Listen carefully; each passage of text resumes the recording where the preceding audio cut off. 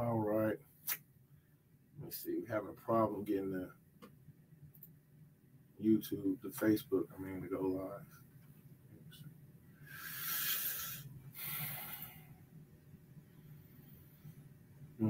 All right, we're going to do some editing. Baba Kwaratawab, Yabra coming up. Hashem Mashiach outside. It's your brother Karatazaya Banya Sha'ala. And I'm going to do some quick editing. All right. See if we can get this to. Man, Facebook error occurred. I'm having trouble going live on Facebook. I wonder what that's about. All right. So let's remove the Facebook and we'll keep it in motion. All right, all praise Yahweh. So much for y'all shot. All right, Baba Kwar. Call halal, Allah, Yahweh, Bahasham, Hamashiach Yahushua, not Bahashim, because remember, Shem is the name of our forefather, Sham, Bahasham. That's how you say the word name. Bahasham, Hamashiach Yahushua. All right, so we're going to get it started real quick. I'm going to play some Nagayana. After that, we're going to go into some quick descriptions of this week's Torah portion, and then we're going to get into some video clips. We're going to get into some video clips of looking at some actual events that happened. And these events happened to a group of people today, which are known as Negroes, Hispanics, Puerto Ricans, Cubans, Dominicans, Haitians, that was sold in North American Indians, that was sold into a global slave market. Okay. If you are of Negro Indian descent, I would encourage you to look into the history of the slave trade. Who did the slave trade happen to? Who were the ones who suffered? Who were the ones who benefited from the slave trade? Okay, and what you might end up finding is a historical portrait of your family being linked and related to the children of Israel. That's a very important thing, That's a very important thing. And the reason being is if you find out that your history could potentially go back to these people that were sold into slavery on cargo slave ships, then this is a clear indication that you are of Hebrew descent. All right. We're not Negroes. We're not African Americans. All right. We are not monkeys, Puerto Ricans. We're not called from the port of riches. We are the true Hebrews that the Bible speaks of. All right. So with that being said, man, we're going to play this track from my brother Hezekiah, man. Classic. All right. Jerusalem. And then we'll get started on our lessons.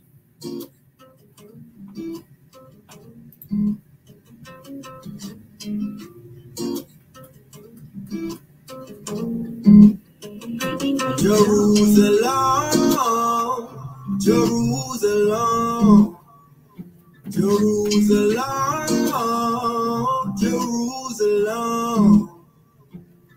We wanna go back home, go back where we belong. Forgive us for our wrong.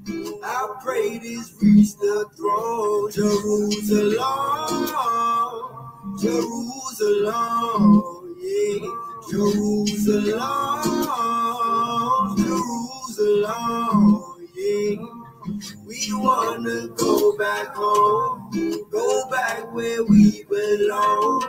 Forgive us for our wrong.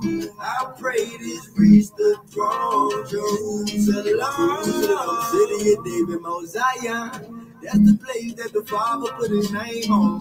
They're the people that the nations got their aim on. We found out where we from, now it's game on. Jerusalem, we did you so wrong. Broke the laws, he left us alone. We waking up, we wanna come home. Follow Christ ain't casting no stone. Jerusalem, yeah. Jerusalem, Jerusalem, yeah. We wanna go back home, go back where we belong. Forgive us for our wrong. I pray this reach the throne. Jerusalem, Jerusalem, yeah. Jerusalem, Jerusalem.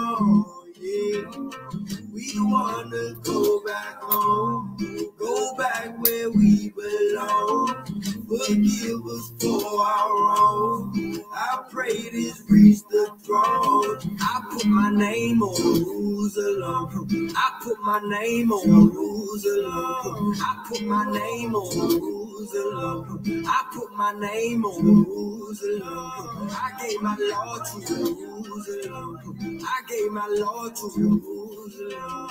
I gave my Lord to Jerusalem. I gave my Lord to Jerusalem. I won't forsake you, Jerusalem. I won't forsake you, Jerusalem. I won't forsake you, Jerusalem. I won't forsake you, Jerusalem. Jerusalem, yeah. Jerusalem, Jerusalem, yeah. We wanna go back home, go back where we belong. Forgive us for our wrong. I pray this reach the throne. Jerusalem, Jerusalem, yeah. Jerusalem, Jerusalem, yeah. We wanna go back home, go back where we belong. Forgive us for our wrong. I pray this reach the throne. They could build that wall, we going back home. No vaccine, we going back home. Ain't taking my gun to peace, we going back home.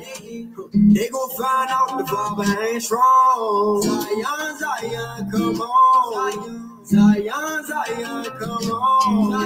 Zion, Zion, come on. Zion, Zion, Jerusalem, Jerusalem, yeah. Jerusalem, Jerusalem, yeah.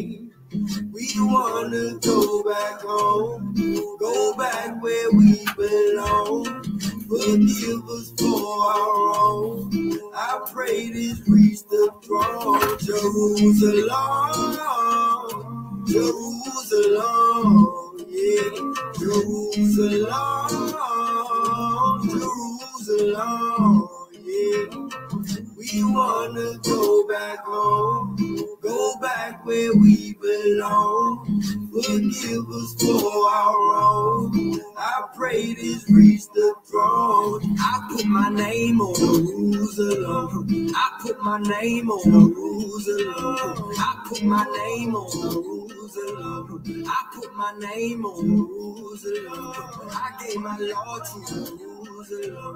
I gave my Lord to Jerusalem. I gave my Lord to Jerusalem.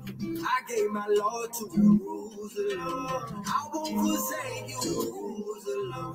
I won't forsake you, Jerusalem. I won't forsake you, Jerusalem. I won't forsake you, Jerusalem. Jerusalem, yeah. Jerusalem, Jerusalem, yeah. We wanna go back home, go back where we belong. Forgive us for our wrong. I pray this reach the throne. Jerusalem, Jerusalem, yeah. Jerusalem, Jerusalem, yeah. We wanna go back home, go back where we belong.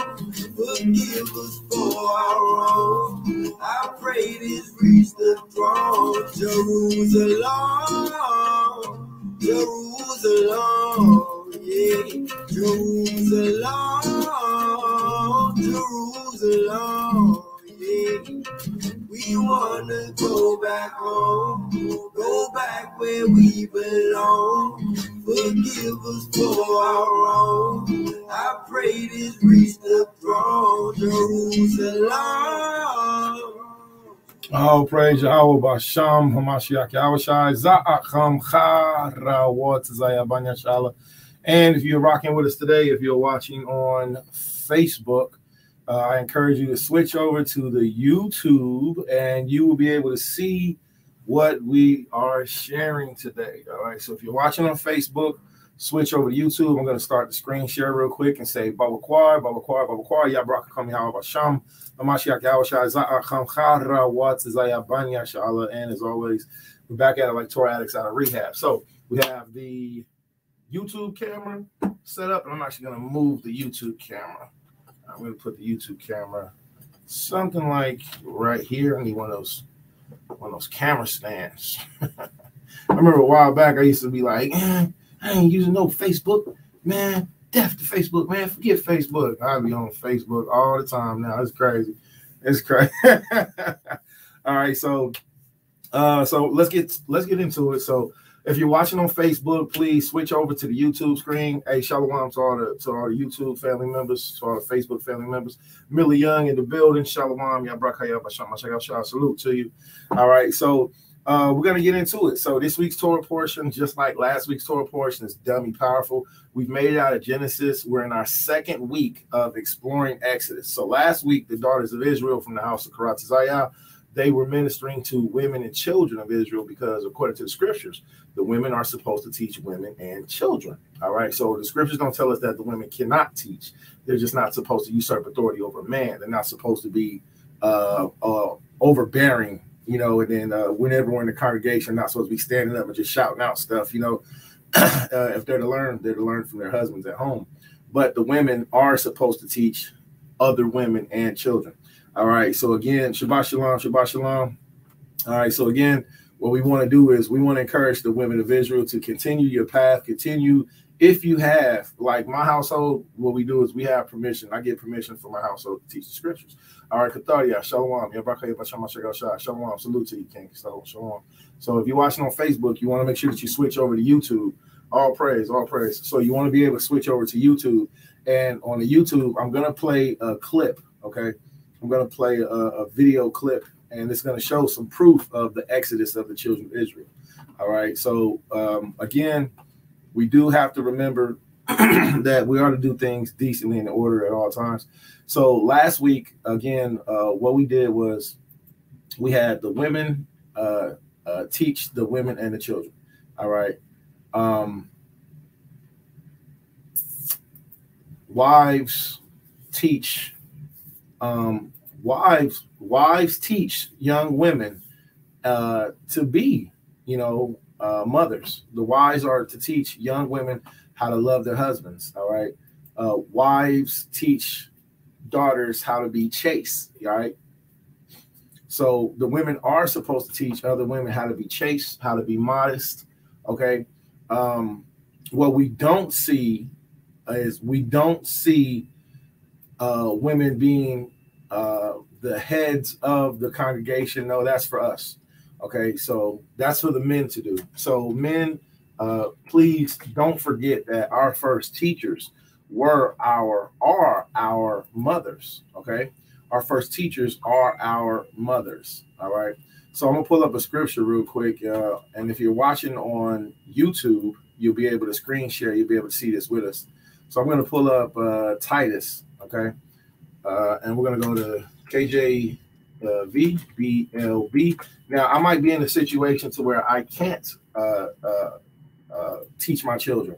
Well, that's what our ribs are for. Our ribs are our helpmates, all right?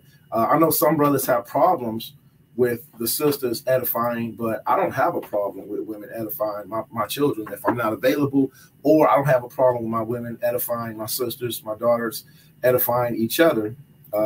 And that's how it should be. I mean, even when you go to the book of Jeremiah chapter 9, the scripture said to teach your daughters wailing and lamentation. So the women do have a place to teach. It just has to be done decently in order. So let's pull the scripture real quick. All right. So duties. Look at this. This is Titus chapter 2. All right. I got a phone call from a brother on the Shabbat, and he was like, hey, man, you know, you're going to have to cease and desist this right now. And first I was like, just let me hear it, brother, out. So I heard the brother out. I disagreed with him, and I'm still going to disagree with him because, first of all, this is how my household is structured. And if you're not teaching the children of Israel the Torah portion, then that's what I would encourage everybody to do, because when the Shabbat comes, we ought to teach our families. So if you're watching on Facebook, switch over to YouTube so you can see the screen share. So this is the book of Titus, chapter 2. All right, when Blue Letter Bible course, it says, but speak thou the things which become sound doctrine, okay? That the aged men be sober, grave, temperate, sound in faith, all right? In charity and patience, all right? The aged women likewise, that they be in behavior as becoming holiness, not false accusers, not given to much wine, teachers of good things. You see that right there? So there's no scripture that I myself and my family is violating. There's just certain, maybe people don't quite understand our perspective, where we're coming from. Where we're coming from is we're doing national teaching, and we're allowing the women to flourish, and we're allowing the children to be in subjection to their mothers. Okay, so and everything segues right back to the fathers being obedient, us men being obedient, teaching our households. Damn, I thought you was Derek, the boxer. No, I'm not. I'm Karate Zayab on No. But okay, cool. Hopefully he's teaching the Torah, right? Hopefully he's teaching the Torah portion. So mothers and women should be teaching other women and children. All right. Remember, the men go to war at the age of 20. At the age of 20, according to the scriptures. If you're watching on Facebook, please switch over to the Isaiah Yasha'Allah YouTube so you can see what we're screen sharing. I'll have the link here. The link is shared in the room. All right. Now the link is officially pinned to this comment, to the comment. So all you gotta do is hit the link, and it'll bring you over to the Isaiah Yasha'Allah YouTube. Once you get over there, make sure you hit the subscribe button so you can build with us. Okay. All right, so everybody, that's why this is the YouTube camera over here. This is the Facebook camera over here. Everybody watching on Facebook, switch over to YouTube. So women, you should be teaching your children the scriptures, okay? So let's get back to this. So the aged women likewise, that they be in behavior as becometh in holiness. So the Father shows us that the women are to be in good behavior, in behavior of holiness, not standing out in the middle of the street screaming, not being belligerent, not being, froward, rude, or disrespectful, but being humble and modest, okay? So if you have that spirit, if you have that vibration, then I'll encourage you to teach other women that vibration. Okay, we're going to get into the Torah portion reading in a minute. You're going to want to watch on YouTube, because I'm going to do a screen share, and the screen share is going to show a really cool documentary that shows evidence and proof of the children of Israel's exodus out of Egypt. Now, if we see that happened, and Yahweh promised he would deliver us out of Egypt, which segues us into the Torah portion, then that also means that Yahweh's promise of him doing it in America and all the different places that we were sold into slavery, he's going to gather us again, no matter where we were sold. So you want to pay attention to this week's Torah portion video with us, and you want to also watch on YouTube. So Titus chapter 2, verse 3, the aged women likewise, okay, the aged women likewise, that they be in behavior as becometh holiness, not false accusers, whether you're accusing other women, whether you're accusing your husbands of things that aren't true, whether you're accusing the children, the stepchildren, the children-in-law. I've seen a lot of congregations get destroyed by women and their bad mouths. So if you witness that, it's up to you women to help correct each other also. All right. Not given to much wine. Now, I don't say you can't drink any wine, but according to Sirach chapter 26, a drunkard woman is a shame. Okay. And it says women are to be what? Teachers of good things. Now look at this, verse 4, that they may teach the young women to be sober. So we see the scriptures don't say to teach the men. So whenever the house of Karate Zaya, I don't want to get no more phone calls. If I do get any more phone calls or text messages from you brothers, I'll just handle it accordingly. And I'm going to let you know the same thing that I've been saying for years. I think it's funny that brothers that are not teaching want to give instructions on, on what their opinion is. And that's cool. But, the Father set a format, and I'm going to follow the format that the Most High gave me. All right. We're doing things decently in order, and I'm encouraging all you mothers to teach your daughters. There's multiple scriptures on women professing or women teaching. All right. Again, Jeremiah chapter 9. Okay, that's another one. Proverbs chapter 31. All right. Was actually, the words of King Lemuel, the words that he learned from his mother. Okay, so the whole Proverbs 31 is a woman's lesson. All right, yeah, it says a woman's supposed to be like this, but it also tells you that the man who actually authored it, he learned these lessons from his mother. Okay, All right. So with that being said, Titus chapter 2, verse 4, that they may teach the young women to be sober, to do what? To be sober and to love their husbands. All right. I know a lot of Israelite communities, groups, school congregations, you know, we have the He-Man woman haters club and all that stuff, but that's not my flow. I don't want to be in a kingdom with men only. I mean, I want to be in an even kingdom. Even Yahushua created Chachmah, which is the spirit of wisdom, which is a feminine entity. All right. So keep that in mind. All right. So Titus chapter 2, verse 4, that they may teach the young women to be sober, to what? To love their husbands, to love their children. There's more that the women are supposed to teach. Verse 5, to be discreet. So the women are to teach the women and the children to be discreet, to be chaste, to be keepers at home, to what? Good, to be obedient to their own husbands, that the word of Allahaya be not blasphemed, that the word of the Most High be not blasphemed by women unchaste words and decisions. See, young men likewise exhort to be sober-minded, all right, in all things showing thyself a good pattern of works and doctrine, showing uncorruptness, gravity, sincerity, sound speech that cannot be condemned, that he that is contrary part, that he that is of the contrary part may be ashamed, having no evil thing to say of you. So the women do have a place, and it has to be a place where it's monitored. It has to be a place where it's protected. Whenever you see the daughters of Israel from the house of Karatazaya ministering, know that the videos are monitored. Know that the teachings are sound. They're not teaching their own doctrines, and there's always a disclaimer. And the disclaimer on every one of their videos are, these videos are for women and young men under the age of 20. They always give a disclaimer saying that this video is not for men. So if you're a man and you see a video from the house of Karatazaya, there's a disclaimer that's already put out there. I've given the approval. I monitor the videos. There are a collection of women that are Kakama's Corner, Women of Wisdom. Okay, there's a collection of women. All right, Wisdom's Corner and Women of Wisdom. And these collection of women are wanting to take back on the attributes of learning how to be all of these things that we just read in Titus chapter 2. So we want to encourage our mothers, our daughters, our sisters, how to be loving, how to be obedient, how to be chaste, how to show other women how to behave in their own families, in their own communities. Okay. So with that being said, there's that disclaimer. All right. So keep open perspective for the mothers and the women of Israel that will be teaching and helping in our communities. Okay. So let's move this out the way. And let's get started. I'm going to show a very interesting video. This week's Torah portion. All right. This week's Torah portion, we'll be reading the book of Exodus, chapter 6, verse 2 through chapter 9, verse 35. And for those of you who know, this is the story of our Exodus, Yahweh redeeming the children of Israel, Yahweh rescuing the children of Israel. Last week's Torah portion, we looked at the birth of Mashah, the birth of Moses. The women of this household, of this family, taught it wonderfully. All right. So salute to all of the daughters of Israel. I had a wonderful time being a student while I was studying. I was learning, you know, and I was also watching what the sisters were bringing out. I was like, yeah, that's a great point, man. That's some great points. All right. So this week, we're going to start to look at the time frame of our Exodus, us coming out of Matazarium, us coming out of Egypt.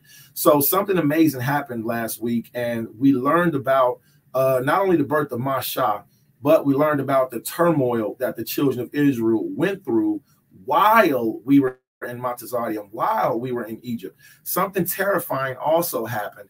We learned about what the Egyptians did to us. I'm not submitting to no Cushite.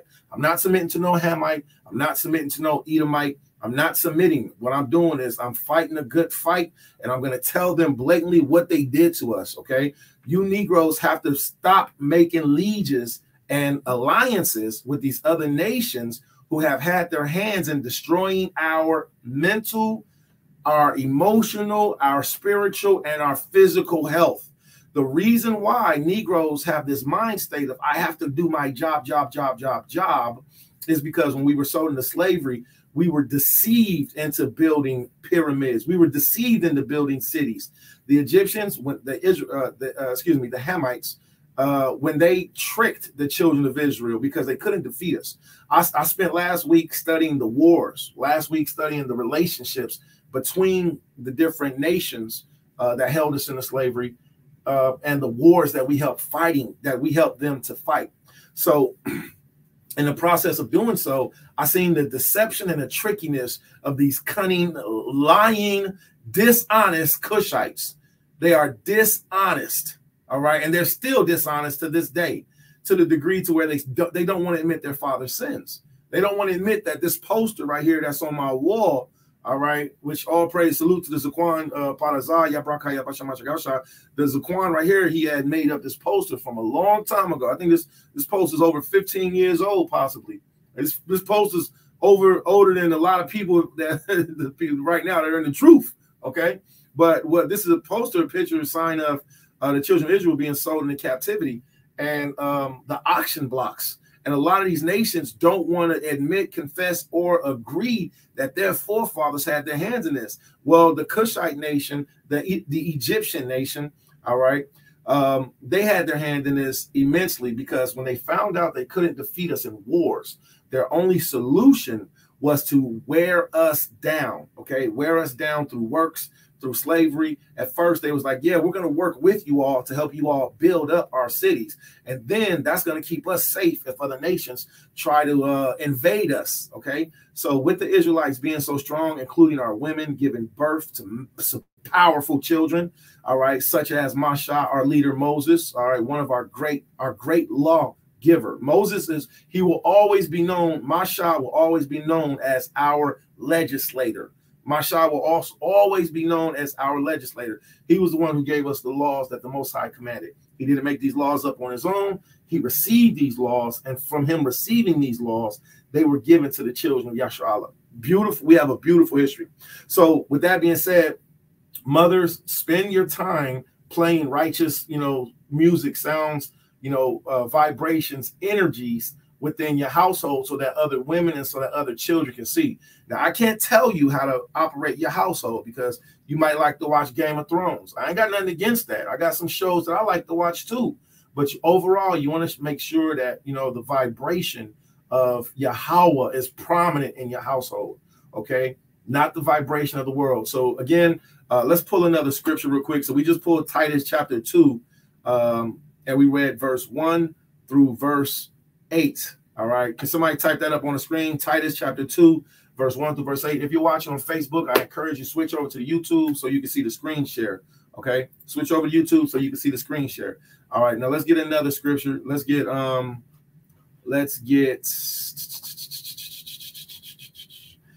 Proverbs chapter 31. One of my favorite women's scriptures. Okay.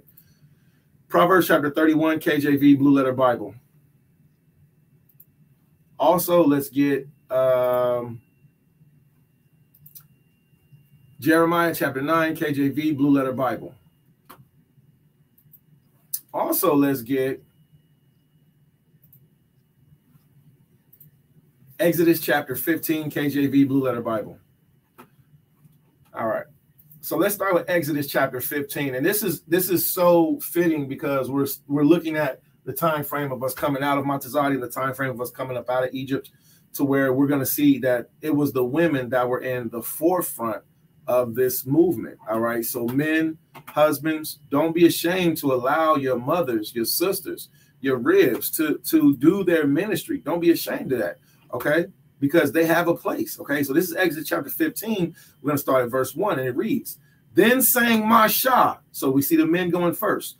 "And the children of Israel this song unto Yahweh, and spake, saying, I will sing unto Yahweh, for he hath triumphed gloriously. The horse and his rider hath he thrown into the sea." Now, that's a very powerful thing to look at. And the reason being is because when we see our time frame coming out of Montezati, our time frame coming out of Egypt, all right, we're going to see that Yahweh destroyed these nations. And what he did was, we were crossing the Sea of Reeds. We were crossing the Red Sea. For everybody that can see the screen that's watching on YouTube, it'd be your advantage to switch to YouTube if you're watching on Facebook. So this right here is what they call the land of Israel. Okay. Now this portion that's on this side is Arabia. Okay. This region down here was where they see Yemen. All right. All of this down here. This is where our father Abraham came from. So we originally are Arabia. They call us Arabia. Okay, so we traveled. Our father Abraham traveled all the way up this way. All right, traveled all the way up this way. Came into the land of Matazadium, into the land of Egypt. All right, came across here.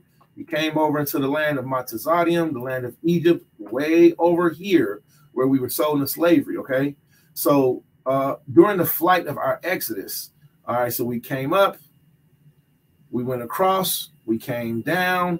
Now, this region, and I'm going to show a video over here. You want to know about this area right here, all right? Nuwabi, all right? All right, the Nuwabi area, the Nuwabi beach area. And why is it important to know about the Nuwabi beach area? Because now it's being taught that this is where we actually crossed that we came across this area, all right, of southern Jerusalem, all right, came across this region at the Nuwabi beach, where Yahweh opened up the waters, and there's actually a pillar that was built by the children of Israel on this side of Egypt and on this side. There's two pillars that were built on each side, and I'm going to show a documentary that's going to prove that information. So the point to say is that when we came across, let's go back to the scriptures. The Most High, he drowned the Mizraimites, he drowned the Egyptians. All right, in this sea, the Sea of Reeds, okay? All right, the Sea of Reeds right here at the Nuwabi beach at the Straits. Now, let's see. So it reads, it says, I will sing unto Yahweh, for he hath triumphed gloriously. The horse and his rider have he thrown into the sea. Yahweh is my strength and song, and he is become my salvation. He is my Allahiah, and I will prepare him a habitation. My father's Allahiah, and I will exalt him. Yahweh is a man of war. Yahweh is his name. It doesn't say Ahiah. It says Yahweh is his name. All right. Pharaoh's chariots and his host hath he cast into the sea. His chosen captains also are drowned in the Red Sea. That was that image that we just shown. The depths have covered them. They sank unto the bottom as a stone. Now, we're going to play this documentary. And when we play this documentary, they're going to show clips of real Gentiles really going down into the Sea of Reeds and finding horses, chariots, finding the wheels, finding the axles that are made out of bronze. These were military equipment that were used in Egypt, found at the bottom of a sea. Man, this is a great reason to praise Yahweh. Why? Because he left proof and evidence of what he did. Right now, there's a group of people that are calling themselves North American Indian Defense League. They are poo-poo caca. All right, they sound like Edomites who are pretending to be North American Indians that are rallying up so-called North American Indians to learn how to hate Israelite groups, and they're calling us all different mean names. The point is, one of their videos, they was like, "There's no proof that God existed." And they have no knowledge of the things that the Father has shown us. And it's so sad because we're working to gather everybody. They're using old video clips of things that were debatable or old debates back in the day and using those, trying to use those against us. So if you come across them, you know, and you have to show them, I'm going to give you some evidence, some proof that Yahweh left behind to show that these things actually happen. So the depths have he concealed them. They sank into the bottom as a stone. Thy right hand, O Yahweh, is become glorious in power. Thy right hand, O Yahweh, has dashed in pieces the enemy, and the greatness of thine excellency, thou hast overthrown them that rose up against thee. The Most High threw down the Egyptians and those who tried to raise up against him. Thou sendest forth thy wrath, which consumed them as stubble. And with the blast of thy nostrils, the waters were gathered together. The flood stood upright as a heap, and the depths were congealed in the heart of the sea. And the enemy said, I will pursue, I will overtake, I will divide the spoil. My lust shall be satisfied upon them. I will draw my sword, my hand shall destroy them. So this is what the Hamites was chanting as they was chasing us down, not knowing that they were running into their own destruction. Thou didst blow thy wind, the sea covered them. They sank as lead in the mighty waters. Who is like unto thee, O Yahweh, among the Elohim? Who is like thee, glorious in holiness, fearful in praise, doing wonders? The answer is nobody. The answer is La'ah. Thou stretchest out thy right hand, the earth swallowed them. Thou in thy mercy has led forth the people which thou hast redeemed. Thou hast guided them by thy strength unto thy holy habitation. The people shall hear and be afraid. Sorrow shall take hold of the inhabitants of Palestina. Now, watch this. This is still all Moses and all of the men, right? We fired up. Yahweh done delivered us out of Egypt. All praise. Do y'all think that the women was there? Do you think the women were there also? Absolutely they were. Do you think the women heard these words and they repeated the words that they seen from their husbands, their fathers, their men, their big brothers? Do you think that the women was just silent? It was like, we're going to wait till they finish and then we'll say something. Do you think that's how it was? Let's read. Then the dukes of Edom shall be amazed, and the mighty men of Moab trembling shall take hold upon them. All the inhabitants of Canaan shall melt away. Remember these words, because I'm going to play a song that the Most High inspired our music group, NYMG, to do. And I use literally this verse to the Father's power and inspiration to do the song.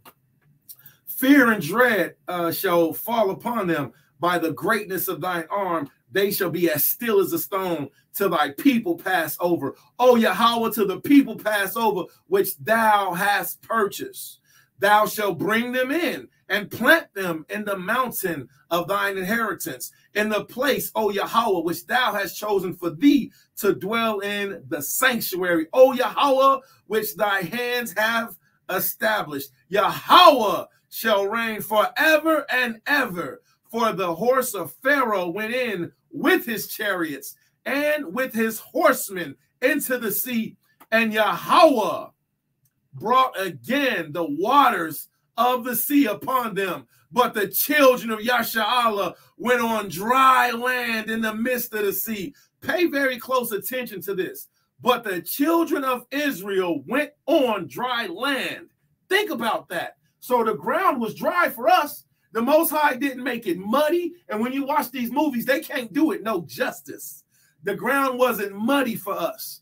All right. I believe I read somewhere that the grass sprang forth as we walked, but I have to go back and get that. Or if anybody knows that, if anybody can recall what I'm thinking, then bring that forward. But I'm going to go so far to say that we went on dry land, that the grass sprang forth for us while we walk. I'll just say what the scriptures say right here. And then as it comes to me, or as the Holy Spirit gives utterance, I'll revisit that scripture and bring it forth.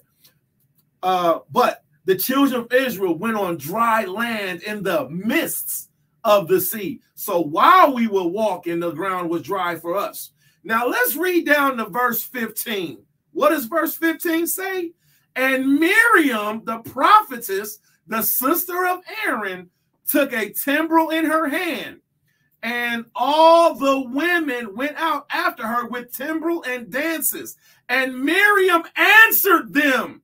So the women are supposed to be speaking. They're supposed to be reciting after us. I was grateful when I got the phone call from the brother. I just listened to him and I was like, I don't even know if he participates in the ministry that we do. But for some reason, and the women that do these ministry, Kakma's Corner, Women of Wisdom, they always say, if you have a question, call Karatazayah, direct your statements towards Isaiah Yasha'Allah.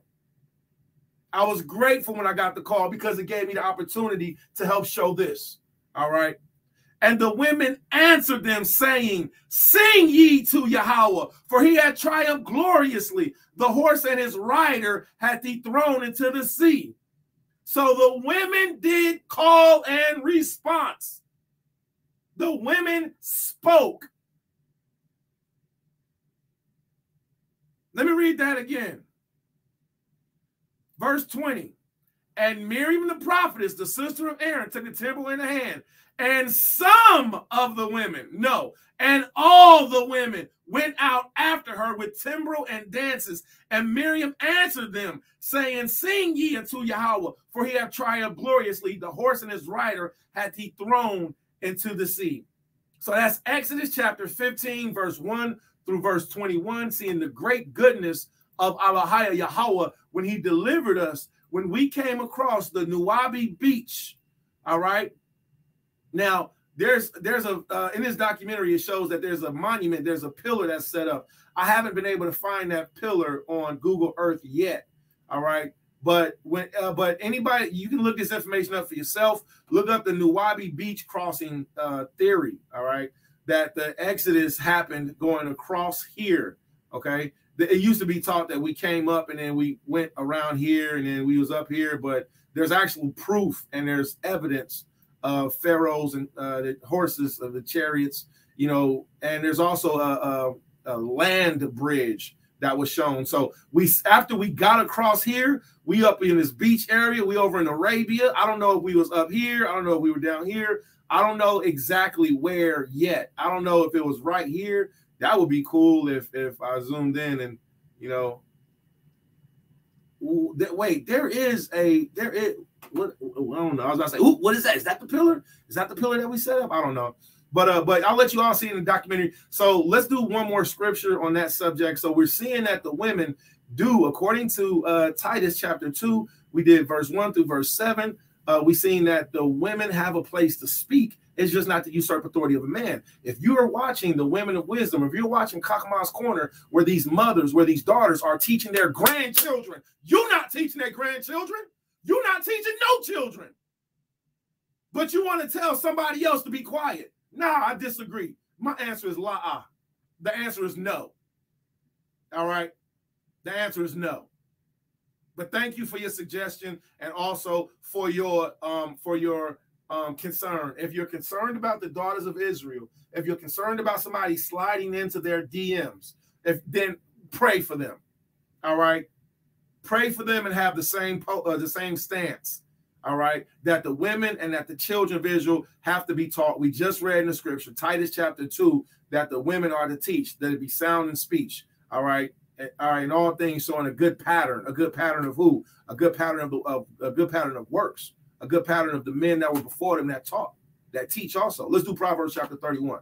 Proverbs chapter 31, the words of King Lemuel, the prophecy that his mother taught him. Uh-oh!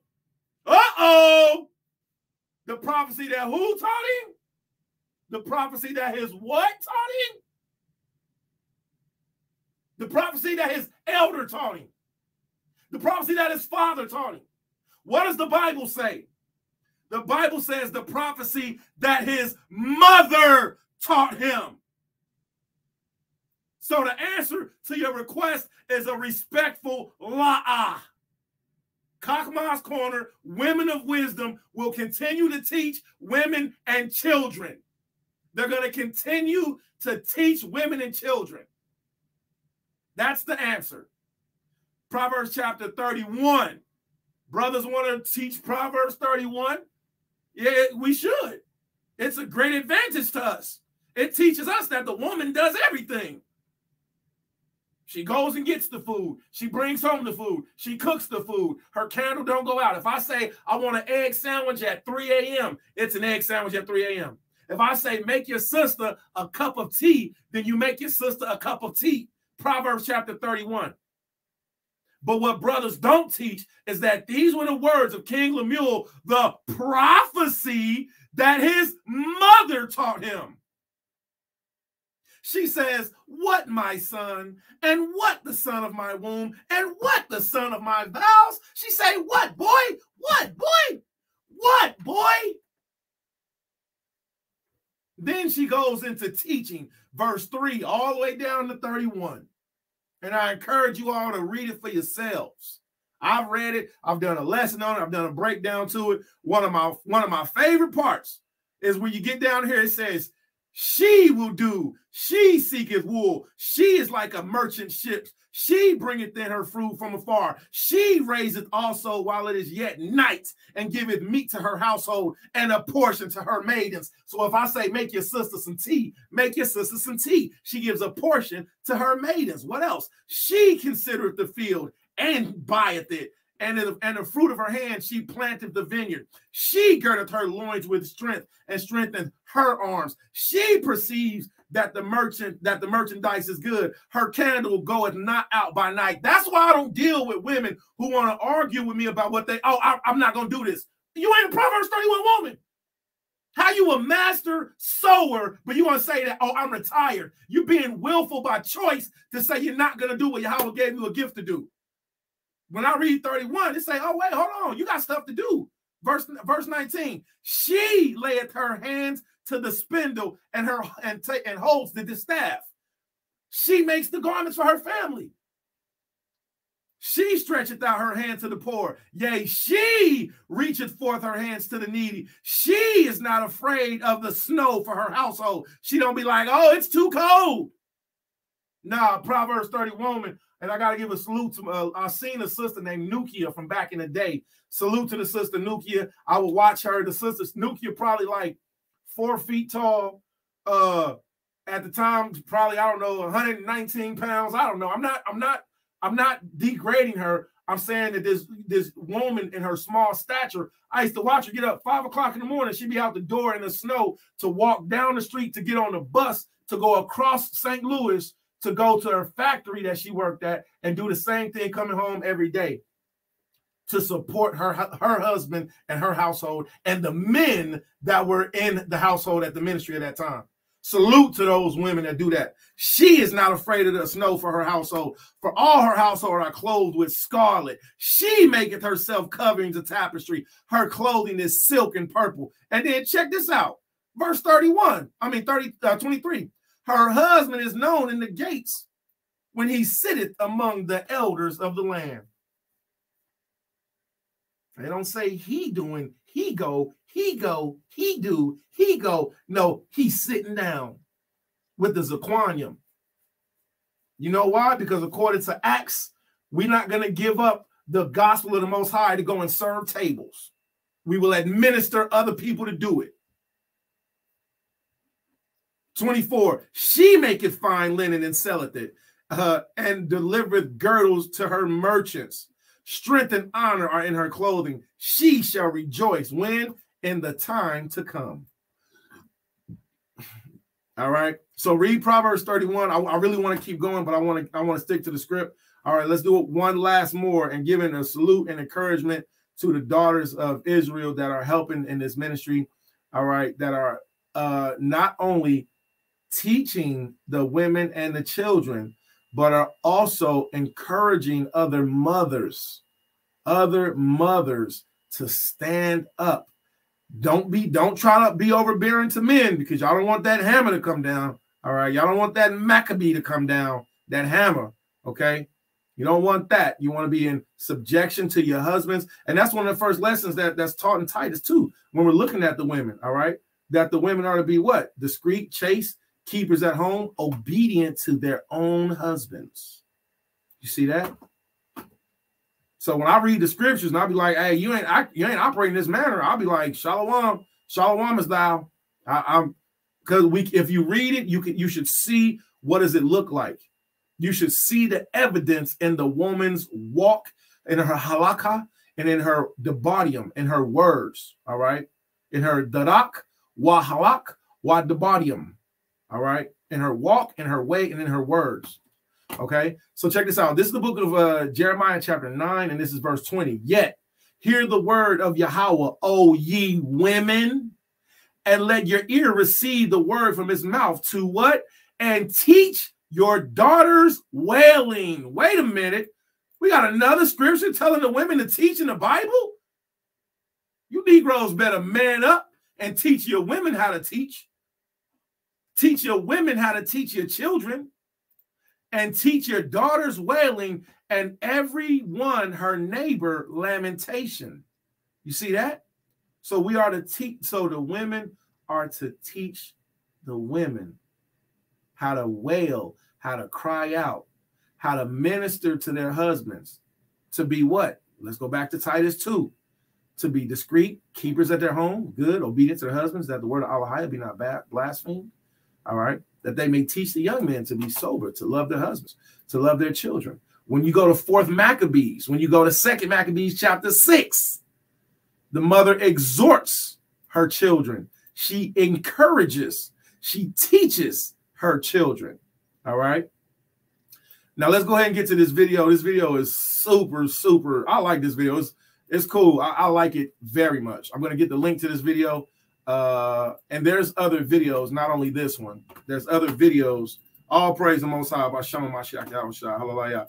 All praise. Shalom to all the Mashmakayim. Shalom, shalom. We got Gabar in the building. Maha Gabar.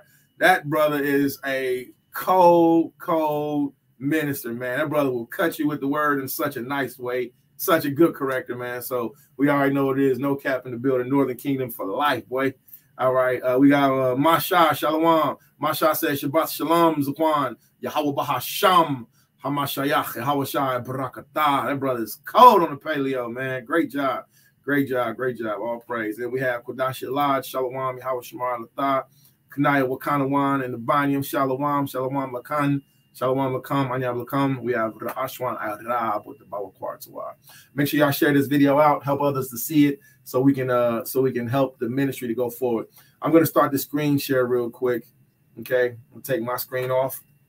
I just put the link in the video. Okay, this is the song that we played at the beginning. This song is amazing, man. This brother Jerusalem, man. This video is amazing. This song is amazing, man. So we'll share that again. So let's get started on this video clip. All right, I want everybody to pay close attention. And since we're looking at the time frame of the Exodus of the children of Israel, this is a perfect time to see proof and evidence. All right, if you're watching on Facebook, please switch over to the YouTube's worlds. All right, new comments. We got a new comment. All right, Eliyahu, shalom, shalom, Aki. Most High bless you, blessed minister. Man, Most High bless you for standing strong. You a strong brother, man. Now, and I'm always thinking about you, Aki, man. I love you, brothers, man. All right, Yahoo. All right, so check out this video. Let's get it started. In the spring of 2000, a robotic camera was lowered into these waters for the first time.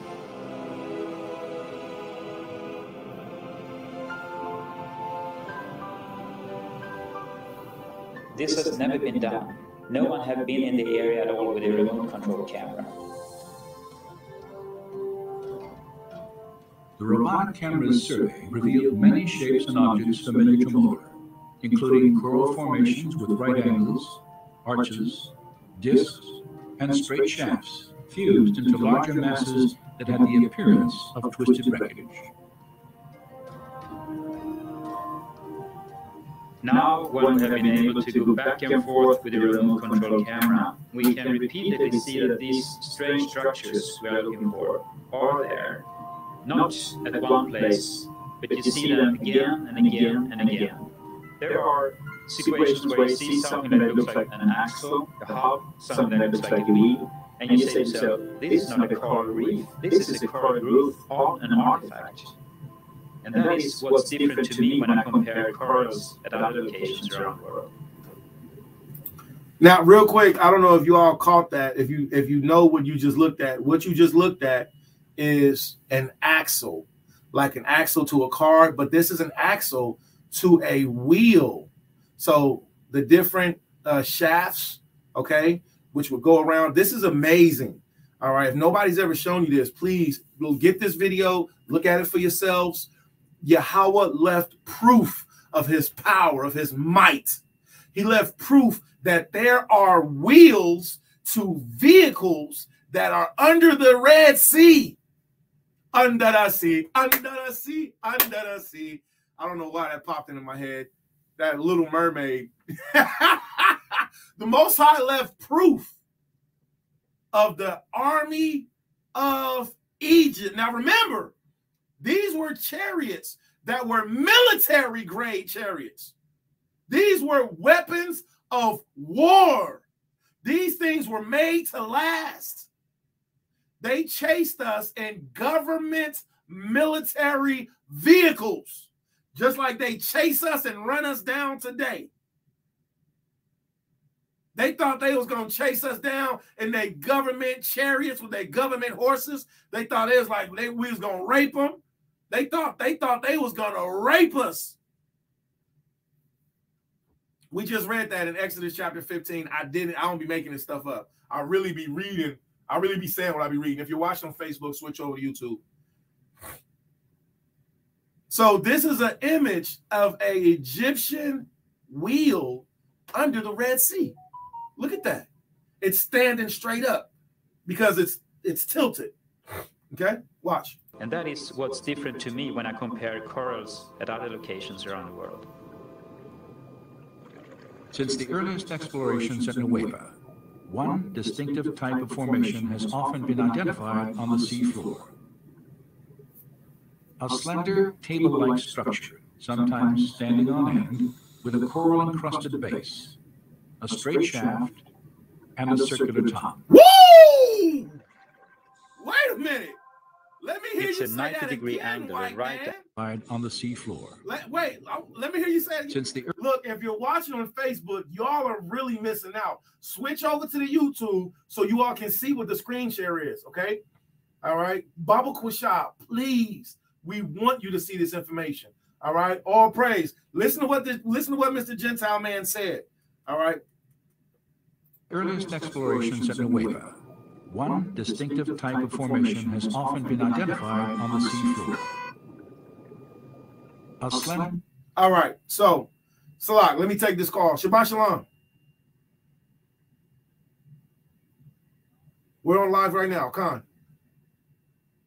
All right, Khan. All right, Shabbat Shalom. All right, so watch what the Gentile man said. He said, over and over, we see this same shape. Watch what he says. The seafloor. Around the world. Since the earliest explorations at Nueva, one distinctive type of formation has often been identified. One distinctive formation has often been identified.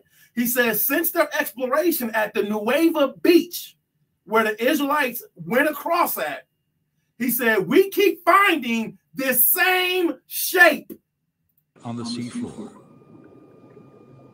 A slender table-like structure, sometimes standing on end, with a coral-encrusted base, a straight shaft, and a circular top. Woo! Look at that! Look at that! That's a wheel! That's a wheel! That's a wheel with an axle at the bottom. What did Exodus 15 say? Exodus 15, Moses and the women, they said they sank to the bottom of the sea like a stone. And then what? The Most High covered them with rocks. The Most High covered their wheels, and he proved that he did this thing.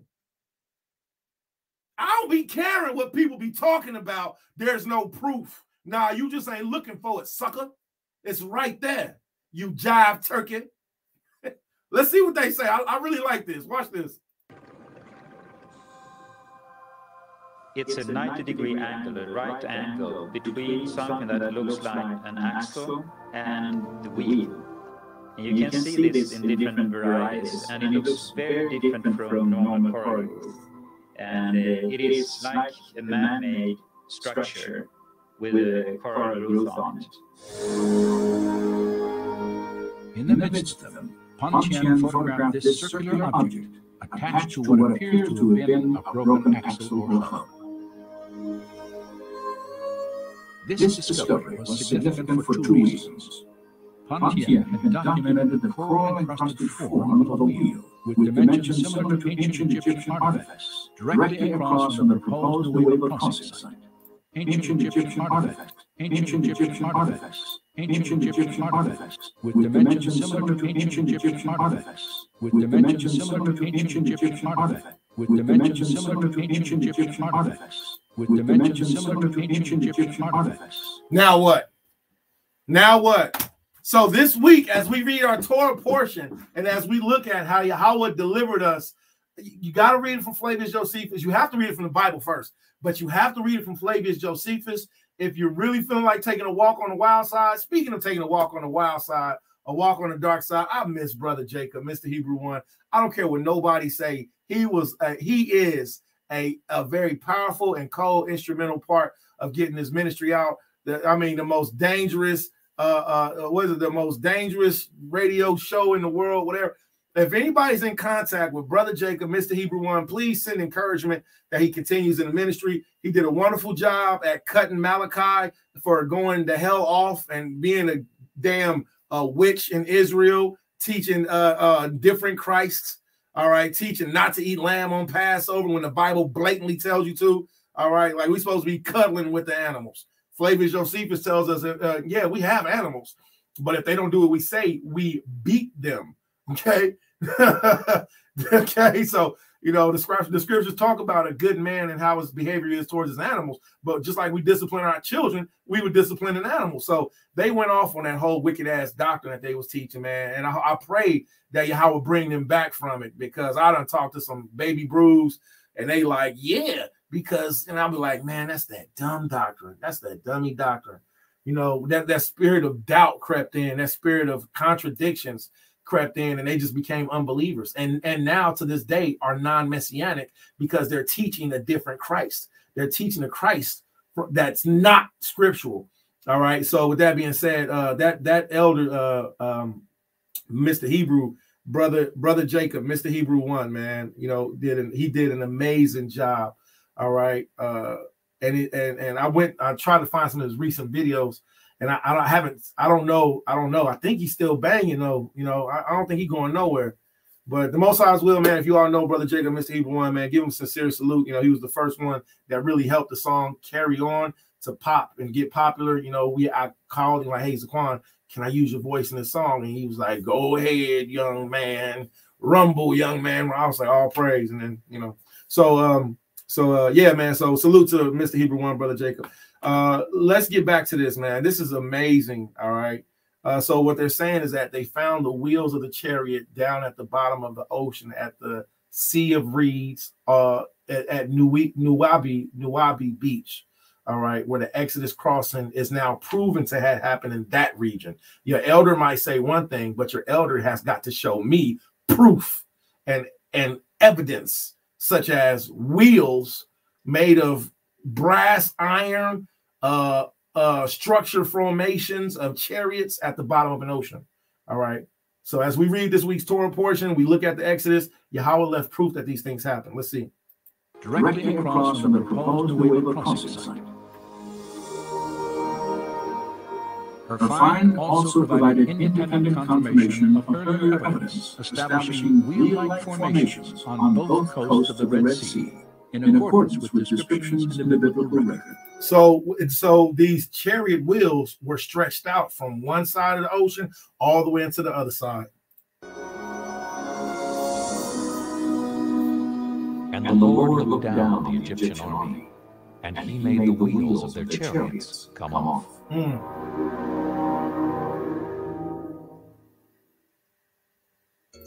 And we're gonna get to that. All right, so that was part 3. I'm gonna play this other part.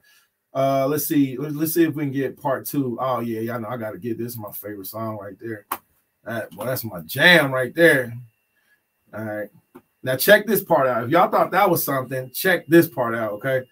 All right. Make sure y'all put y'all comments, man. Communicate to everybody. If you're watching on Facebook, I encourage you to switch to YouTube so you can actually see. All right, so let's play this part right here. This is about an 8-minute and 30-second video. Watch this. From the middle of the beach, we can see the opening of Pihayaroth in the distance, but we head south in order to locate an amazing marker here at the beach.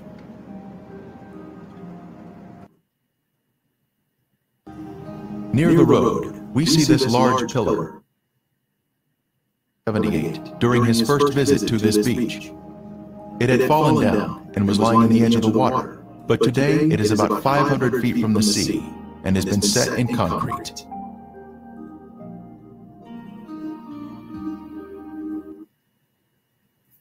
Features of the red granite pillar include the fact that it is of Phoenician or Hebrew design and is... All right, so that's something that's very important to point out. So in case y'all missed it, what they're saying was this pillar was found at the crossing of the Red Sea event in Nuwebi Beach.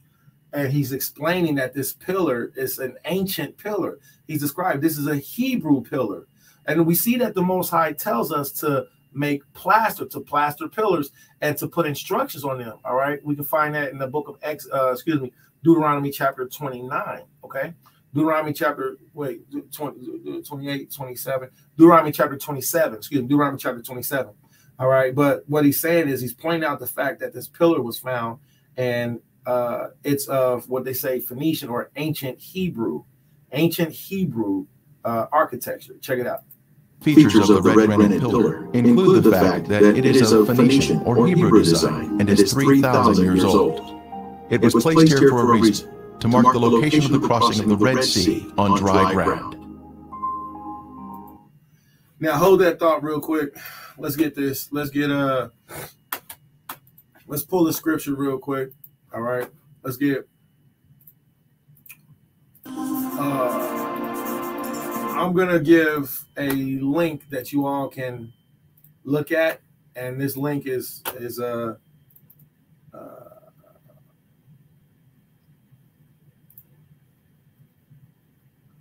all praise, all praise, all praise. Tech Flex. All right. Tech Flex. Salute to you. Let's see. The brother said, my salutations to the whole of Yasha Allah. All praise. I'm sorry for the interruption, my king, but we just lost the king. Rap the news is gone. Yo, all praise, man. If you don't mind, King, no interruption at all, none whatsoever. The water for your time frame, brother. Please bring out the information. Baba Kushab, please share the information. All right, and you know, we can send up some prayers, we can get some scriptures and good stuff, man. So, you know, Baba Kushab, please share that information. Salute to you, my lord. Salute to you, King. All right, that's Tech Flex. So I'm gonna wait for you. I'm gonna wait for you, Tech Flex, and share whatever information that you have. Baba Kushab, please, and we'll do what we can to assist with ministry on that department. All right. So while we do that, I just let me see. All right, so this is a Google Earth link. All right, so this is a Google Earth link. All right, that I just put in here. And with this link, what you can do is you can let me pop up the screen share. It's going to bring you to this screen. All right, it's going to bring you to this screen, and this is a Google Earth. All you have to do is zoom in to this Jerusalem area. You'll see this right here where it says Nuwabi. All right, so this is the Nuwabi Beach area. So what they're saying is that this Exodus event happened in I don't know how far down, but this is the actual beach. But in this area, let's pull up a scripture real quick.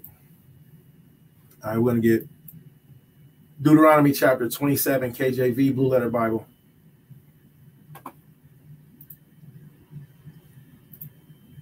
All right. So this is Deuteronomy chapter 27. All right. Deuteronomy chapter 27. And let's start at verse 1. And Masha and the elders of Yasha Allah commanded the people, saying, keep all the commandments which I command you this day. Don't keep some of the commandments. Don't only keep Genesis chapter 1, verse 1 through verse 29, and then say, oh, the rest of the Bible is wrong, or the rest of the instructions Moses didn't write. Nah, we supposed to keep all of the commandments. All right. And it shall be on the day when ye pass over Jordan unto the land which Yahweh Elohim shall giveth thee, that thou shalt set thee up great stones. Look at this. And plaster them with plaster. So we would set up stones. We would, you know, I've done houses for a while, so I know what it is to take plaster, and then you put the plaster over a surface, and then it'll take the form of that. So we set up great stones and plaster them with plaster, and thou shalt write upon them all the words of the law which thou art passed over, that thou mayest go into the land which Yahweh Elohim giveth thee, a land that floweth with milk and honey, as Yahweh Elohim Allah of thy fathers has promised thee. All right. Therefore, it shall be when ye are gone over Jordan that ye shall set up these stones which I command thee this day in Mount Ebal. Thou shalt plaster them with plaster. Okay, so Yahweh did give us instructions on setting up pillars. All right, setting up stones. Okay, let's go back to this video.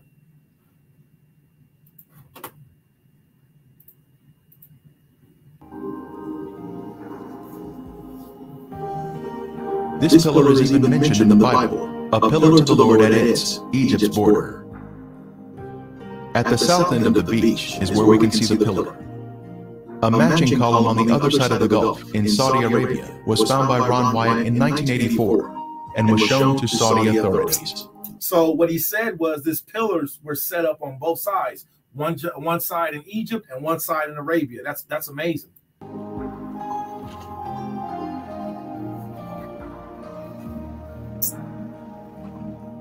On the Saudi pillar were Hebrew inscriptions which included the words Pharaoh, Mizraim or Egypt, Moses, death, water, Yahweh, Solomon, and Edom. The inscriptions on this column have been removed, since the Egyptians living here were not excited about a Hebrew celebration marker located in their own backyard. Using Google Earth, one can zoom in on the beach here and spot the pillar standing near the road. This is an exciting use of technology to see the Bible come alive.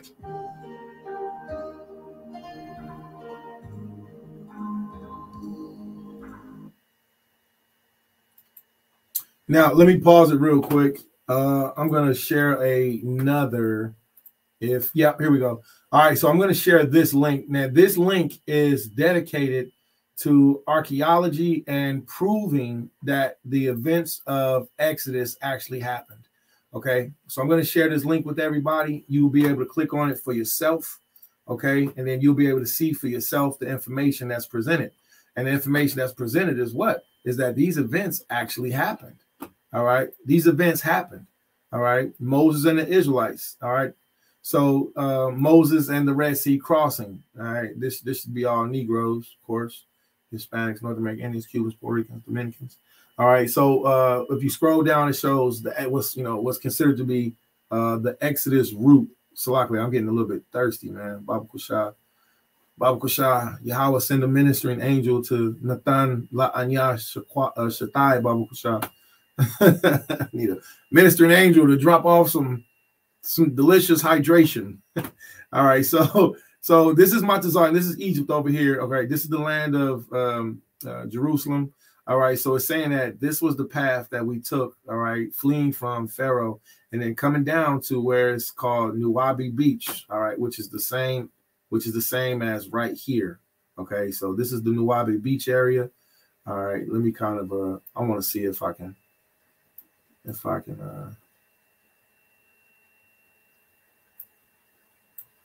I wonder how far can this thing zoom in? Like, can I see camels on it? I mean, can I zoom in? No, doesn't zoom in that much. I guess that's enough. Maybe I need a better grade of this thing. I don't know. So anyway, so can't see any cars. But anyway, all right, let me get out of my bag. So again, showing that the route would be for us to have came down and then crossed around here at the Nuwabi Beach. So I shared the link and I also shared the website. Okay, so all right, same thing. All right. Oh wow, here we go. Showing Pharaoh chariot wheels, showing the pillar. All right, this is the Nuwabi Beach area. Okay. Gulf of Aqaba, all right, facing the south. Gulf of Aqaba facing the south, all right. Very wonderful website description. This is showing an underwater land bridge, all right. So Egypt, Saudi Arabia, all right. So it's a show where we walked across that, okay. So the water being deeper on both sides, all right. I mean, just really good information, man. So y'all can check this out for yourselves. All right. Description of a chariot wheel. All right, so pretty cool. Let's go back to the video.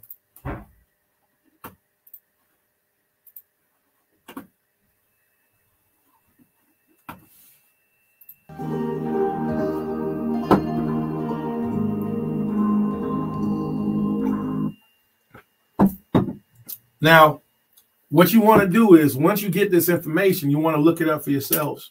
All right, because ultimately it's up to you to be a diligent studier, you know, of these antiquities. If this really did happen, can you prove it? All right. And this is what did it for me in this walk, in this ministry. Once I seen a short distance downhill, we come to the edge of, once I seen that these things were proven to be true, I was like, oh, well, hey, you know, this is what I'm supposed to be doing. You know, here's the proof that not only Yahweh did these things that the Bible says, but he's going to do what he said he's going to do in the future.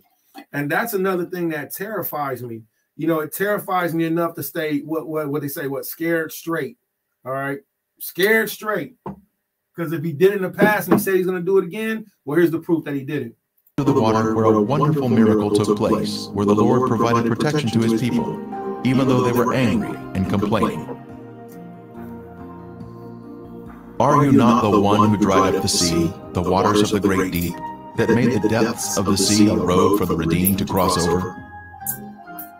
For centuries, this beach has been named for the crossing of the Red Sea at this exact spot. On Google Earth, we can see the name Nueva at this point on the beach. This older, detailed map reveals to us the complete name of the beach. Nueva is short for Nueva al-Muzayina. Let's pause that. Nueva al-Muzaima. All right, that reminds me of the name Moses. Muzaima. All right, let's go back to Google Earth. Yeah, there go the name right there. Nuebi Muzaima. That's the name. Yeah. That's the name of the area. Yeah. Nueva Da'ab Nueva. Excuse me. Nueva al-Muzaim. Well, yeah, that sounds about right to me. Let's see what he says. All right. The name on this beach, Nueva al-Muzayina, gives us confirmation that we are in the correct location. The translation of that name means waters of Moses opened. This is where the waters opened by the hand of God. The Lord demonstrated to his people that he would be their protector. Waters opened by Moses. All right, so that's what the name means. I got to step up my Arabic. We have confirmation that we are at the correct location. Moses once stood here with the children of Israel, and the water was opened before them by the hand of God. An amazing testimony of truth. Depth charts of the Gulf of Aqaba show the Elat Deep to the north and the Aragonese Deep to the south. Between these two deep areas is a path through the sea. When Ron Wyatt was at this spot in 1978, he decided to inspect the water.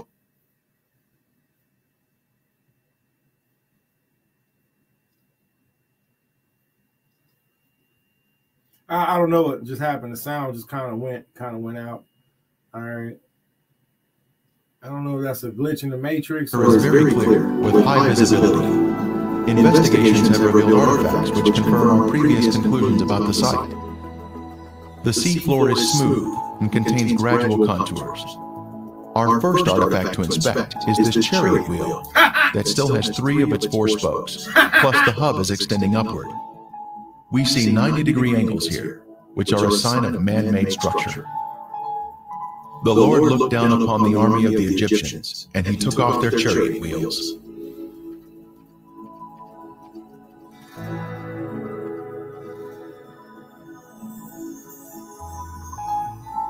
The chariot wheel with 6 spokes was the most widely used by the Egyptians.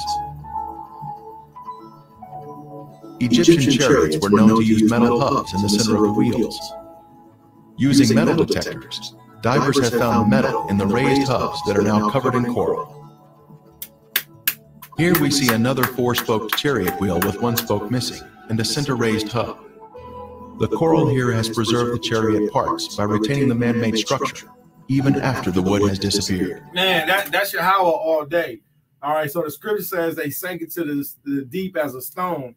The Most High used the elements from the water, the rocks, to form around the structures, even after the wood is disintegrated, to form around the structures and leave it preserved, leave the structure shape preserved, and to form around the metal.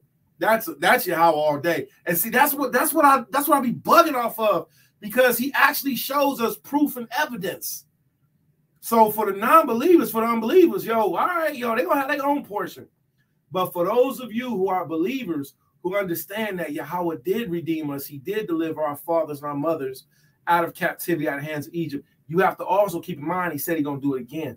All right, I'm convinced. I'm convinced. What sayest thou? Here we see another wheel suspended on its axle, standing at attention. It has 6 spokes and a raised center hub.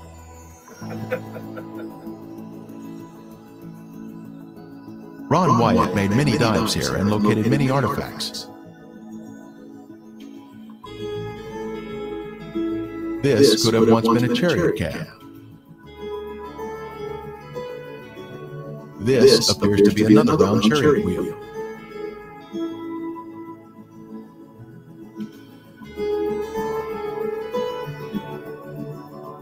Horse remains have also been found here, such as this shrunken hoof. That's a hoof. Horses are not in the Sinai Peninsula today.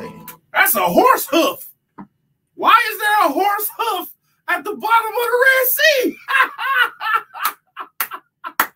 The scripture says the horse and the rider has he thrown into the sea. Human remains have also been found. That's a bone. That's a whole bone. That's a long Hamite bone at the bottom of the Red Sea. The scripture says the horse and rider hath he thrown into the sea. Oh, praise Yahweh. Such as this coral-covered femur bone on the right. Coral-covered means it's covered with rocks. Coral-covered means coral has grown over it. Lab tests confirmed that it is in fact bone. I mean, what more proof is needed? You got the chariot wheels, you got the horse hoof, you got human bones. You got to be blinder than Stevie Wonder to not see this.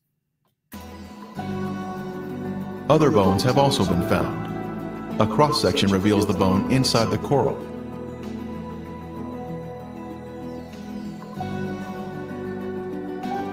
Here we see a chariot wheel standing on its axle in this old 1978 footage shot by Ron Wyatt.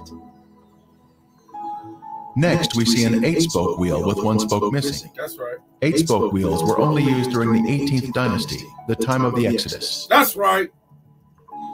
The premier find here at the crossing site is this gold veneer that was left behind from a 4-spoke chariot wheel. The Bible tells us there were 600 choice chariots used in the chase of the children of Israel. This artifact was left behind at a depth of 200 feet. Since specialized equipment would be necessary to raise it to the surface, today it is still in the location where it was found. Look at that. Look at that. Since there are chariot parts on this side of the Red Sea crossing, could there be other chariot parts on the other side of the Gulf, showing a continuation of artifacts? On the shore opposite of Nuweiba, inspection of the seafloor in Saudi Arabia has also been conducted to see if chariot parts can be found on this side of the Red Sea crossing. While investigating the Saudi Arabian waters, Viveka Pontian found this beautiful round chariot wheel specimen with a raised center hub. This is confirmation of the chariot parts continuing to the other side of the crossing site, opposite Nuweiba. By confirming the location of the Red Sea crossing, one is then able to conclude without a doubt that the real Mount Sinai must be over in Saudi Arabia, in Midian, just as the Bible says. All right, that's it for that video. All right, I'm going to pull up I'm gonna share that link also if anybody would like to watch it for themselves. All right, and then we'll get into the scriptures. All right.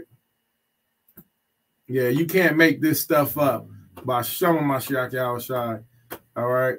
You can't make this stuff up. Let's do one more. This is a very interesting video. The real Mount Sinai found.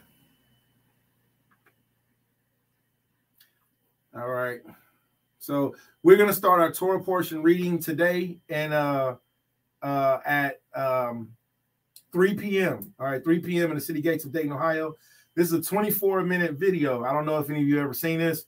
This is amazing. All right. Now, if you all don't know Ron Wyatt, all right, Ron Wyatt was a bad Edomite. He was a bad mother. Shut your mouth. This Edomite spent his life traveling the world. All right. RonWyatt.com, proving the artifacts of the Bible. So Ron Wyatt, you got to give his Gentile his respect. The Most High said, and the Gentiles will minister unto you. All right. So this Gentile did his job. He spent his life. He spent his money going around the world finding, you know, things like this, you know. So Ron Wyatt is his name. All right. So now this is one of my favorite videos also.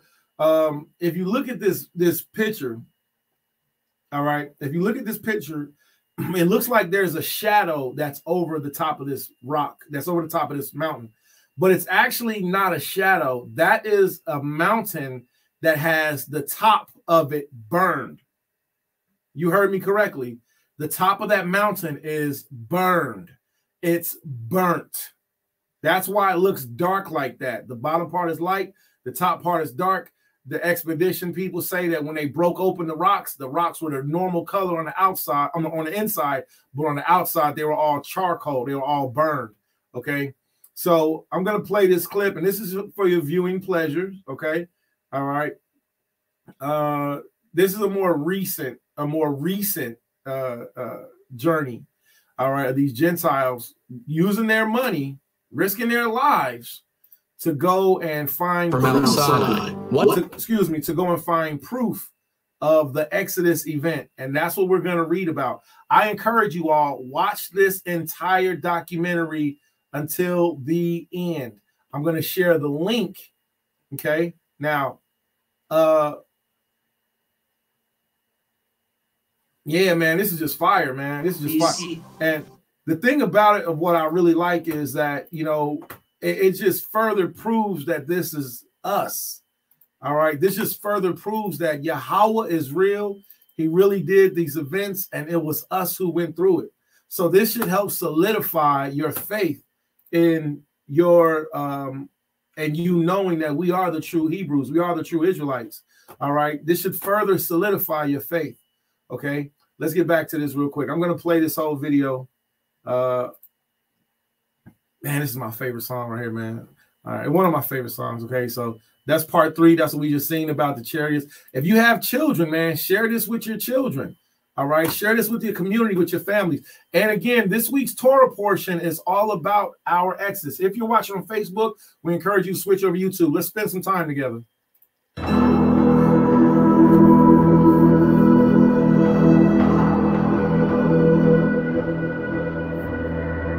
me read that to you. Exodus chapter 13, verse 14.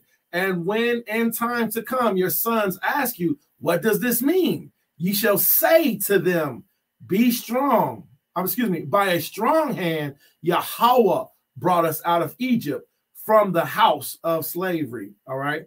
Exodus 13, 14.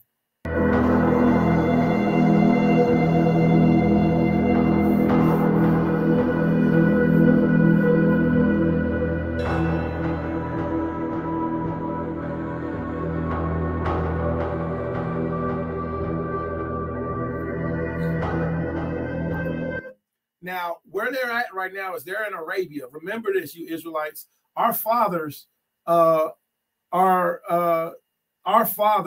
from Arabia. That's where we're from. We are a very different people. We're very powerful people. We are such an amazing people.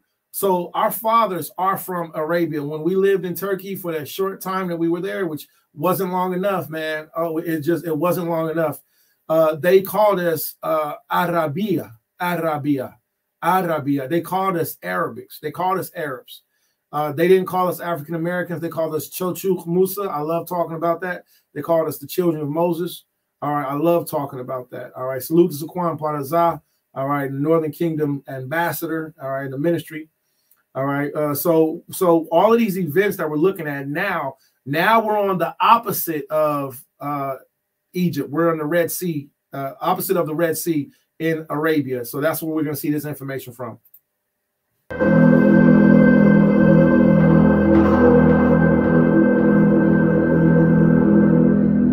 For generations, we have been taught that we had to believe the story of the Exodus on faith alone. We were told that Mount Sinai, where Moses received the 10 Commandments, was located in Egypt, but there was no real evidence to make it believable. No pictures of left-behind artifacts, practically nothing to validate one of the most important stories of the Bible. The Bible says over 70 times that the Israelites went out of Egypt to Midian, which would be mostly or entirely modern-day Saudi Arabia. Is it true that there is very little evidence that the Exodus story happened, or have we actually just been looking in the wrong spot? While the theory of Moses and the Israelites being in Saudi Arabia is a relatively new theory to those of us in the outside world, it isn't new to the locals living there. We were frequently approached by Saudis eager to talk to Americans for the first time face-to-face. And one of the first things they would say with excitement was, "Did you know Moses was here? Let me show you where."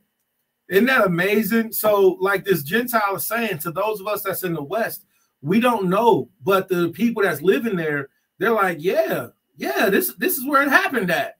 So now I praise Yahweh even more so. This information is being made public to us. So now our faith can be increased. We should be breaking open maps. We should be writing down locations, showing this to our children. So like he said, the people that were there was like, yeah, we knew where he and his people were. All right. So while we skip through this commercial, all right, I'm gonna push mute so we don't gotta hear their foolery.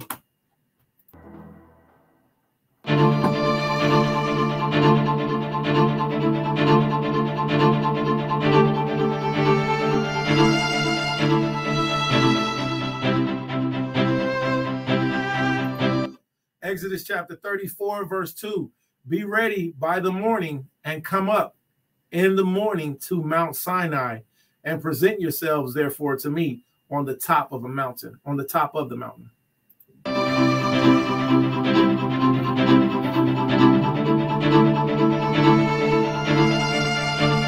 The tradition that the mountain in Egypt's Sinai Peninsula is Mount Sinai only dates back to the 4th century AD. New research based on Jewish, Christian, and Islamic sources indicate that there is a tradition that is 600 years older, and according to that tradition, Mount Sinai is in northwest Saudi Arabia.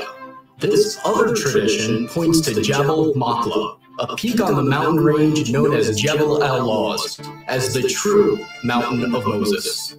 Several historical sources, including Josephus, recorded that Mount Sinai is the highest mountain near a city that is today called Al-Bad. Locals refer to Jabal Makla as Jebel Musa, the Mountain of Moses. So you call this one Jebel Musa? Jebel Musa. One of the distinguishing features of this mountain is the blackened top that you can see right behind me. The Bible says that God descended upon Mount Sinai as a fire. The blackened peaks stick out from the surrounding areas, and the rocks are only black from the outside. Did y'all hear that? The black top sticks out. Like, you can't miss it. It's the only mountain that's got a black top. And then the rocks at the top of the mountain are only black from the outside. That means that they were burnt externally, but internally they obtain their true color. Isn't that amazing? Researchers disagree as to whether the blackened rocks are actual evidence of God descending upon the mountain as a fire like the Bible says, or whether it's natural volcanic rock.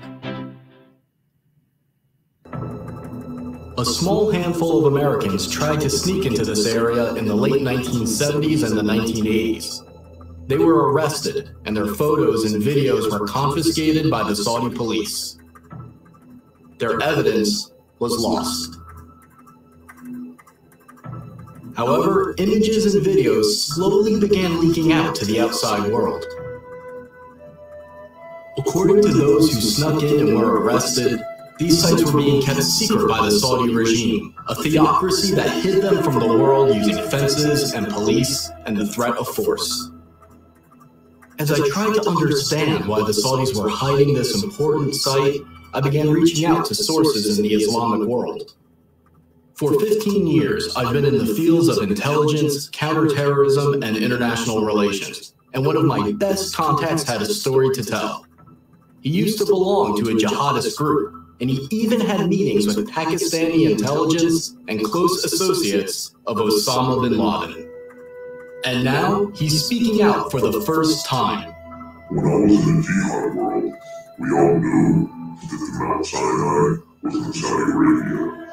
People on the outside, even most Muslims, had no idea that it was there, because we fighters didn't want anyone to know about it.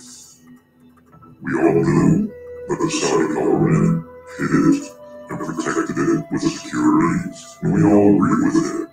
We believe that if a site, even a holy site, is visited by people and used for idolatry, it should be destroyed.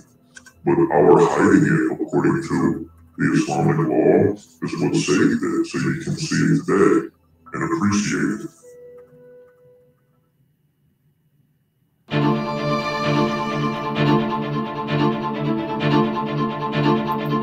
All right, so pause real quick. So I really appreciated hearing that testimony from whoever that mysterious person was on the other side of the screen. I don't know them. But I mean, if you think about it, it does make sense, you know, because everybody want to go there, and that's the same thing that happened to Tel Adad, the place Tel Adad, Jerusalem, to where, you know, once Israelites, started going there and visiting, it started popping, and then people was going there for Passover, and you got to pay to go in there. But it's so wonderful because last time we went there, it was like, hey, we remember you. No, you guys go ahead and go in, you know.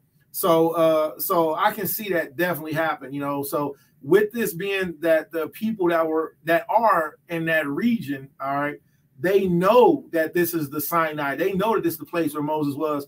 Their mentality is to protect it from the outside world. This is Exodus chapter 18, verse 1. Jethro, the priest of Midian.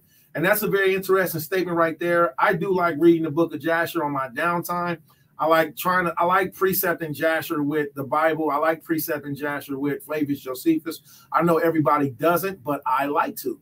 So within it, it talks about how Jethro was a priest that was in Egypt.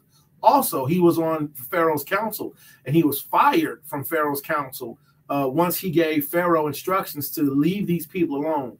When they were trying to come up with a plan in last week's Torah portion, Jethro and Balaam, the famous warlock,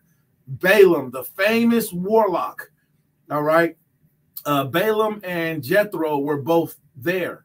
And Jethro's suggestion was leave the children of Israel alone.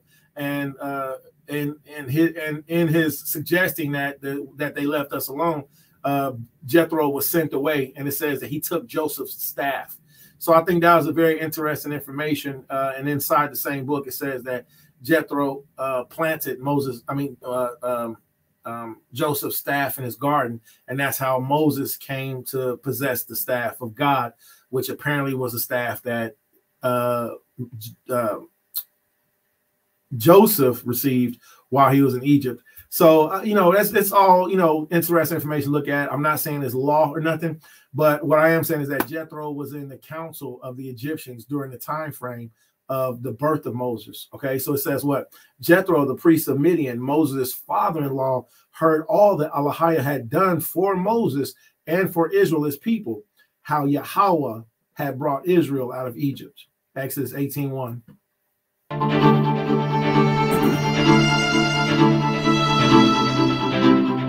Moses flees Egypt after killing an Egyptian who he... I don't know who this cracker is.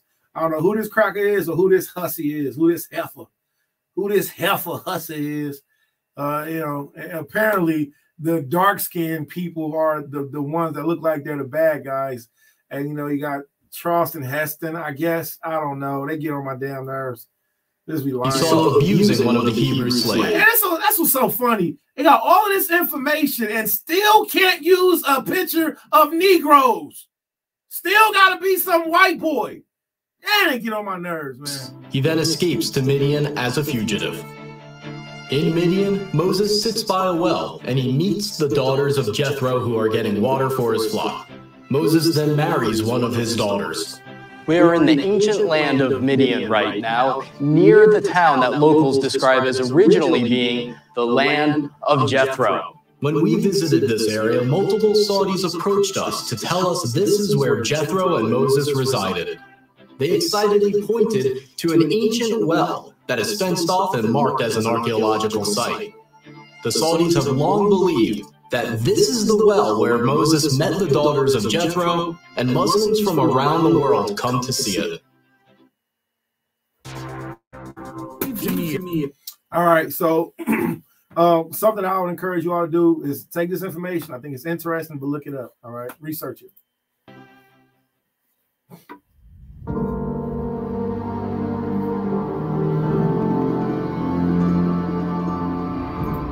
Exodus 14:21. Then Moshe stretched out his hand over the sea, and Yahweh drove the sea back by a strong east wind all night and made the sea dry land, and the waters were divided.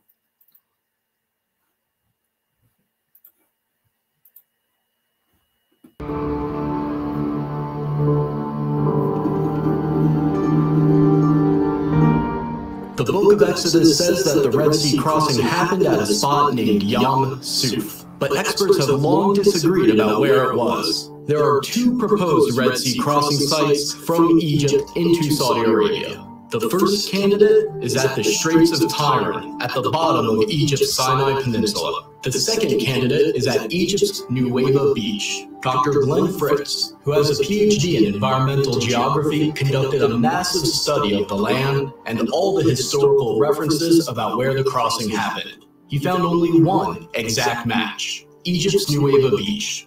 Nuweiba Beach is almost 5 miles long and 3 miles wide, providing enough room for the Israelite population to fit. Here, they'd be trapped with the mountains on both sides, the Red Sea in front of them, and Pharaoh's army right behind them. Amazingly, there is a path under the water from Egypt into Saudi Arabia. The path is not too steep. The Israelites could have easily walked across if the waters were parted. Now, that's amazing information also to see. And this is why the support of the Nuweiba Beach is prevalent. You have deep water on that side, deep water on this side, and then the water is not as deep right here. So if the waters were removed, which Yahweh did do, then he allowed us to go across on dry land. Now, that's just amazing, because, that's not like a random event. That's not like, we just randomly went across somewhere. These Gentiles are telling you, hey, it's proven, it's a fact. We've studied it. We have the money, the technology, the submarines. We got the satellites. We got the metal detectors. We telling you Negroes that this is what actually happened. And then we're even showing you where it happened at. Underwater research by Dr. Leonard Moeller showed strange shapes in the coral, leading some to believe that the remains of Pharaoh's army are there. According to this theory, the coral wrapped around the debris from Pharaoh's army and retained the shape of the objects after they dissolved. When they brought a metal detector down to the coral anomalies, the readings were consistent with circular patterns of metal, resembling the parts of chariots. We had planned to dive near the possible Red Sea crossing point because it's a public diving site with stores where you can go and rent diving equipment. But we weren't allowed to. The Saudi police showed up, and they stayed with us until we left.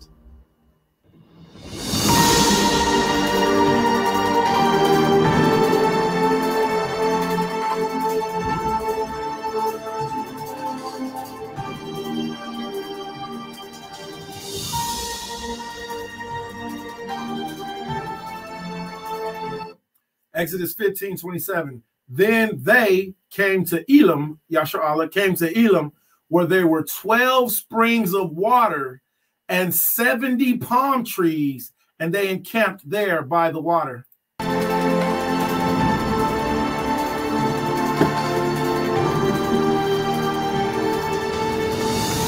After the Red Sea crossing, Moses and the Israelites stop at a place near Mount Sinai named Elim. Desperate for water, they find a unique location with 12 wells and 70 palms.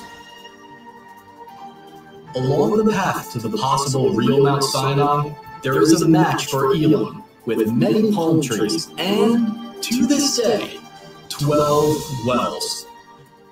Saudi locals pointed us to this location and specifically referred to it as Elim. All praise, hallelujah.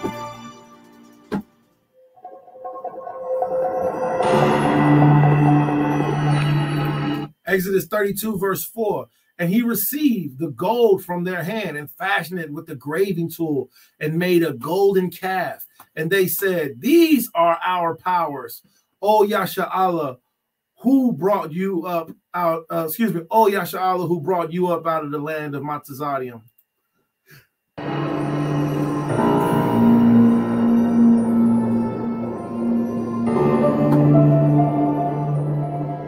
Another major event by Mount Sinai is the incident with the golden calf. While Moses is up on Mount Sinai, some of his followers begin worshiping a golden calf. They place it up on a stand and begin worshiping around it, and they set up an altar in front of it. When Moses comes down from Mount Sinai, he destroys the golden calf and sprinkles its remains into the river that comes down from the mountain. Here, in front of the mountain, we have the remains of what may have been that golden calf worship site. Now behind me, in this fenced-in archaeological site that the Saudis are protecting, you see both a stand with many petroglyphs of cows and people worshiping cows, as well as a structure that is slightly lifted that may be the altar in front of the golden calf stand. There's a sign in Arabic and English warning intruders against going into the area. The local tradition that this is where the golden calf was is so strong that if you approach it, you'll be suspected of searching for gold. According to the Bible, the worshippers of the golden calf say, "These are your gods, O Israel." This verse indicates that there are multiple depictions of bulls as the Israelites are worshiping the golden calf. On the top of the stand where the golden calf would have been placed, there is a circular indent where the rock has been worn down. It's speculated that this is where Moses grounded the golden calf into powder. After Moses destroys the golden calf, 3,000 of the golden calf worshippers are killed, so there must be a spot where thousands of people were buried. About 4 miles from this site, there's a massive ancient graveyard. It appears to be a mass burial site where the graves were dug all at once. It's located just outside the plain where the Israelites would have camped, so it's exactly where it should be if this is where that story took place. Here too, the Saudis have a sign identifying it as an archaeological site, and it's patrolled by police. Destroyed.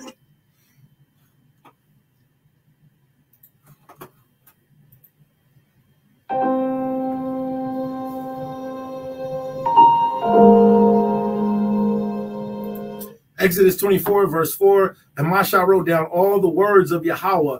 He rose early in the morning and built an altar at the foot of the mountain and 12 pillars according to the 12 tribes of Israel. Let's see what it brings out.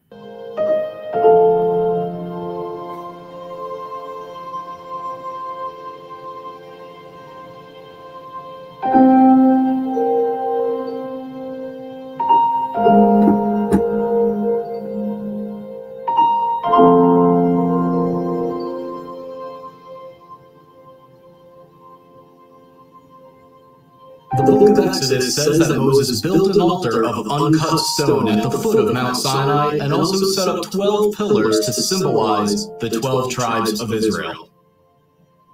Right here at the foot of the mountain, we see this structure that resembles an ancient altar.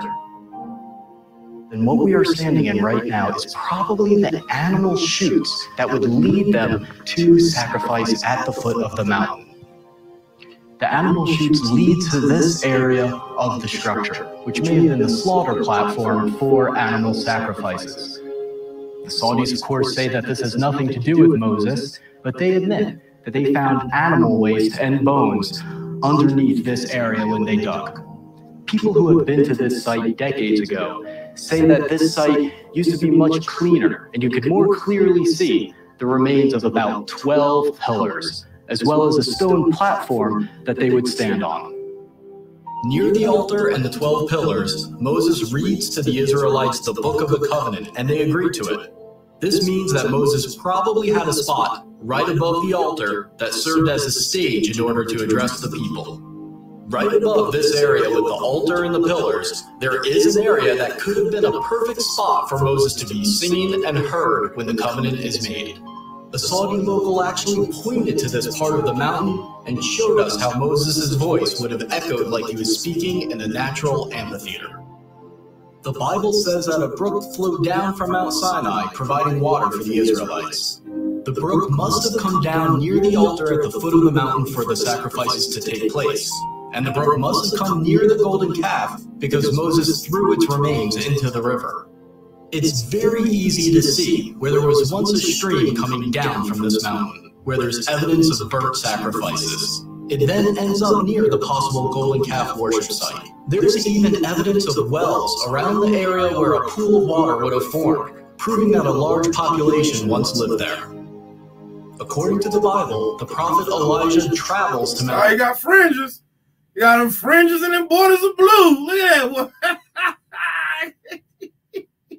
Sinai, and once he gets there, he goes into a cave, and that's where he talks to God.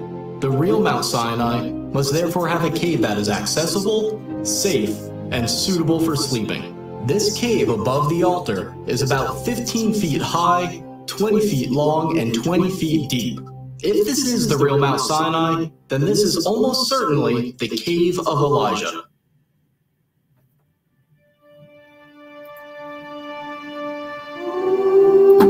Exodus 17, verse 6, Behold, I will stand before you on the rock at Horeb, and ye shall strike the rock, and the water shall come out of it, and the people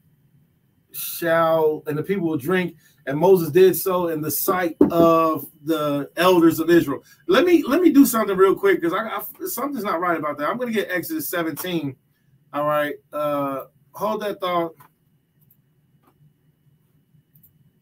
Exodus 17, KJV, Blue Letter Bible.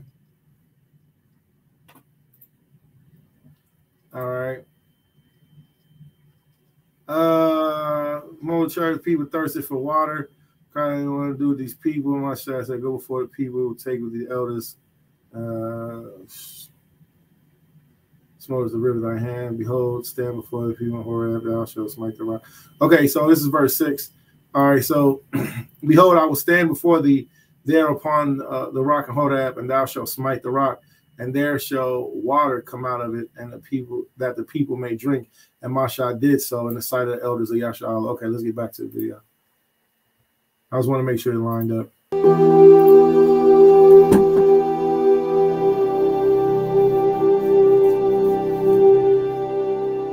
On the way to Mount Sinai, the Israelites camp where there's no water. Moses goes up to a distinct rock and strikes it with his rod, and miraculously, water pours forth for his followers. The historian Josephus said that the split rock could still be seen in his time, and it was so big that it could not have been moved. Is it possible that this split rock still remains today, testifying to the accuracy of this story? The answer is yes, and it is stunning.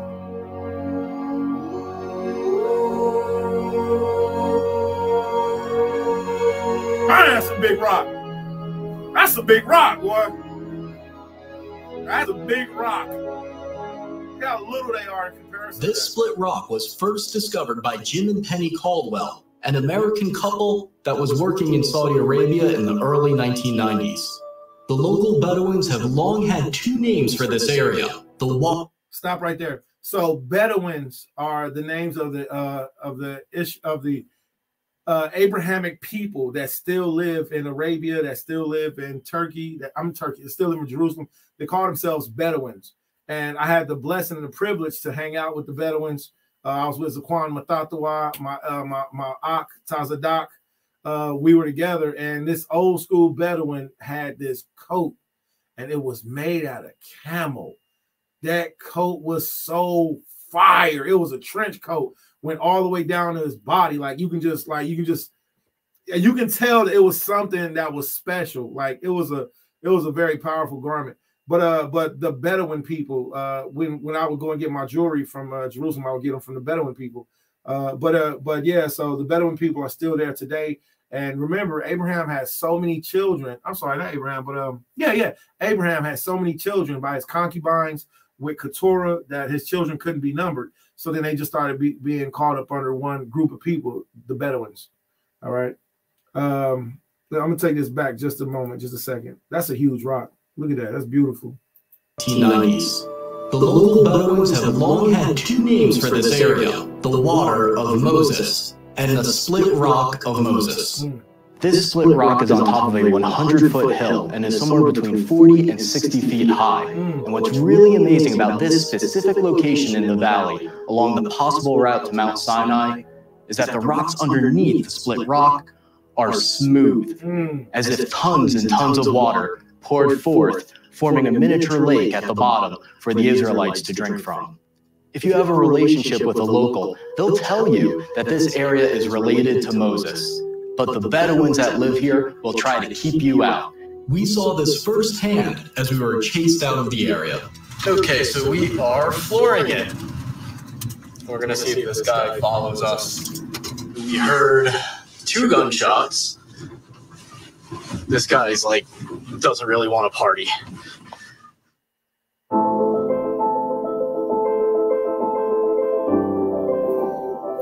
So if you look up more information on that split rock or the Rock of Moses, there's some videos that talk about how the rock has smooth channels, how it has smooth horizontal grooves that go forward, like just on the inside of it. And I mean, that's a pretty amazing sight. I could see that huge rock, you know, just shooting forth water, man, and causing a river, you know, up under it.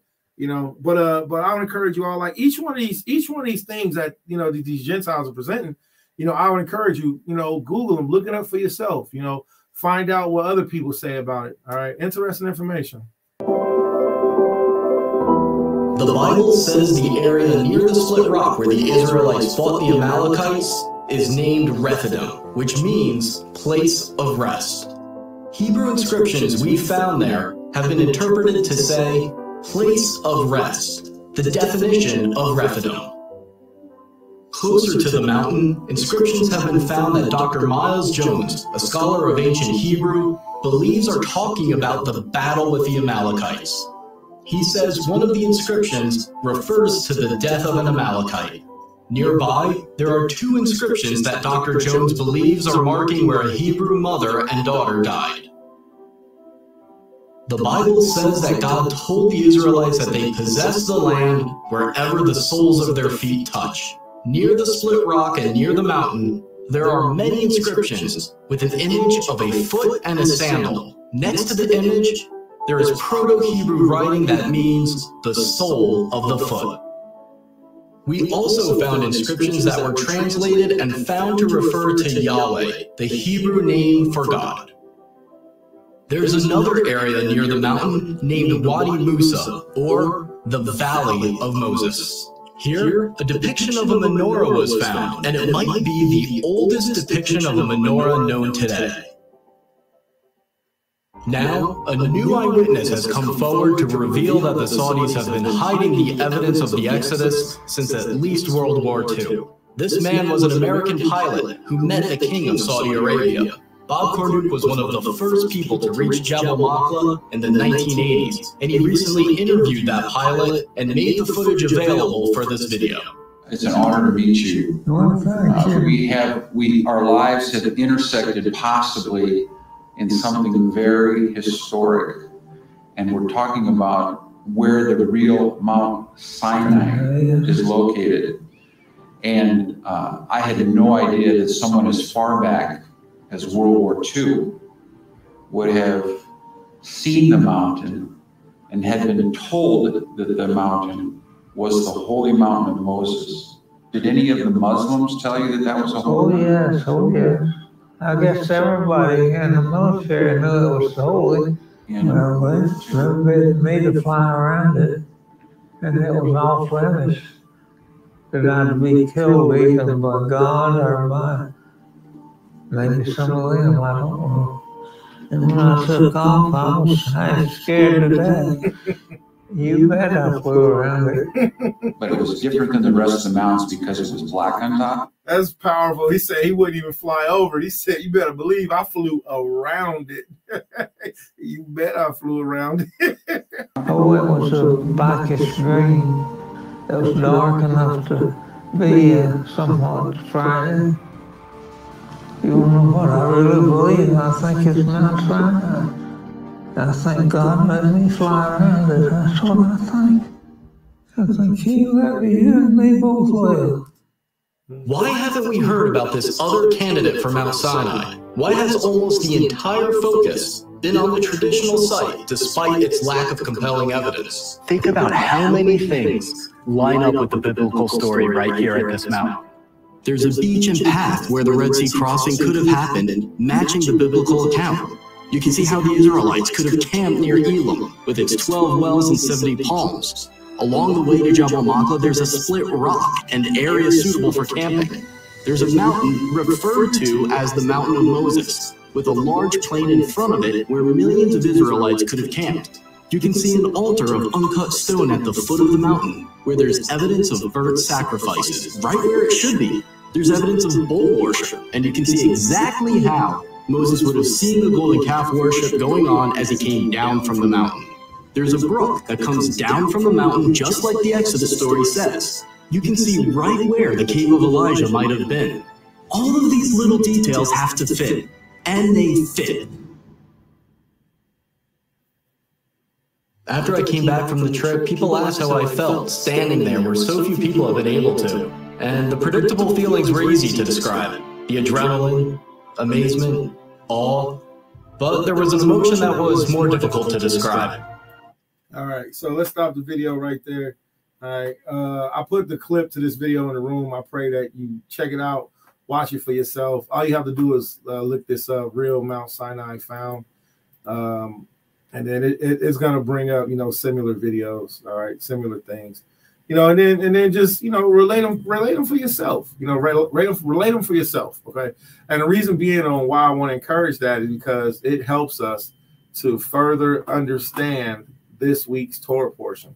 This week's Torah portion, it goes right into Exodus chapter 6 through chapter 9. And let me make sure I'm correct on that. This week's Torah portion has already been shared. So let me put the link up. All right. So for those of you that's watching, all right. So this week's Torah portion is Exodus chapter 6 through, starting at verse 2 through Exodus chapter 9, stopping at verse 35. The prophet portion is the book of Ezekiel chapter 28, where the Most High talks about gathering and delivering us. Ezekiel chapter 28, starting at verse 25 through chapter 29, stopping at verse 21.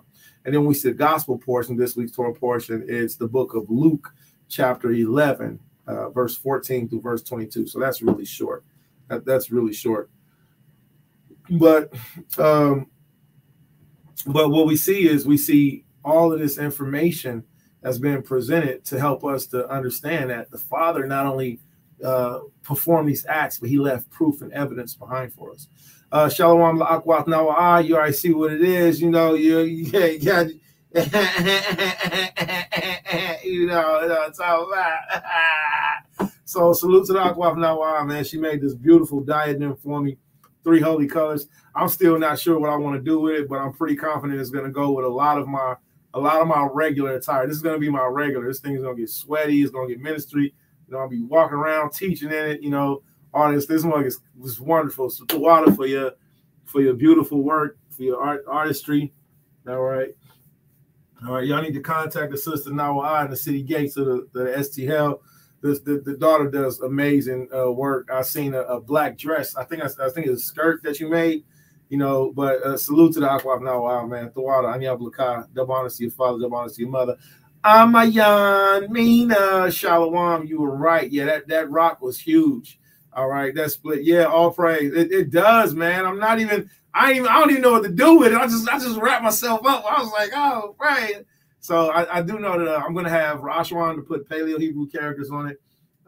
You know, I'm a huge supporter and representative of our government flag, our national colors. Okay, I'm a huge supporter representative of it because our people have to see what it is. When it came in the mail, I seen it. I was like, oh! I was like, oh, oh, oh! I was like, oh, oh! She made it! I was like, oh, praise! Oh, praise! So salute to you. All right. So Thawada, thank you once again for your ministry. May the Most High continue to bless your hands and bless your mind. You know, give you more creative ideas. You know, Thawada, thank you for blessing your brother. Thank you for blessing your brother. I'm so happy. I'm so grateful. Yeah, right. Yeah, man. I'm telling you, I'm so happy, man.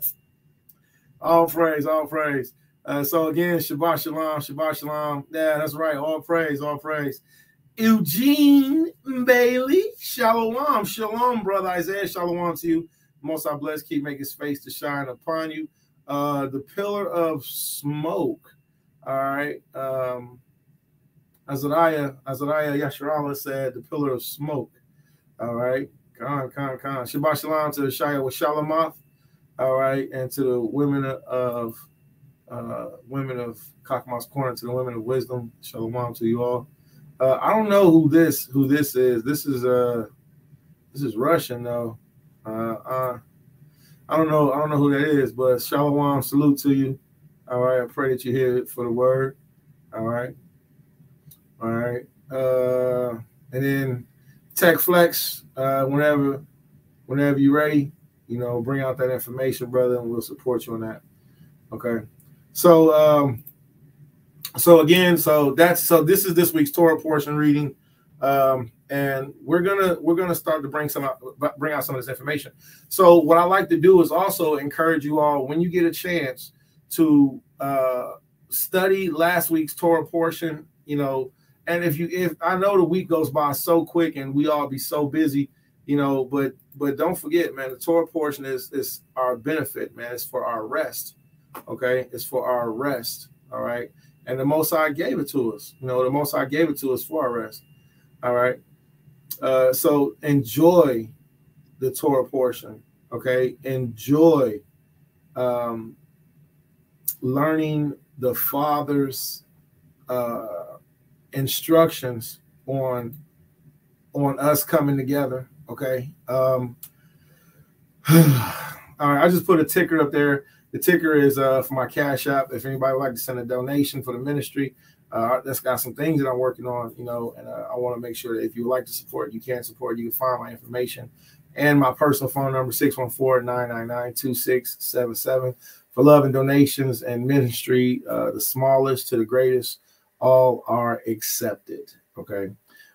This also is the call-in number. So if you want to call me up, you can hit me on WhatsApp, Facebook Messenger. You can call me 614-999-2677.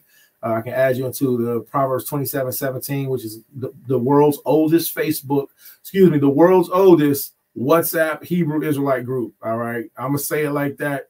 All right. As soon as we got hip to Facebook, WhatsApp, when people weren't even using it, the first thing we did was start an Israelite WhatsApp group. So everybody that's on WhatsApp, if you're on my contacts, boom, you're in that Proverbs 27:17, and be ready because your phone is going to be blowing up. Bring, bring, bring. And you got to be deleting information, delete pictures and videos and stuff like that, because it goes down on there. Sometimes you'll see some really good debates, some good arguments, some good points. Definitely Israelites from all over the world is on it. So we add information on there all the time. Okay.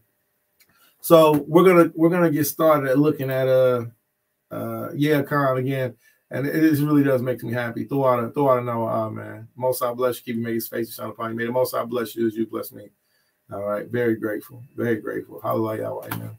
All right, so let's get started, man. Let's go to this word, man. Let's go to this word that's good, that heals. Okay, so I'm going to start with the book of Exodus, chapter 6, and I'm going to begin reading. And again, the Torah portion reading starts from Exodus chapter 6 through chapter 9, stopping at verse 35. So let's pick it right up at verse 2. All right, so let's get to it. Exodus chapter 6, verse 2, and it reads, Waya Amad al Masha wa Debar lawa, and spoke to him, I am Yahweh.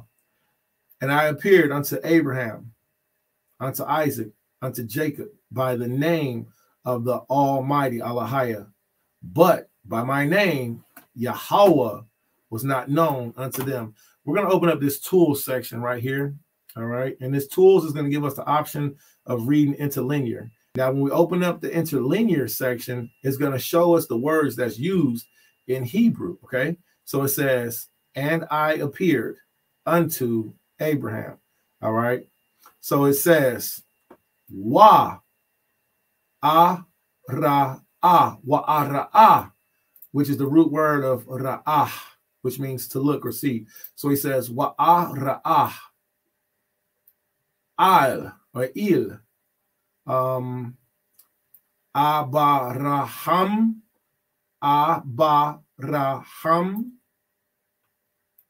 il, or over, like when we say Yahweh Shemar il atah. See, that il is unto or over. All right, and then he says Yatzak, or Isaac, and then he says wa il, and, or moreover, and unto Jacob, Ya'aikwab, by, that's Ba'alah, Baal, by, or al. And then in Hebrew, it doesn't say of the name, so that's why it's missing right there. And he says Ba'alah, all right? And then there's Shadia, Shadaya, Shadia, or Almighty. So Shadia, Allah Shadia.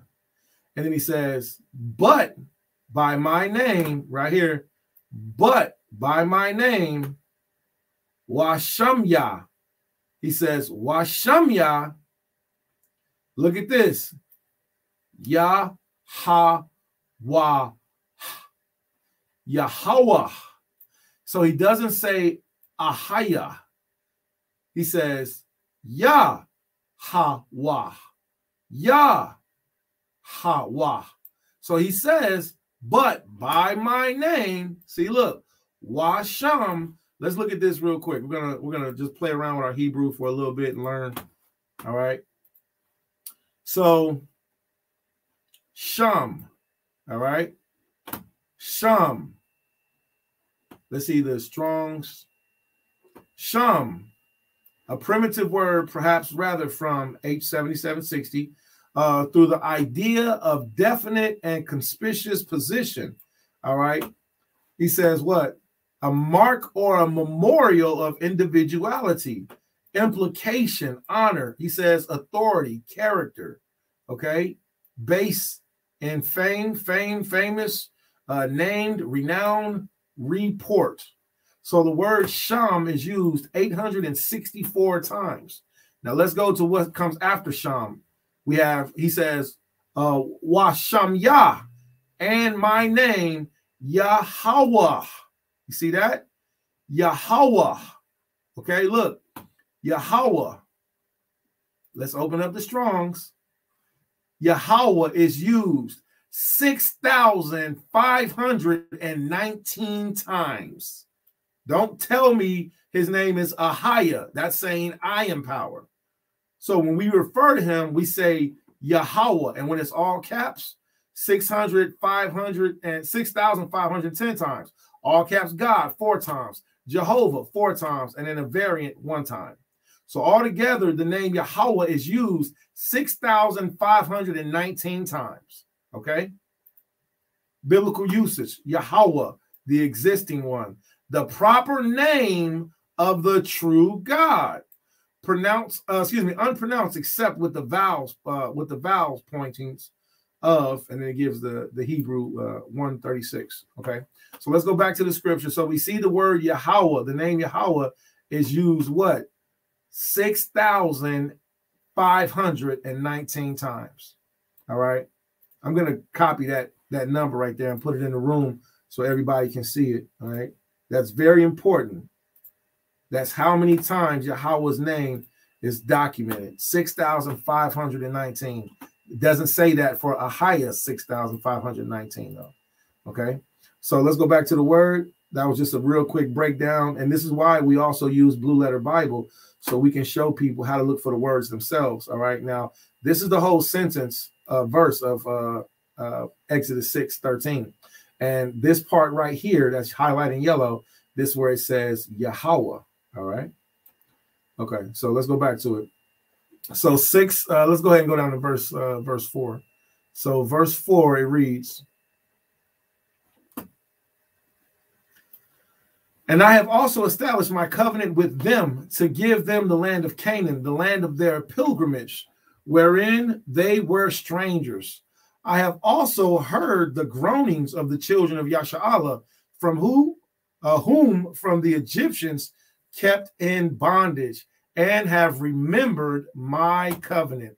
Wherefore, say unto the children of Israel, I am Yahweh, and will bring you out from under the burdens of the Egyptians, and will rid you out of their bondage, and I will redeem you with a stretched out arm and with great judgments. And I will take you to me for a people, and I will be your Allahiyah, and ye shall know that I am Yahweh, your Allahiyah, which bringeth you out from under the burdens of Egypt, of the Egyptians." So all praise the Most High. The Most High has given us his word through the mouth of Masha. And something else that's beautiful and powerful about this is he's expressing and showing to us how much he loves us. He's saying, I will redeem you. I will be your husband. I will be your Adawan. Watch what he says. "And I will bring you into a land concerning which I did swear to give unto Abraham, to Yatzak, wa Ya'ikwa." So these are our fathers. And this is another reason whenever we're looking at our genealogy, we tell people like, no, we go 3 generations back. So what? You got a white grandmother on your father's mother's uncle's side. So what? You got a white grandmother on a white. Listen, you go 3 generations back. If your grandfather is an Edomite, then you're an Edomite no matter how dark skinned you are. It doesn't matter. If your father is an Edomite and your mother is an Israelite, you're an Edomite. There's no way around it. So go 3 grandfathers back, Abraham, Isaac, Jacob. All right. And that's how the Most High showed us. He says, and I will bring you into the land concerning which I did swear to Abraham, to Isaac, and to Jacob, and will give it you for a heritage. I am Yahweh. And Masha spake unto the Yeladim, the children of Israel, and they hearkened unto Masha and they hearkened not, they hearkened not unto Masha for anguish of spirit and cruel bondage. Now, we're going to look at this anguish of spirit and cruel bondage. I'm going to pull up Flavius Josephus, and I'm also going to, just for fun, I'm going to pull up, let me see.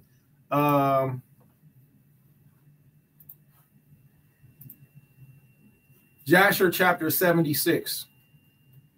I want to see what Jasher chapter 76 says.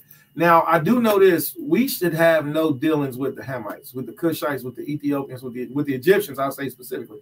Now, and the reason being is because of their cruelness to us. They were very cruel to us.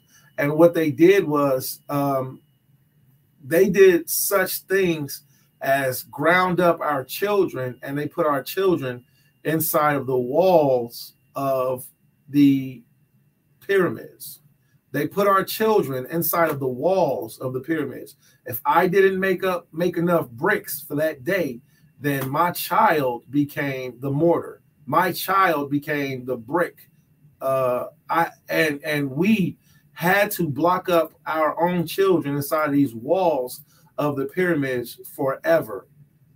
And our children died in the walls of the pyramids, or they would murder our children, and we would use our children as the paste and mix them in with blood, and mix them in with cement, and mix them in with our tears, And it was a terrible thing to be an Israelite at that time when we had to build the pyramid walls. Okay. So now, again, we are not in our Shabbat classroom time frame. I'm only recapping and going over stuff. All right. So you can look up this information for yourself. I am not teaching this as a doctrine. I know some people have so-and-so words that it's so funny, that look, I just want to share information. Look it up for yourself. If you don't want to deal with it, you don't have to, okay? So this is Hasapar to Yashar. This is the book of Jasher, chapter 66. The women of wisdom and Kakma's corner will not be teaching from the book of Jasher unless it's a close setting and, it's there's no offense in it, then they will not be. I'm going to speak from it, from this example, because in this case, I can defend myself. All right. Now look at this. When the scriptures talk about the hard bondage that we were going through. All right. This is very interesting information. All right. You can look this up for yourselves. All right. And this is coming off of Exodus chapter 6, verse 9. All right. Now, remember, the bondage that we were in was a bitter bondage. Okay. So it says, and Moses spake unto the children of Israel from the scriptures. Moses spake unto the children of Israel, but they hearkened not unto Moses for anguish of spirit and for cruel bondage. All right. So we were so terrified of the cruelness of the Egyptians and what they were doing to us that we didn't want to hear that it was time for us to leave. We didn't want to hear that the Most High was about to deliver us. Let's see what this specific book says. It says what? This is the book of Jasher, chapter 66. Again, I'm not teaching this as a doctrine. If you don't want to hear it, you don't have to. Turn your head, turn your ears, whatever. Interesting information. All right, and I think it's worthy of hearing. All right, it says, and Pharaoh, king of Egypt, heard this thing, saying, Solomon, king of Edom, has resolved to fight the children of Chittim, and afterwards he will fight against Egypt. And the Egyptians heard this matter, and they increased the labor upon the children of Israel.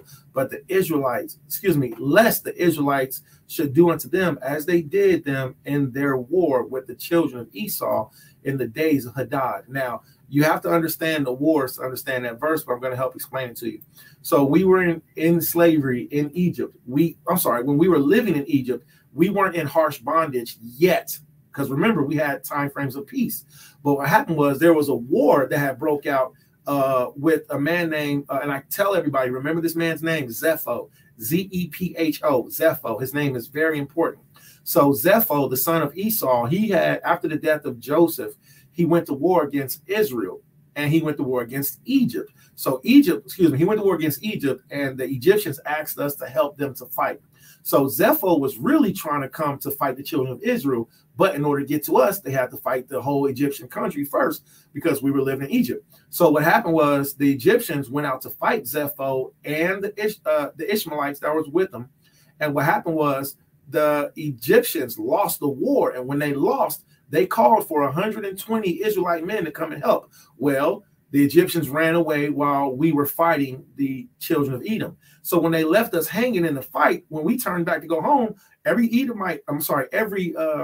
we defeated the Edomites, every Egyptian that we seen, we was like, yo, you just gonna leave us in war like that? So we was saying, smite, smite, for he is an Edomite. Smite, smite, for he is an Ishmaelite. But we knew that we were killing Egyptians because they left us hanging in the fight. So it's important to know that story first. Now, the Egyptians, after time, another war came up. So when this war came up, they was like, look, we got to figure out what are we going to do because we don't want them to turn on us like they turned on us last time. But what they didn't confess was that they left us hanging in the fight. Don't ask me to come and fight. Now, when we out there banging, I see your back and you lifted up your heel and you running like the road runner and I'm out there scrapping by myself. Well, that's what they did to us. So let's read verse 6, and it says, and when the Egyptians heard this matter, they increased the labor upon the children of Israel, lest the Israelites should do unto them as they did unto them in their war with the children of Esau in the days of Hadad. Now, this is important to know too. All right, and that's why I like this book, because it gives you names that are worth looking up. Like, who was King Hadad? All right, I've researched it. I'm not going to go too far into it right now. So the Egyptians said unto the children of Israel, hasten and do your work and finish your task and strengthen the land, lest the children of Esau, your brethren, should come and fight against us. For on your account will they come against us.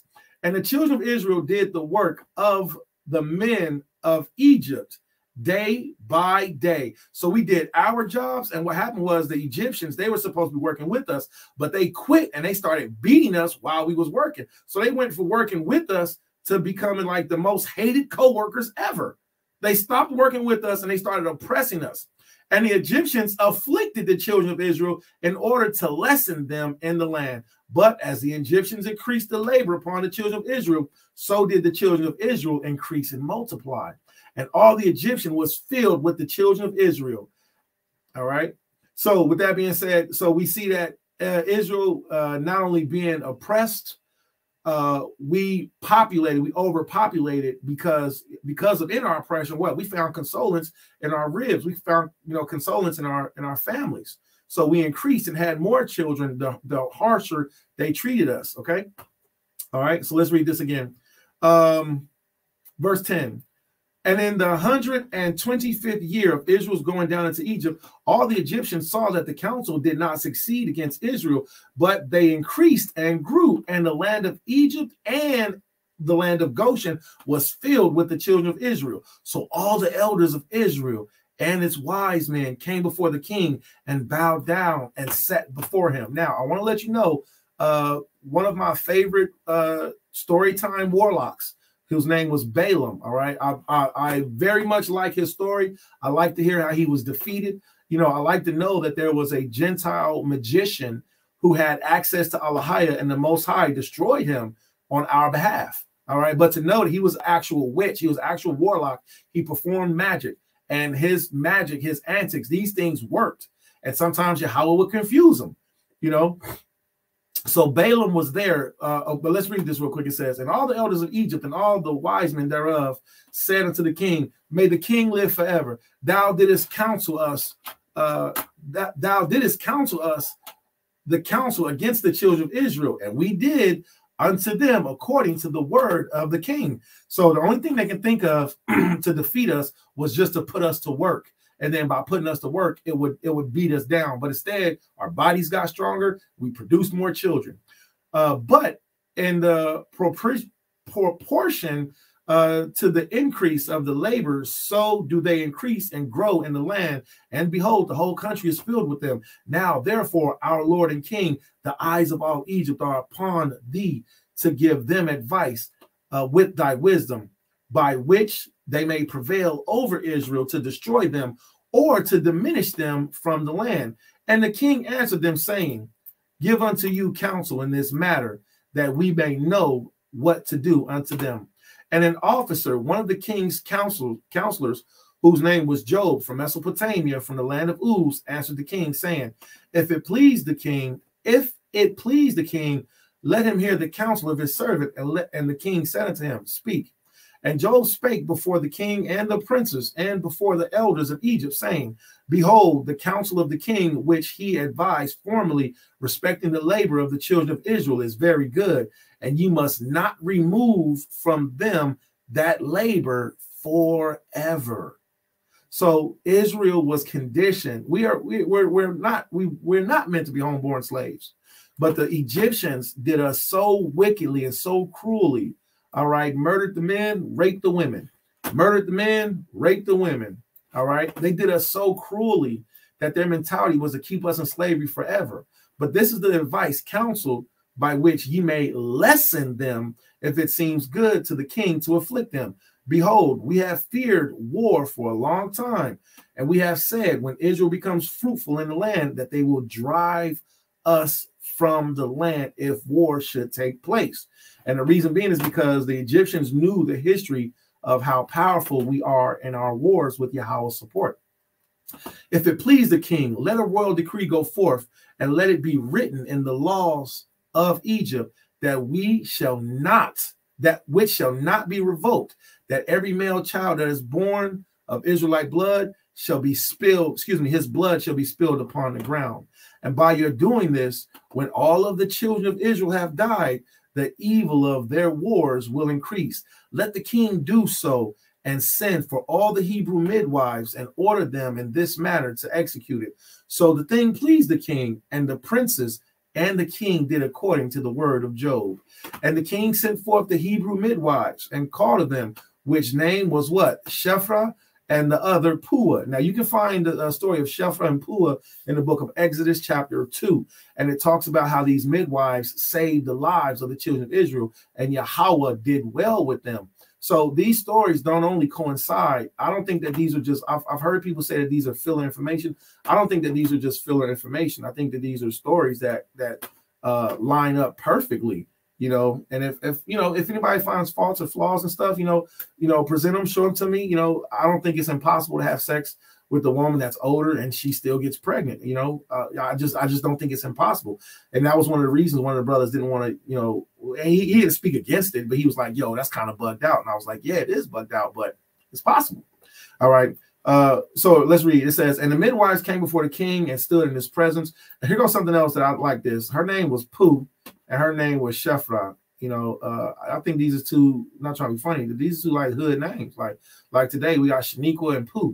You know, I knew a lot of girls named Puah when I was little, you know, you know, Shaniqua, Shephrah, you know. Okay. All right. So we see that in this time frame, this is what's showing us, you know, why the children of Israel in Exodus chapter 6, verse 9, you know, why it says that we didn't want to hear Moses because of the anguish of spirit that we were going through. All right. Now let's read that from Flavius Josephus's account. Okay, so from Flavius Josephus, we'll see the same thing, but we're not going to read the exact same chapter. We're going to read Flavius Josephus. This is Antiquities of the Jews. You see, it says AJ, Antiquities of the Jews, book 2, and then it starts with line 200 and 201. So it says, now when it happened that the Egyptians grew delicate and lazy as to painstaking and gave themselves up to other pleasures, and in particular to the love of gain, they also became very ill affected towards the Hebrews, as touched with envy at their prosperity. So they were envious of our growth, our growth as a nation, our growth in our productivity in our houses. You know, we had the best of the land. For when they saw that the whole nation of the Israelites did what? Flourished. So there was many of us, and became eminent already in plenty of wealth, which they had acquired by their virtue and natural love of labor. See, that love of labor. I'm not a lazy man. I like working. I don't like being a slave, but I like doing stuff. Like I will get up and be like, I got to get up. It's time for me to study. It's time for me to do something. I got to get up. All right. They thought their increase was to their own determinant. All right. Excuse me, detriment. I do that every time I read that word. It's detriment. And having a length of time forgotten the benefits they had received from Joseph, particularly the crown being now come into another family, they became very abusive to the Israelites. See that? So the Egyptians became very abusive to the Israelites and contrived many ways of afflicting them, and they enjoined them to cut great numbers of channels for a river and to build walls for their cities and ramparts, and that they might restrain the river and hinder its waters from stagnating upon its running over its own banks. You see that? So they put us to work. All right. That was their way of subduing us, was giving us jobs. All right. They set them also to build pyramids. So Egyptians didn't build pyramids. Those are monuments of our grandeur. Those are monuments of our blood, sweat, and tears, and our children being used as the bricks and as the mortars. If I didn't pick enough cotton for the day in slavery today, we know what the story was. I got beat for not picking cotton. I might have got bent over and raped for not picking enough cotton. All right. Then I have to go home to my wife and to my children that night. And she just know, how could you be consoled by your wife after you just got raped by your slave master in front of her and in front of your children? I can't imagine that, but unfortunately that happened to our forefathers, you know, and the Egyptians were abusive to us also. Like when we read in Exodus 15, it said they will take out their lust on us, okay? They thought they was going to till Yahweh made them fish food, all right? And by all this wore them out and forced them to learn all sorts of mechanical arts and to accustom themselves with hard labor. So this is where we got our great work ethic from in slavery, is being in slavery to the Egyptians and being abused by them. You see that? And 400 years did they spend under these afflictions, and they strove one against the other which would get the mastery, the Egyptians desiring to destroy the Israelites by these labors, and the Israelites desiring to hold out under them. Okay, so we see that the Egyptians treated us terribly, attempted to destroy us as a nation. All right, so let's read on. While these affairs of the Hebrews were in this condition, there was an occasion offered itself to the Egyptians. So it doesn't say that, like we just read in Hasapati Yashar, or the book of the upright, the book of Jasher, it says that there was a council in the book of Jasher and that the elders came together. But in the book of Josephus, it words it differently. It says, there was this occasion offered itself to the Egyptians, which made them more solicitous for the extinction of our nation. One of those sacred scribes, you see that? One of those sacred scribes, look at this, one of my favorite characters in our antiquities, one of those sacred scribes who was very sagacious in foretelling future events, truly, that is Balaam. When it says one of those sacred scribes, that was Balaam. Balaam had two sons that was with him also, and his two sons performed witchcraft too. So Balaam, his sons, and there's another anecdote that says Balaam had 7 brothers. So it says Balaam, his brothers, and his sons all worked together in Egypt, and they were the council of witches, of warlocks. You know, when Masha threw down the staff, Balaam was right there. It's like, we can do that too. Boom, we can make a snake too. So Balaam was the one that was going to war with us, who was giving the suggestions to have us murdered. And why do I say he's one of my favorites? Because this old dude was always there. He was always there messing with us. And in the end, he got his just reward from Yahweh. We took out the Most High's reward on him by destroying him and all of his family from when he taught the Moabites, when he taught the Moabites to use the other women to destroy us. He didn't say, he was like, you can't destroy these people by fire, for their father was saved from the fire. You can't destroy these people from the sword. Their father was saved from the sword. Isaac was saved from the sword. You can't destroy these people by war. Their fathers win wars. You can't destroy these people by drowning them. Their fathers walk through the sea. You know how you destroy these people? You got to make their God mad at them. How do you make their God mad at them? You put your daughters out there. You get them to have sex with your daughters. And then once they fall in love with your daughters, you get your daughters to turn them away from God. And that's the same thing that their sons do to us. Their sons, once their sons have sex with our daughters, their sons will convince our daughters to do ungodly things. And it'll make the daughter, they'll question themselves. They'll be like, something wrong with you, nigga. I'm like, I might have done this once or twice, but I ain't doing that no more. I don't agree with your counsel. Okay. I don't agree with your counsel no more. Okay. Matter of fact, I regret listening to you at all. Okay. And it's the same thing for the men. Once the men fell in love with the women, it was Balaam who taught them, once they get enamored, once they fall in love with them, teach them to worship your God instead. And that way their God will get mad at them, and then they'll slowly decrease. So it was Balaam that was doing this. So Josephus says what? He says, one of those sacred scribes who was very sagacious in foretelling future events, truly. So he was good. Josephus says the man knew what he was doing, told the king. So it was Balaam who told Pharaoh that about this time there would be a child be born to the Israelites, who, if he were reared or if he was allowed to live, would bring the Egyptians' dominion low and would raise the Israelites. And he would excel all men in virtue. So who is this man?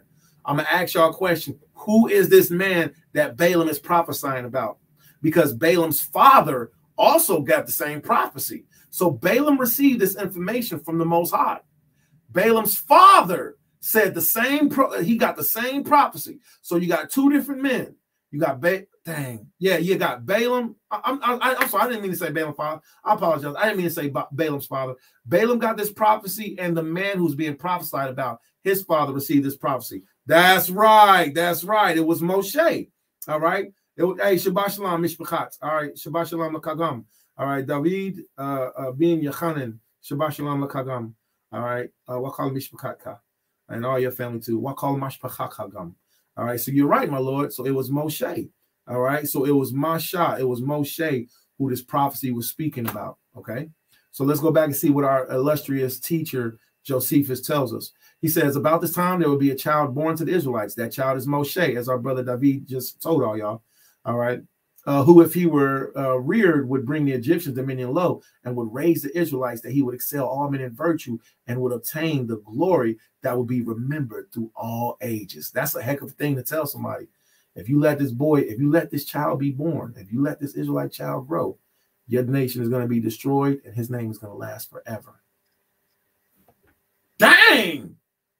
Did you have to say it like that, brother? Did you have to say it like so? His name gonna last forever, and my people gonna be destroyed. All I gotta do is kill a baby. Just one baby, right? But how will I know which baby it is? Oh, so I should kill all of the baby boys.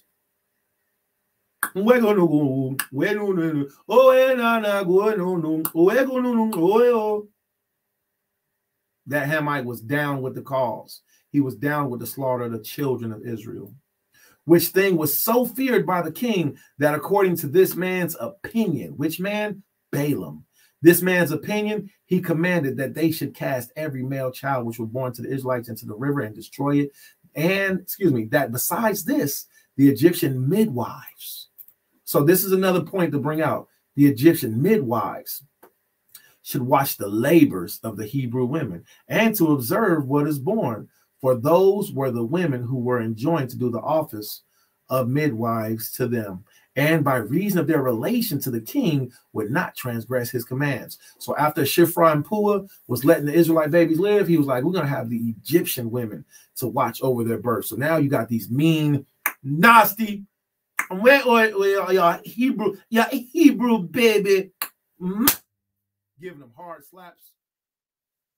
You mean to tell me a Hamite woman gave birth to my son, and if she was there when my son was born, she would go and snitch to the police so my son can be put to death? Nah, we got to figure something out. We got to figure out some way to hide this pregnancy. We got to figure out some way to hide this pregnancy, and when the child is born, keep the baby safe just so it can grow up. Man. He also enjoins that if any of the parents should disobey him and venture to save their male children alive, that they and their family should be destroyed. So now we're in a real plight. We're in a real fight for our lives. We got the Hamite men wanting to rape our women. We got the Hamite women snitching on us when we give birth to a child. And if I don't kill my own child, you gonna kill me and my whole family? Man, I ain't rocking with none of them booty scratchers. Flat out. None of them. You mean to tell me you're going to kill me and my whole family if I lay with my wife, which is a pleasurable act. My wife gets pregnant and Yahweh forms a baby inside of her womb. You want me to abort it? Or you going to kill me and my whole family? Those was the options. Yeah. You are correct. That's my Hamite interpretation. Wanugu was a word that these Hamites called me when I was in Kansas. And I was like, what'd you call me? And then one of them dudes I was with him, he was like, he called you a nigga. I was like, and he got all bashful and stuff. I was like, nah, it's cool. Say it again. He's like, Wanugu. I was like, Wanugu. So in the other one, he was like kind of cool. He was like, so if you is someone call you Wanugu, then I'll call you a nigga. I was like, that's what's up. Good looking out, my Wanugu. Good looking out, Wanugu. All right, that's what's up. All right, then, Wanugu. And I was like, yeah, you know your fathers are going into slavery for what y'all did to us, right? And I just started teaching them. I was in Kansas City at the time, so I've never forgot the word Wanugu. We got another word called wabo. Wabo is what these fake so-called North American Indians that are really Edomites. I'm not saying that they are not. I'm not saying that I don't support North American Indians being the children of Israel, tribe of Gad. There are some infiltrators that are $5 Indians. They're now calling us Wabos. So if you hear somebody call you a Wabo, W-A-B-O, that's like calling you a wigger, like a white nigger. That's like them calling us like perpetrators, like we trying to be them or something. So watch out for that word Wanugu. Watch out for that word Wabo. All right, so let's finish reading this. All right, this was severe affliction indeed to those that suffered it. Not only were they deprived of their sons, and while they were parents themselves, they were obliged to be subservient to the destruction of their own children. But as it was to be supposed, to tend to the expiration of their nation, while upon their destruction of their children and their own gradual disillusion, the calamity will become very hard and inconsolable to them. So you mean to tell me you want me to destroy my children and help bring down my nation? That's heartbreaking. And this was the ill state they were in. But no one can be too hard for the purpose of Allahiyah, though he contrived 10,000 subtle devices for their end. You see that? So Pharaoh had plan after plan after planned abortion, food, no matter what. He had, what he say? He had 10,000 subtle devices to try to kill us. For this child, whom the sacred scribe is Balaam, foretold, was brought up and concealed from the observers appointed by the king. Look at that. That's a terrifying state. You mean to tell me that there were military government officers that were out there watching for the birth of our children, like damn sentinels and X-Men?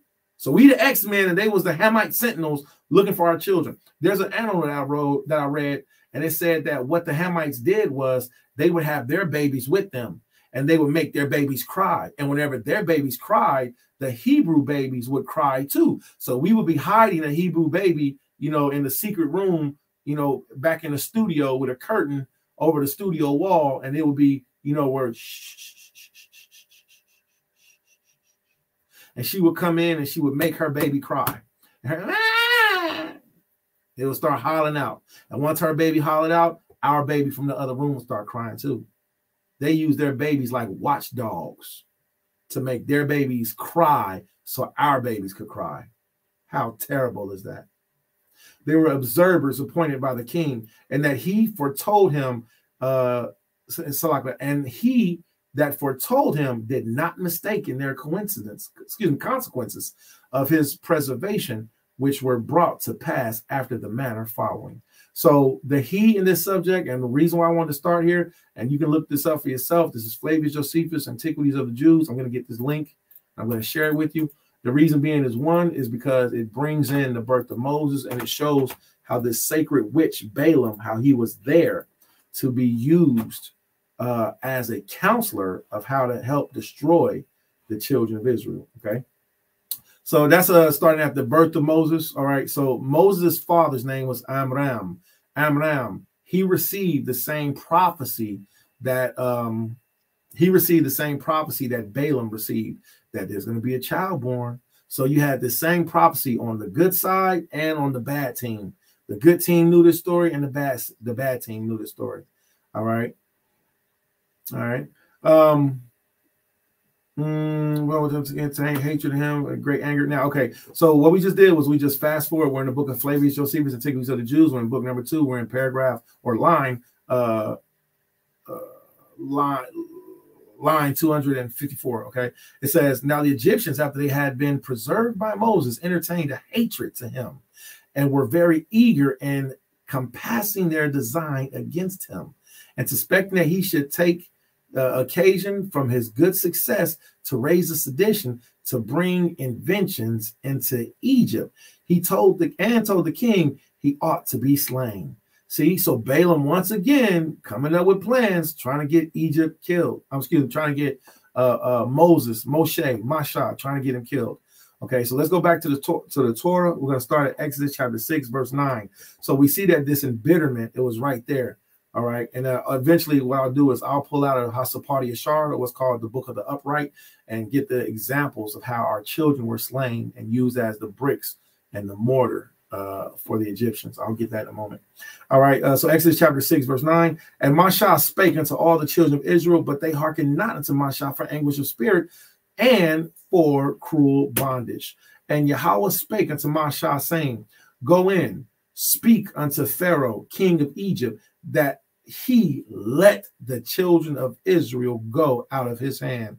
And Mashah spake before Yahweh, behold, the children of Israel have not hearkened unto me.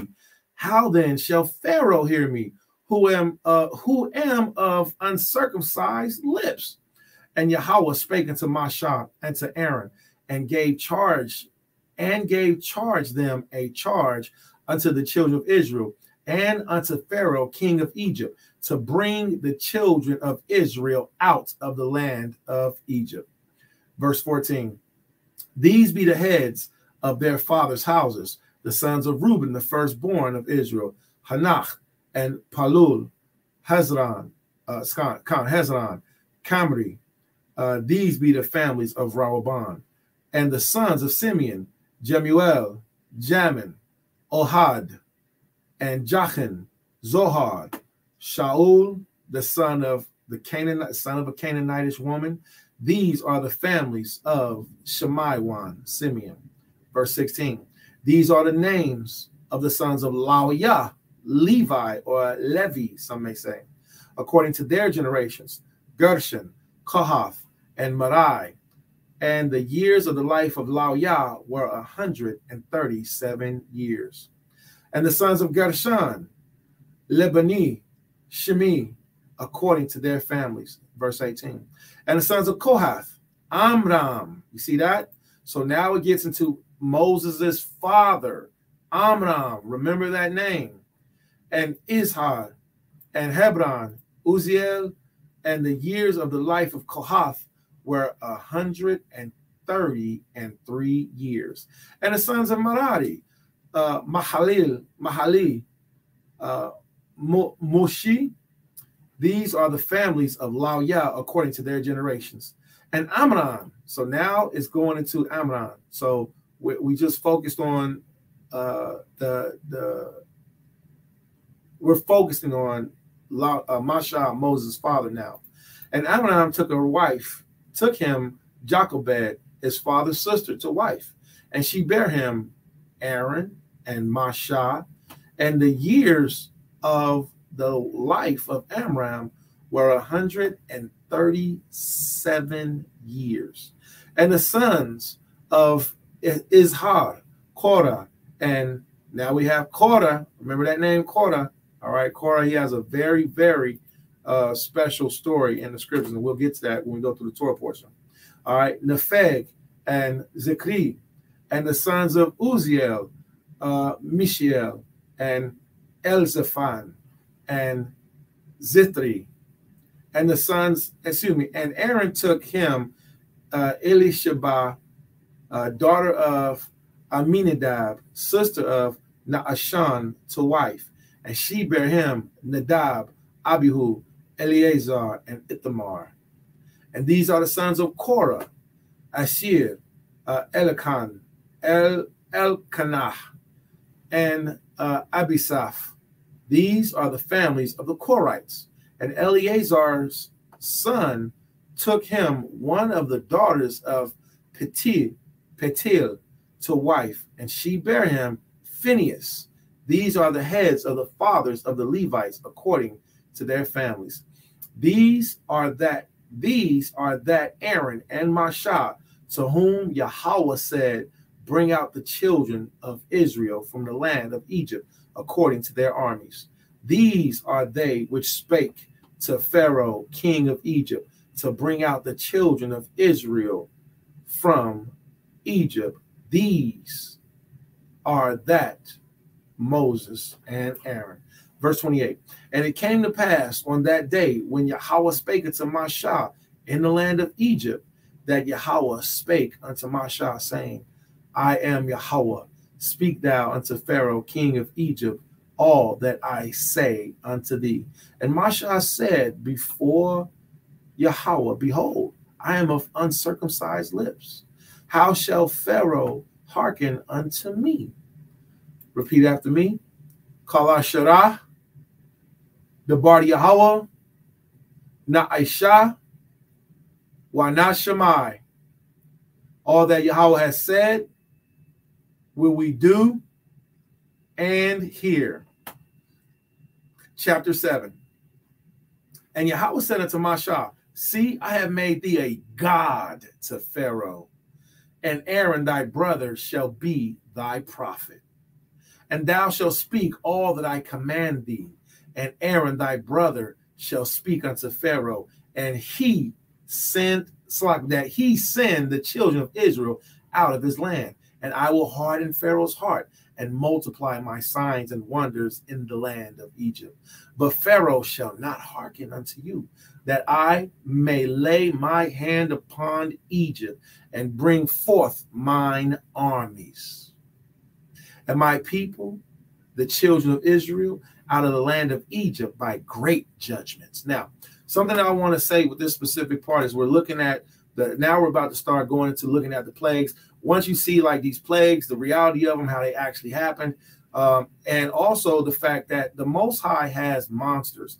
I don't want people to think that Yahweh can't do anything. There are things that we don't know about. Okay, Yahweh has monsters. I know we all heard the Sunday story, the Sunday school story about the plagues, and the Sunday school stories about how we perceive that it happened.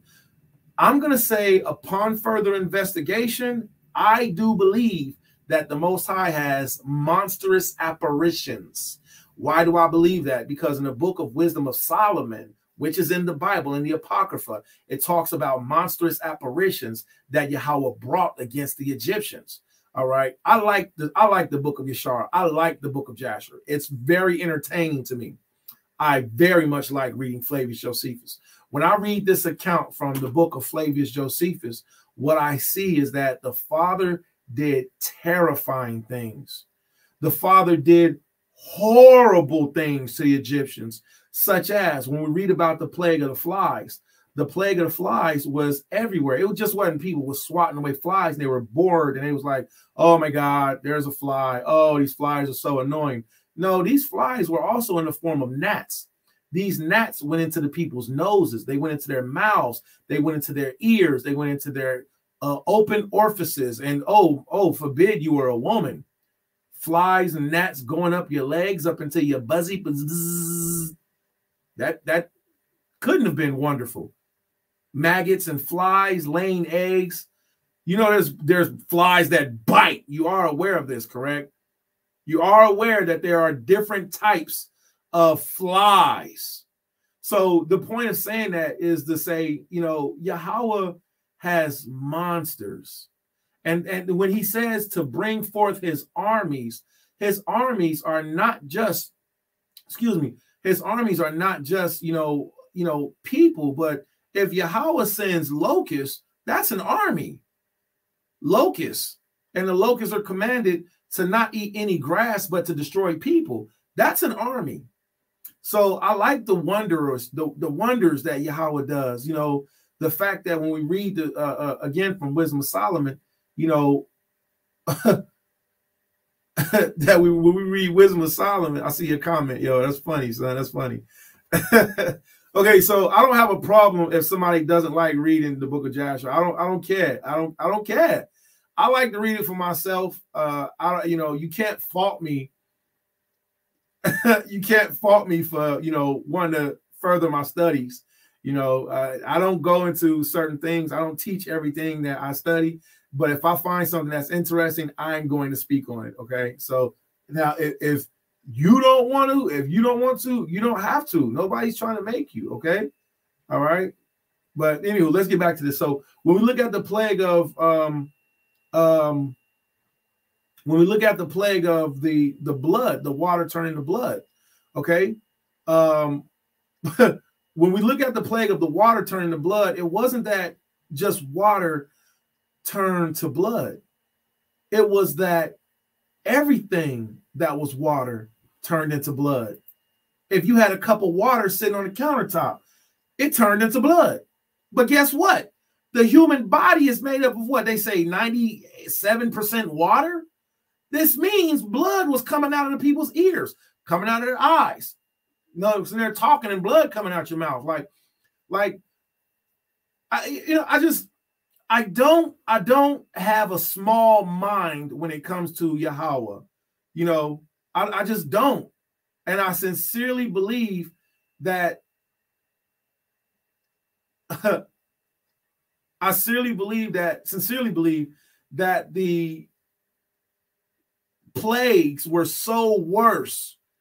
They were so worse than what we're giving them credit for. So I'm going to bring forward Wisdom of Solomon. What are you all thoughts on that? What are your thoughts on the plagues? I don't think that they're this candy-coated vision that we've been told. I think that the plagues were way worse than what we perceive. All right, let me bring this forward real quick. This is the book of Flavius Josephus. We're going to get back to a Torah, so we'll use this as a brief intermission. All right, so this is Flavius Josephus, and here's the link for it for anybody that wants to look it up and study it for yourselves. I am not a hoarder of information, all right? I don't like to be like, I know it. You got to come back to me to get it. Nah. Here's the information. Look it up. Let's talk about it, all right? I don't like dudes that do that, man, because it's like, come on, man. Quit trying to be like the man. Like, you want people just to just gravitate to you because, yeah, I hate that, man. That's so corny. Like, Scripture says, I have learned wisdom and I will communicate her liberally to you. We're supposed to be open. We're supposed to, yo, this is this. Let's look at this. All right, where's that? Oh, it's over here. You read it too for yourself. I want your eyes to be open. I want you to be enlightened. I want you to be illuminated. You know? You gotta hear it from me. All right, let's research this thing together. So this is Flavius Josephus. This is Antiquities of the Jews, book 2, and this is line paragraph 288, and it reads, however, the king was no more moved when he was done than before. And being very angry, he said that he should gain nothing by his cunning and shrewdness against the Egyptians. And he commanded them, that was the chief taskmasters over the Hebrews, to give them no relaxation from their labors, but to compel them to submit to greater oppressions than before. And though he allowed them chaff before for making them bricks, he would allow them it no longer. But he made them to work hard at brick, making it in the daytime and to gather the chaff at night. We was working double shifts. You niggas go out there and pick grass, make bricks all day, and all night go out and collect grass. And you better be here in the morning or I'm going to kill your kids. I ain't rocking with none of them Wanugurus. Now, when their labor was thus doubled upon them, they laid the blame upon Masha, because their labor and their misery were on this account become more severe to them. You see that? So we blamed Masha, and Masha kept saying, yo, how, well, I see where he said it once. Yahweh, how can I tell these people? How can I show these people? And they're coming against me because I'm trying to help them. All right. All right, let's go back to Exodus chapter 7, verse 4. All right. So what are your thoughts on the plagues? Do you think the plagues, what's something? I think the plagues were worse than what we can imagine. Okay. Now, I'm going to tell y'all this right now. If you choose to read the plagues from the book of Joshua, you're going to hear some stuff. You're going to be like, what? The monster came out of the sea and it tore the roofs off of the buildings and it unlocked the doors. What?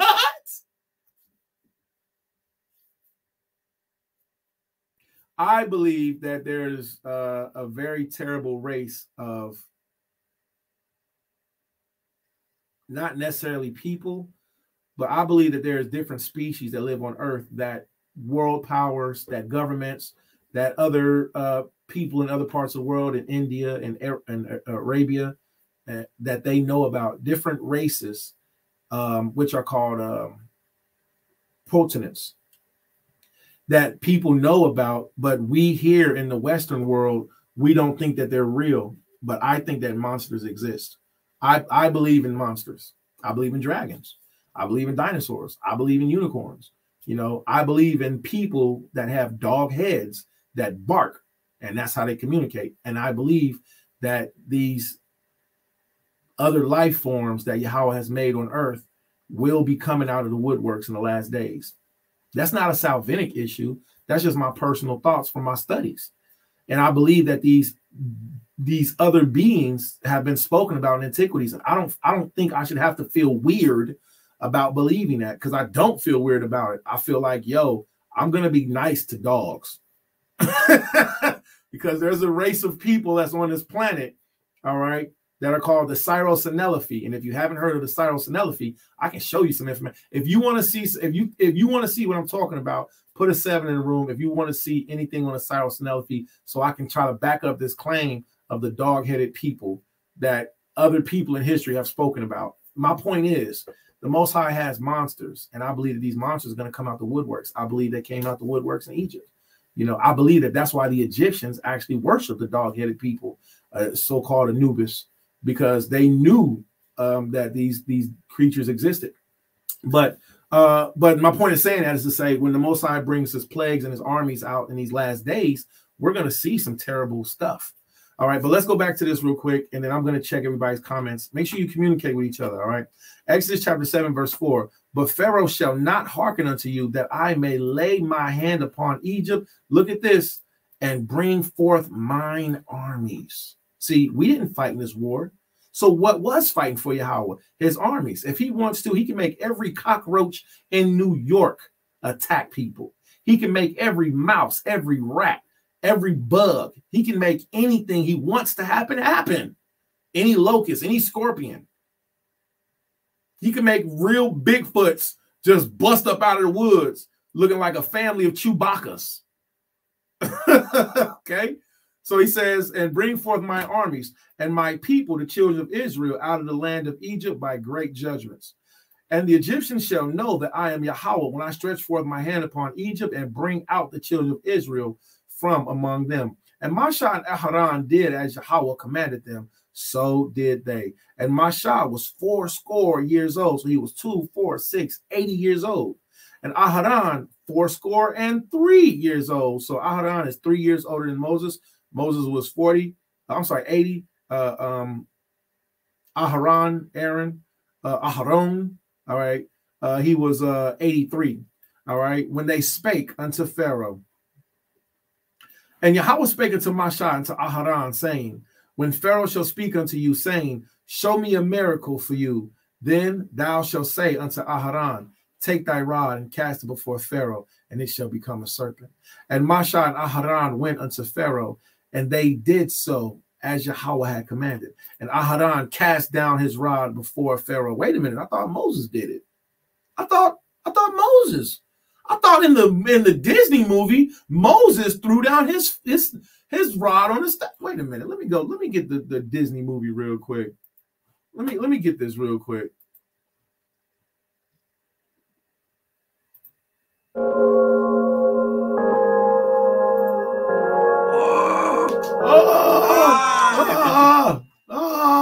No. What's the name of that movie, y'all? That movie is called what? What's the name of that movie? It's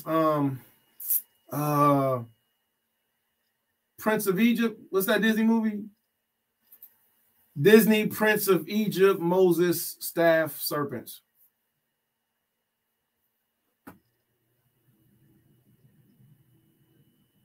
Hey, yeah, here you go. All right, here you go. Wait a minute. I think this is it. And the reason why I think this is so, wait a minute. Is that Aaron or Moses? I don't know who the hell that Gentile is. They made him brownish. Let's see the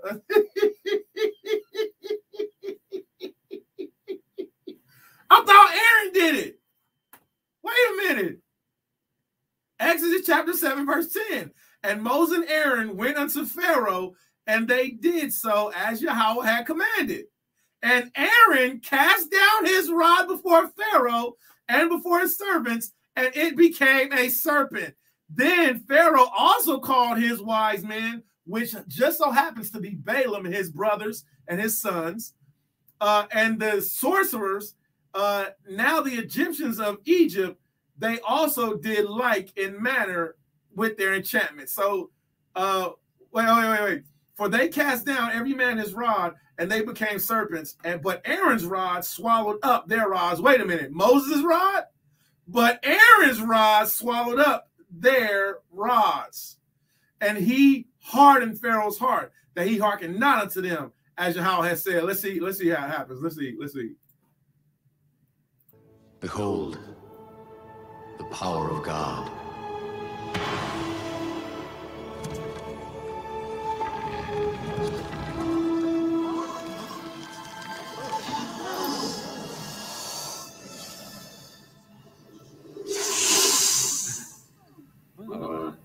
Impressive.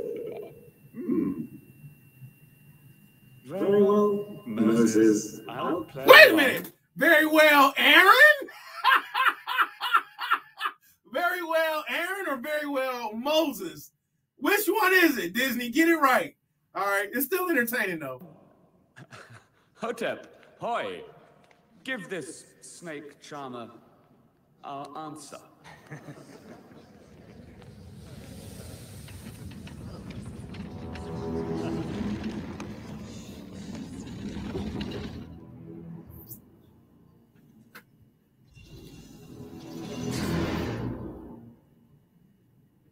Boy's about to get it. Choreographed it. Mut. Nut. Nefti. Nachmet. Sodek. Sakmet. Sokar. Salkat. Rishpu. Wajak. Anuri. Anukis. Feshmu. Neshhat. Hemsut. Tafut. Hek. Mahdet. Ra. Nut. Nut. Kata. Him. Sokar. Sodek. Wajak. Hek. Ra. Wow, being a man in the truth now, this really is more than what I never knew that they called out almost all the fake. I don't know if they called it all, but I never knew that they did that. I didn't catch that in 1998. I didn't catch that. All right, that they called out all of those false deity names and showed. Did y'all know that and showed representation of them? It's so much different being in the truth and going back and looking at this, man. That's crazy. Let's see. So you think you've got friends in high places with the power to put us on the run? Well, forgive us these smiles on our faces. You'll know what power is when we are done, son. You're playing with the big boys now. Playing with the big boys now. That's pretty. Every cell and gesture Tells you the best. you're playing with the big boys now. You're playing with the big boys now. You're playing with the big boys now. And they're chanting the names of the false gods in the background. I've never peeped that. Stop this foolish mission. What's a true magician? Give an exhibition how. Pick up your silly twig, boy. You're playing with the big boys now.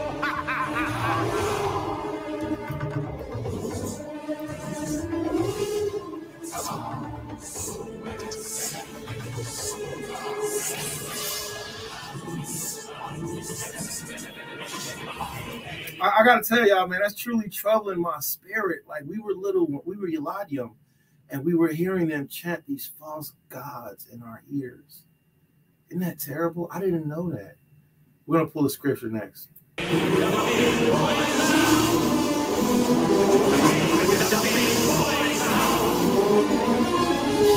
the might of Horus, you will kneel before us, kneel to our splendorous power. You put up a front, you put up a fight, and just to show we feel no spite, you can be our acolyte. But first, boy, it's time to bow. For it's you great you dig, for you're playing with the people. Playing with the people, playing with the people, playing with the people, playing with the people, playing with the people. That's something. That's something. I hope this video doesn't get flagged for playing that video and all of a sudden be like, hey, we're gonna mute your video because you played something that music in it, whatever. I hope it doesn't get flagged for that. I think I gotta say this. I don't own the rights to that music. I think I gotta say that. I don't care about it.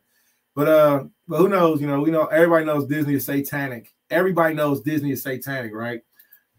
Wisdom of Solomon, chapter 7, KJV. All right, that's crazy, man. But so first of all, here, let me go back to this, man, because that just, I never thought about that. Like, okay, so we know that it was Aaron that cast down his rod. And now, how many of y'all had that song stuck in your head now? You're playing with the big boys now. I mean, how many of y'all got that song stuck in your head? All right. So verse 12, let's get back to this and then we'll pull another scripture. All right. So it says, for they cast down every man his rod and they became serpents. All right, let's go back to the top of this since we just seen it. All right, verse 10. And Moshe and Aharon went unto Pharaoh, and they did so as Yahweh had commanded. And Aharon cast down his rod before Pharaoh and before his servants, and it became a serpent. Now, another thing that's so stupid about that is that in the last chapter, in chapter 6, it tells us about all these elder men that were from the tribe of Levi. And remember, Levi wasn't in captivity with the other tribes. Levi didn't agree to working with the Egyptians. They didn't build. They was like, nah, we're not gonna do that. Okay, we're not working with y'all. We're not coming to no agreement.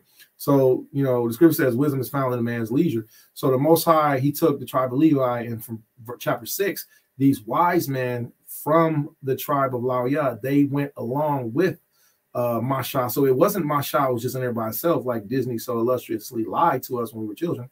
And it wasn't Masha who threw down his staff. So it should have been a whole council of Levite men that was in there with Masha and with Aaron. Okay, that's one thing.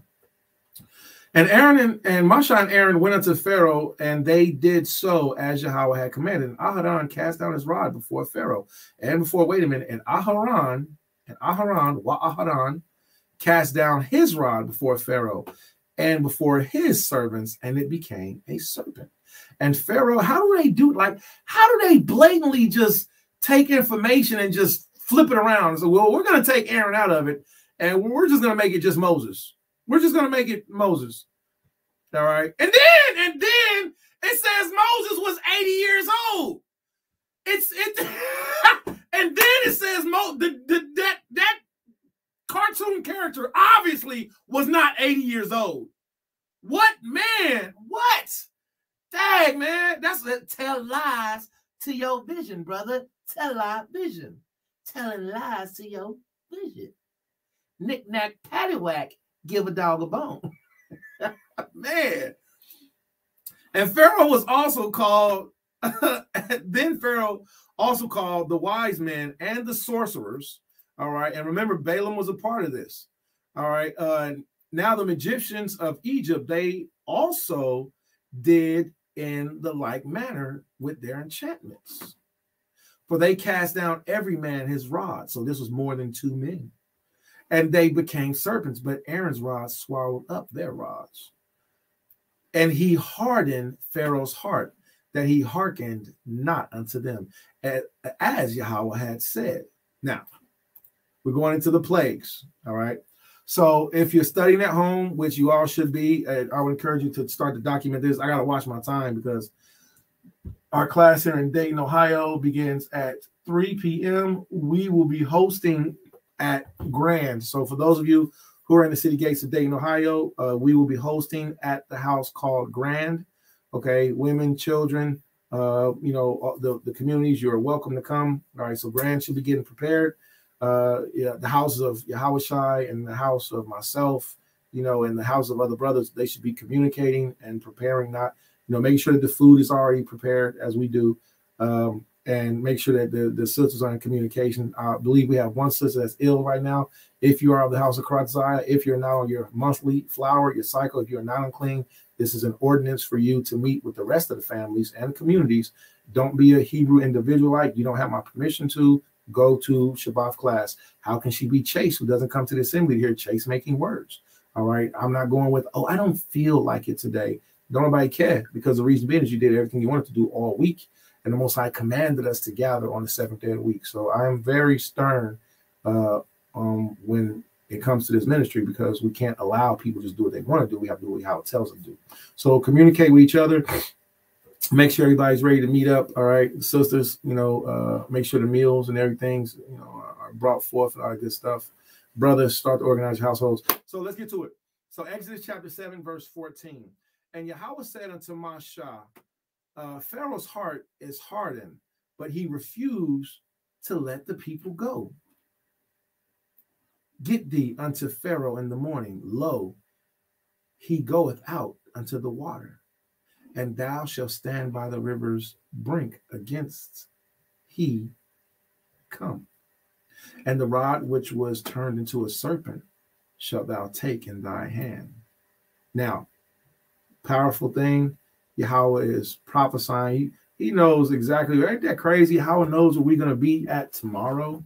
He says Pharaoh's going to be down by the river tomorrow. I want you to meet him down there. Let me pull up a scripture real quick. If you have this blue book right here, if you have this Flavius Josephus book, I'm going to help you be able to find this story in Josephus, okay? So we're going to go to the very back of it, and in the very back of it, it will, Midian, Masha right hand to his bosom, and obeyed, took it out, and it was like chalk. Moses Aharon returned into Egypt, Pharaoh, the 10 plagues. Okay, so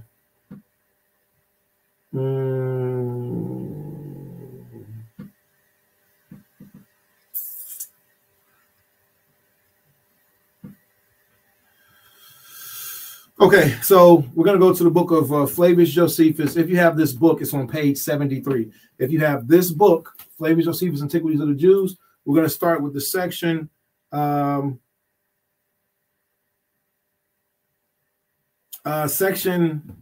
book number 2, chapter 14. Okay. All right. So let's pull it up. All right. Josephus, we're going to go right here. Book number 2, and we're going to go to book number 2. We're going to go to chapter.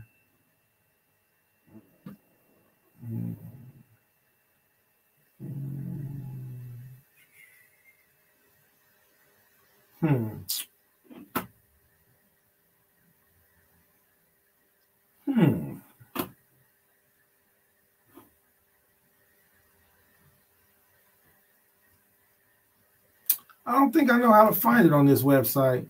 I think I have to find it by reading. I know how to find it in the book, but you see, Masha was not daunted. King, not myself, despised wisdom of the Egyptians. Magic trick, divine power exceeds man. But when Masha was not daunted by it, he said, I do not despise wisdom of the Egyptians, but I say that I do so much superior, or he's divine. Turn himself into a servant, I made it. All right. And when he had done this, he cast his rod. Okay, cool. So let's start from right here. All praise. All right. So and then from okay. Oh man, Yahweh's good. All we have to do from here is just go one click forward. All right. So let's see what we just read. Okay.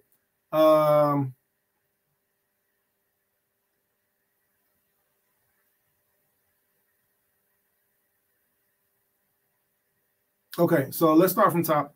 All right, it says, O king, I do not myself despise the wisdom of the Egyptians, but I say that what I do is so much superior to what these do by the magic arts and trick, as the divine power exceeds the power of man. But I will demonstrate what I do is not done by craft or counterfeiting, what is not really true, but that they appear by the providence and the power of Allahaya. Okay, so let's go forward, and we're gonna go one click forward.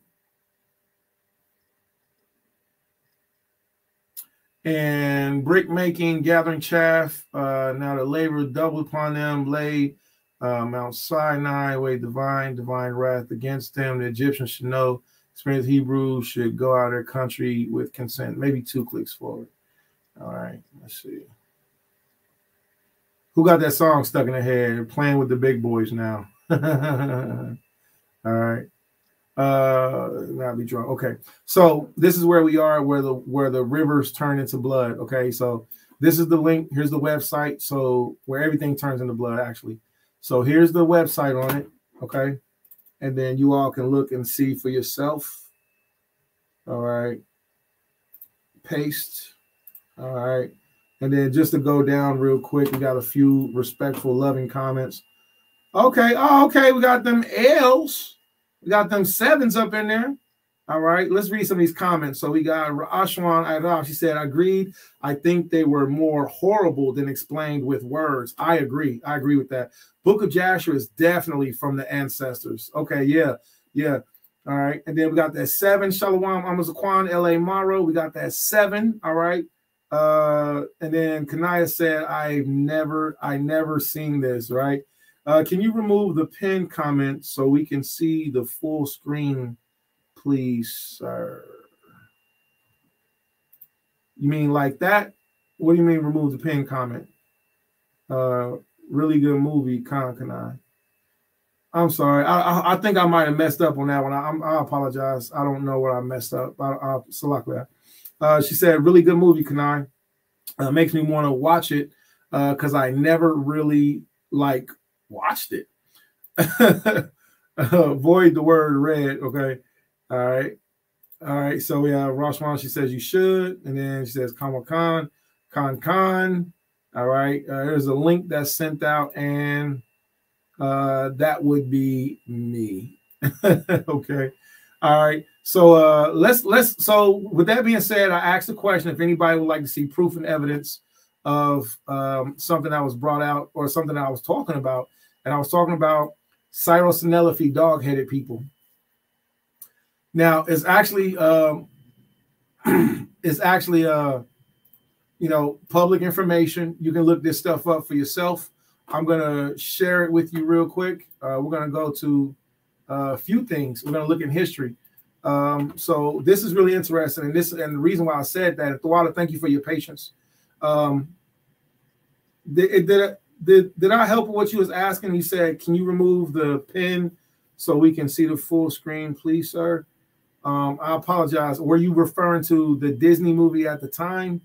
All right, were you referring to that? And again, salute, shout out to Yapar Creations. Shout out to Nawa'ah for blessing the nation with the 3 holy colors, and different things to help us to be able to see, what we have. This is the symbol for Mashar Yasha'Allah, the government of Israel.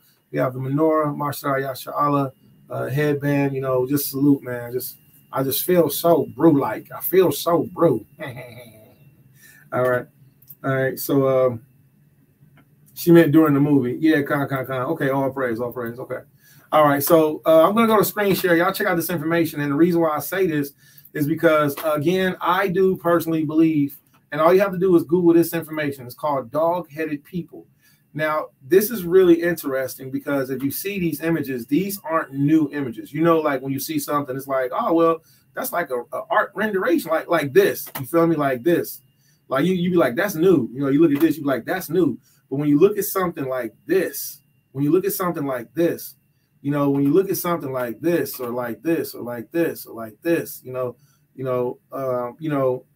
like one of the things that used to bother me was when I was younger, we would see this thing called dogs. There was a thing called dogs playing poker, like this, like this is new. Like people can Photoshop anything, but why was it in antiquities there were pictures and carvings of walking dogs? And somebody might think I'm bugging, but I mean, I've took time to look it up.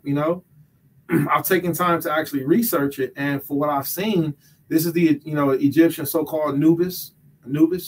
All right, this one is really interesting. All right, living books about history. Okay, this is really interesting. Living books about history is really interesting. So we know that this is a Photoshop thing that's right here. We know that this is Photoshop, but you got to ask yourself, like, why are these ancient pictures, all right, in history? Dog-headed people, or people born with deformities. This is a dog-headed person. This is a person with no head, but they have a head in their chest. This is a person with one eye, a person with one big foot. And I know that might sound strange, but what if? This is an actual picture of a person that was called Saint Christopher, which the Catholic Church documented. All right, so Saint Christopher, the dog-headed Syro-Sineliphi. This is the name right here. All right, let me see if I can. I'm going to get this word right here. I'm going to use that. Let's see. Let me see. Copy. And then I'm going to pull out a book. And I like talking about this subject. And the reason why I like talking about this subject is because, for one, I like talking about stuff that people don't talk about. Why can I take here? I'm going to put this link in here. All right. All right, look. And then you all can Google this for yourselves. All right, look this information up. Take that word right there.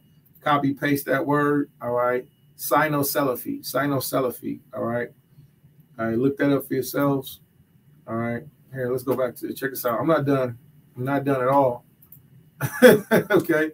Sino-Salafi real. All right. So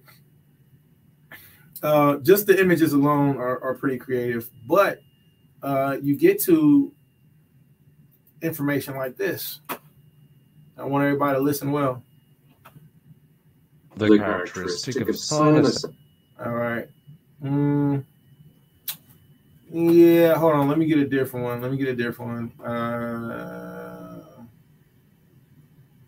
Voices from the past. All right, this is a good one. Voices from the past.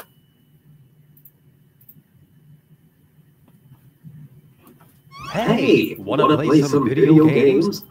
No, not right now. Now, listen to this information. Tell me what y'all think about it. You know, is it worth looking into?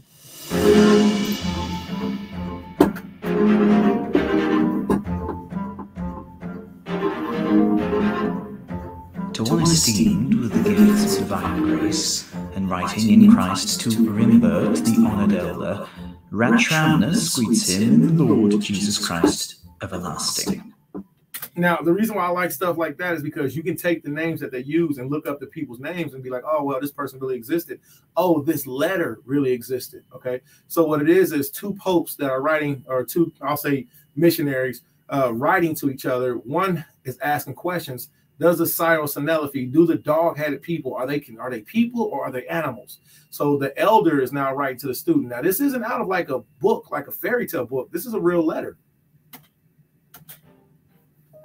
After you were informed of our request, you wrote to us about these things you were able to learn concerning the nature of the Synagophali, and you pleased me more than a little. Indeed, I'm going to revise very little of what you claimed about them, but you will know that by no means did I come to this sentiment out of the torpor of carelessness, but that I was in fact uncertain of what was not attested by the presence of an informer. But now, Brother Solward is coming to us and will return to you, and given this opportunity, we were anxious to briefly disclose what we thought concerning your investigation. For you are asking what you ought to think of the Synagophali, namely, whether they were descended from Adam's stock, or if they have the souls of beasts. This question can be briefly settled as follows. If we were to consider the kind of people there are, it should seem obvious that there had been descended from the offspring of the first humans. And of course, it is impossible to suppose that a person came from some other origin than through the means of their earliest ancestors. If we ponder about the species of beasts, named as such by humans, by their nature they don't communicate. Meanwhile, with this knowledge, if we were indeed satisfied with our supposition, which is clearly held by the learned church ministers, then they, the Synagophali, should be considered closer to beasts than humans, if in fact they have a canine head shape and bark like dogs. It shows they are not humans, but are similar to beasts. Next. A human head is round and placed on top so he can behold the heavens, whereas the dog's head is oblong and drawn out in a snout so he looks to the ground. And humans talk, but dogs, in fact, bark. Truly, from these letters you kindly sent us, while they studiously report the nature of these Synagophali, they indicate several things which seem to agree that they have the reasoning mind of a human, rather than the sensibilities of a beast. Evidently, they uphold the laws of their society, they are said to live together in houses, they practice agriculture, they harvest crops, they show that they respect customs which are not beastly by clothing themselves with human-like modesty. And this is evidence for their sense of shame. They don't just use hides for garments, but you even wrote that they have cloth. Now, in a way, all these things seem to testify that a rational mind is present within them. For since a civil society may be described as the unification of degenerate people equally under the same law, and since these synocophali are said to live together with each other in communal houses, I believe the distinguishing factor of civility fits in helpfully with such creatures. And if in fact they form a crowd when they gather together, they can only live together under some kind of lawful agreement. Indeed, where some type of law is preserved, it is also held together with the unanimous agreement of wills. And any sort of law cannot exist where it isn't decreed by collective consent. Certainly, laws can neither be set in place nor ever preserved without some kind of moral instruction. Truly. Now, your letter shows that they cultivate fields, plough the earth, and sow seeds in the countryside to gain profit, and that they are skilled in craft. These traits would be completely unknown if the synocophali were not endowed with a reasoning mind to support them. And as a matter of fact, it is reasonable to look for the purpose of a single action. Where there is a purpose, what is it that makes the soil fertile? Why did it yield an abundance of seed? Without the agricultural knowledge of these things, could never be cultivated. Moreover, they have the diligence of a rational mind to know how to make clothing from either hide or wool or linen, for they could not obtain these things without some kind of workmanship, and the knowledge of craft is only bestowed upon a rational mind. But to clothe themselves in shame is a sign of honour, which is not sought for unless they can judge in their mind the difference between disgrace and decency. And surely no one can blush about their modesty unless they happen to have some concept of decency. Now, nobody, except someone who lacks reason, would deny that these things are all characteristic of a rational mind. On this subject, when you say that there seems to be other things among the synocophali, you give evidence that a rational mind really is present in them. Truly, man is distinguished from the beasts only by his rationality. People seem to be better at reasoning than... Y'all imagine one of them things walking up to your door and knocking on your door and be like, "Arr!" than animals. The published account of the martyr Saint Christopher. And here goes something else too. Here goes something else. He's about to go into a subject on a synocophali who was martyred because he believed in Christ. I didn't make this stuff up. The stuff is in history. It's there. I think that would be kind of dope though to have one of them as a homie. Like yo, that's my dog. Like yo, that's my dog. Like, calm down, kid. Calm down, kid. That would be kind of dope. Like have him as a homie though. I was be looking at him like, hey dog, man, because then I wouldn't feel bad being like, yo, what up, dog? Hey, what's up, my dog? Hey, you all right, dog? Like that would make DMX would have loved to have a relationship with the synocophali. And then check this out too. If history proves, or time to prove that these synocophali do exist, I think that it's very important for us to be nice to dogs. Right? Be nice to dogs, because you don't want these mugs busting out on you at the end of the world. Like I don't know. I mean, like, you really want to beef with a dog-headed person? Like, I don't know. I got an imagination. I like playing Mortal Kombat. Don't fault me. All right. Listen. So that seems to adequately support this understanding. Now, as it was read there, he is thought to have come from this race of people, and he fully committed both his life and martyrdom to radiant virtues. Now, y'all can look this up. 3rd century martyr, Saint Christopher. Look up Saint Christopher, dog head martyr. Just Google the words. Yeah, I don't know what to say. It's there in history. Have fun with it. For it is believed that he was divinely influenced to be baptized with the help of a cloud pouring all over him, as evidenced by his account. Additionally, many things are being reported with spreading fame, things which seem to suggest these race of people is in command of rational thought. Isidore said that in his notes, when he was talking about the varieties of monsters which originated from the human race in the book of etymologies. Stop right there. So that's why we're going to now go into, all right, we're going to grab this apart, grab this book right here. All right. Oh, no. Oh, I turned off the monitor. Okay. So now we're going to look at what this man just referenced. All right. What this person just referenced, which is Isidore, which I encourage people, you know, get these annals, get these documents, you know, look them up and then research them for yourself. So this right here is called Isidore Seville's etymologies. Okay. So as you can see, he says, let's see what he says again. Isidore of Seville's. All right. In the book of etymologies.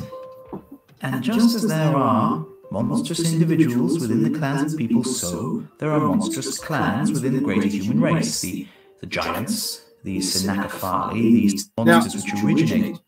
Now listen to what he says. He's naming off different races or different classes of people. Okay, I'm going to try to find it real quick. I think I'm in the wrong book, but listen to what he says. In his notes, when he was talking about the varieties of monsters which originated from the human race in the book of etymologies, and just as there are monstrous individuals within the clans of people, so there are monstrous clans within the greater human race. His account. Additionally, many things are being reported with spreading fame, things which. So in this book, etymologies, all right, there's a section that talks about different races of people. All right. Now, this is an old book. It's called Isidore of Seville's Etymologies, complete English translation of Isidore Hispanius Escopi, Etymolium Sive Originum. And it says this is volume 2. Okay. So basically what Isidore did was he just took information and he just broke everything down for us, you know. Isidore, whether he's an Israelite, I can't say or not, but I do know that he teaches from the Israelite perspective. But I can't say officially if he was or if he was not an Israelite. So let's see what he says. This section is called, chapter 3 is called Potence. All right. Portents.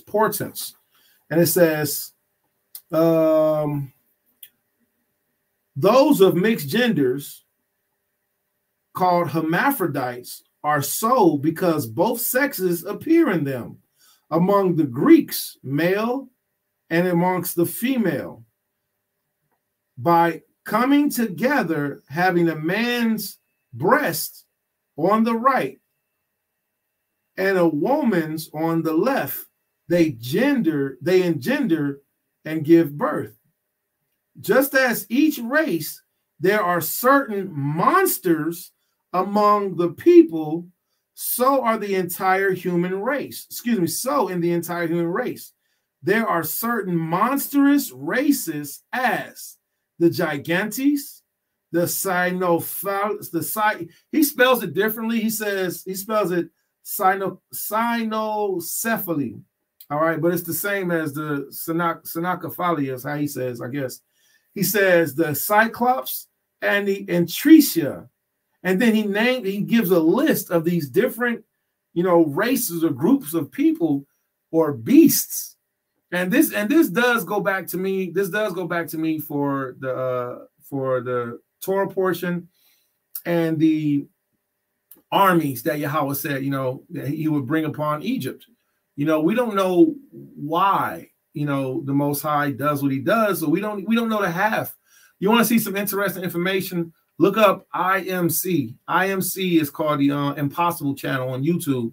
The Impossible Channel on YouTube. And this guy, he shows like all of these weird things that are happening around the world that we just can't explain. Don't think that it's just us and that's it, you know. Or if somebody has a broader spect of saying, hey, you know, I think things could be like this. Don't fault them because of that, you know.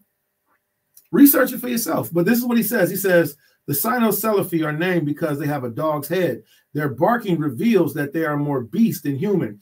They originate in India. India also brings forth Cyclops, named because they are shown to have a single eye in the middle of their forehead.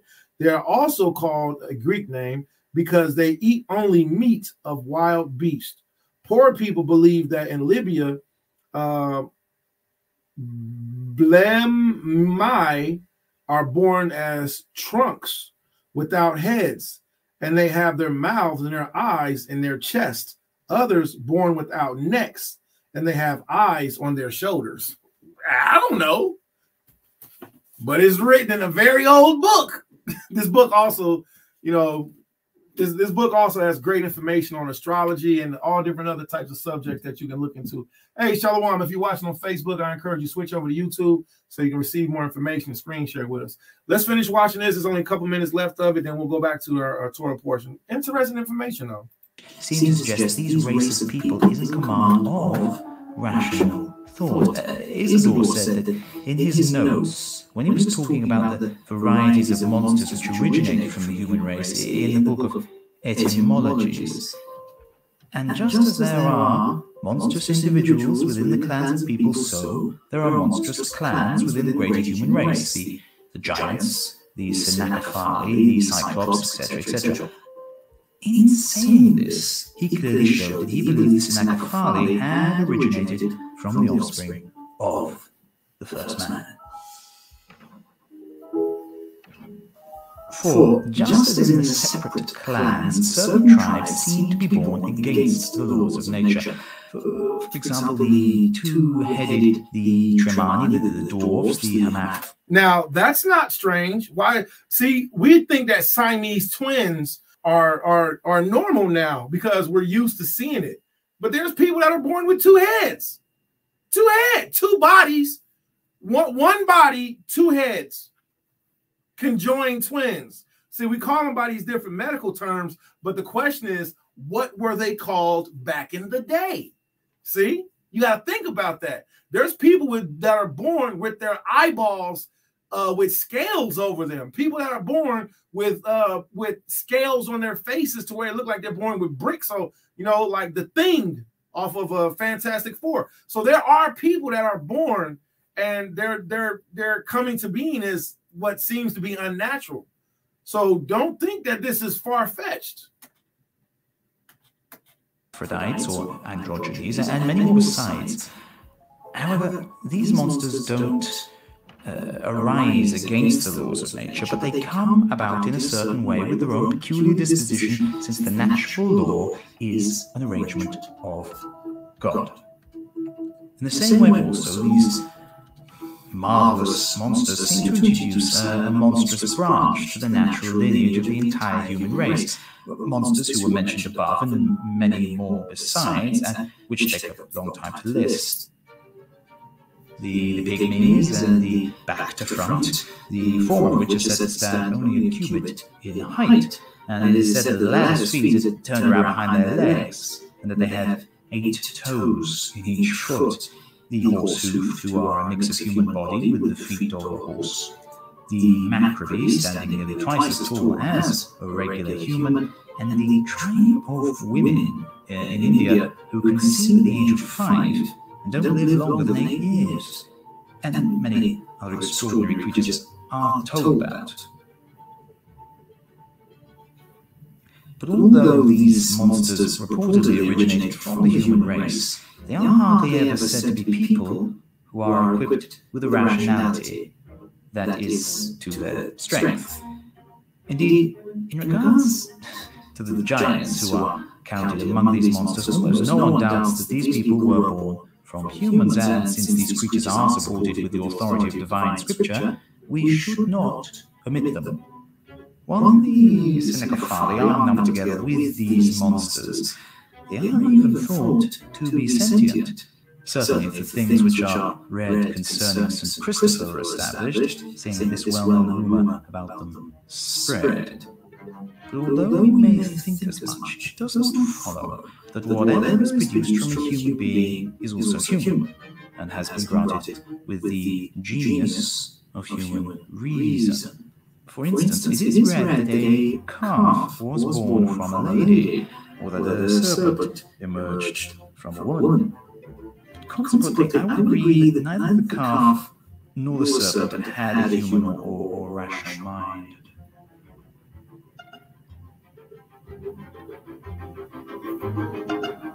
All right, so we'll stop the video right there.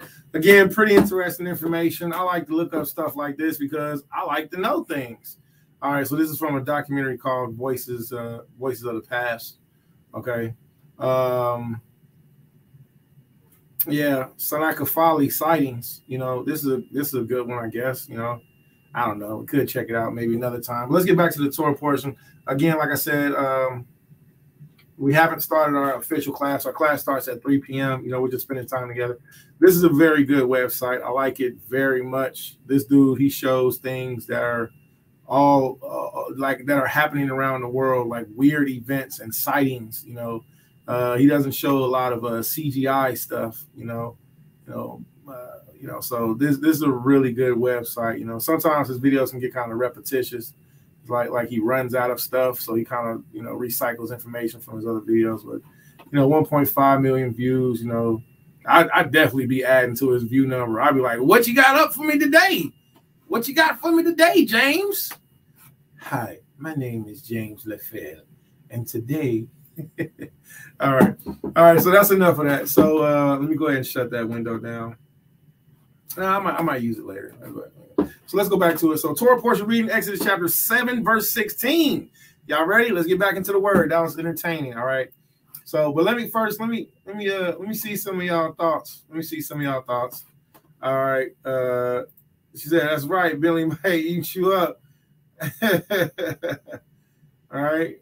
Right. You said you too, right? Yeah, you too. Yeah. I'll be into that stuff, man. I'll be looking into it because we don't know what Yahweh has. Yahweh does have monsters. All right. Yahweh does have monsters. Okay. And we can't be so small-minded just to think that everything that's directly around us is all that it is. It's not. It's not all that it is. All right. So while we're on this same subject, let's pull a scripture before we get back to reading the Torah portion. And it do be interesting because it's like, okay, there's videos of creatures that are on this earth. There's videos of creatures that are on this earth, and we can't explain what these creatures are. You know? Let's go to let's see. Okay, we're gonna go to Wisdom of Solomon chapter 17. I had pulled up Wisdom of Solomon earlier, but I ended up saying chapter 7. Let's go to Exodus 17. Where I was sitting rock in there, so why not of it? Many people drink and Masha did so inside else. All right, so let's get let's do this. Wisdom of Solomon chapter 17 KJV. Now, why is this important to look up? It's important to look up because we're looking at the time frame where Yahweh had brought the plagues. And when he brought the plagues, he did terrifying things. Okay, everybody see the screen? No, we haven't started. Let me start the screen share. I'm glad I went back and checked because I smooth be reading and I don't be on screen share. So check this out. So this is in the book of Wisdom of Solomon, and it talks about the plagues. Okay, it talks about the plagues, and it talks about Balaam, and it talks about the magicians, and it talks about what Yahweh did. It's in the book of Wisdom of Solomon, chapter 17, and it reads, "For great are thy judgments, and cannot be expressed." So, like the sister Rashwan said, you know, they're more than likely more terrifying than what we can word what he did, what Yahweh did. "Therefore, unnurtured souls have erred." So the Hamites who oppressed us, they erred.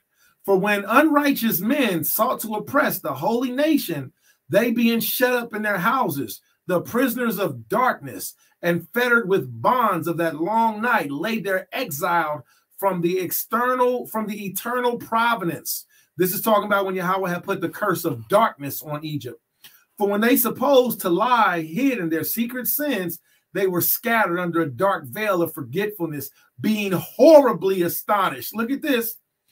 "And troubled with strange apparitions. You see that?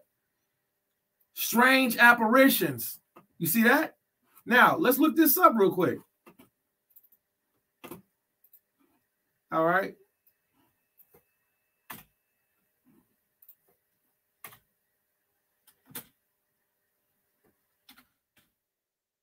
Apparitions definition. What is an apparition? Apparition, a ghost-like or an image of a person. And that's cool, but let's go to dictionary.com. Let's get some synonyms. All right, what's an apparition?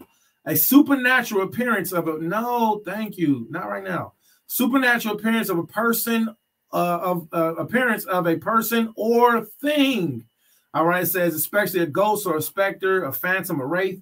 Anything that appears, especially something remarkable or startling. So if you had a Syro-Senelophi run up on you, you know, because you was oppressing the children of Israel, that would be a remarkable thing to see. Okay? The act of appearing, a manifestation. Okay? So let's go to apparitions, and then one of my favorite websites, dictionary.com. All right, we're going to go to the synonyms. All right, words that are synonymous. Boogeyman, chimera, delusion, hallucination, haunt, illusion, phantasm, phantom, revenant, specter, spirit, spook, visitants, bump in the night. So an apparition ain't something that you really want to see. Okay? Words that are autonomous, certainty, a fact, reality, truth, animate, a being. So these are not what an apparition is, all right? Apparition is something you can't explain. It's something terrifying that you see. Okay, let's get back to this. All right, man, I didn't know that y'all. When y'all start doing so many commercials, man, dang. All right, so let's go back to this. So, Wisdom of Solomon, chapter 17.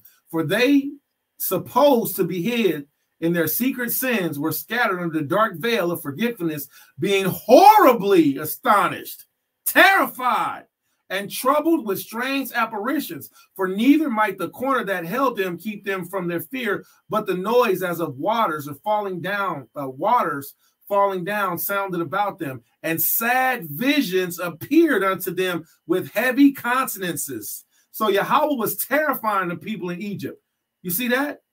No power of fire might give them light, neither could the bright flames of the stars endure to lighten that horrible night. And I want y'all to remember something. This same darkness that Yahweh did in Egypt, he's gonna use it again. He's used it multiple times. I can't say more. I don't know how many times the creators used it, but he has a special darkness that's terrifying.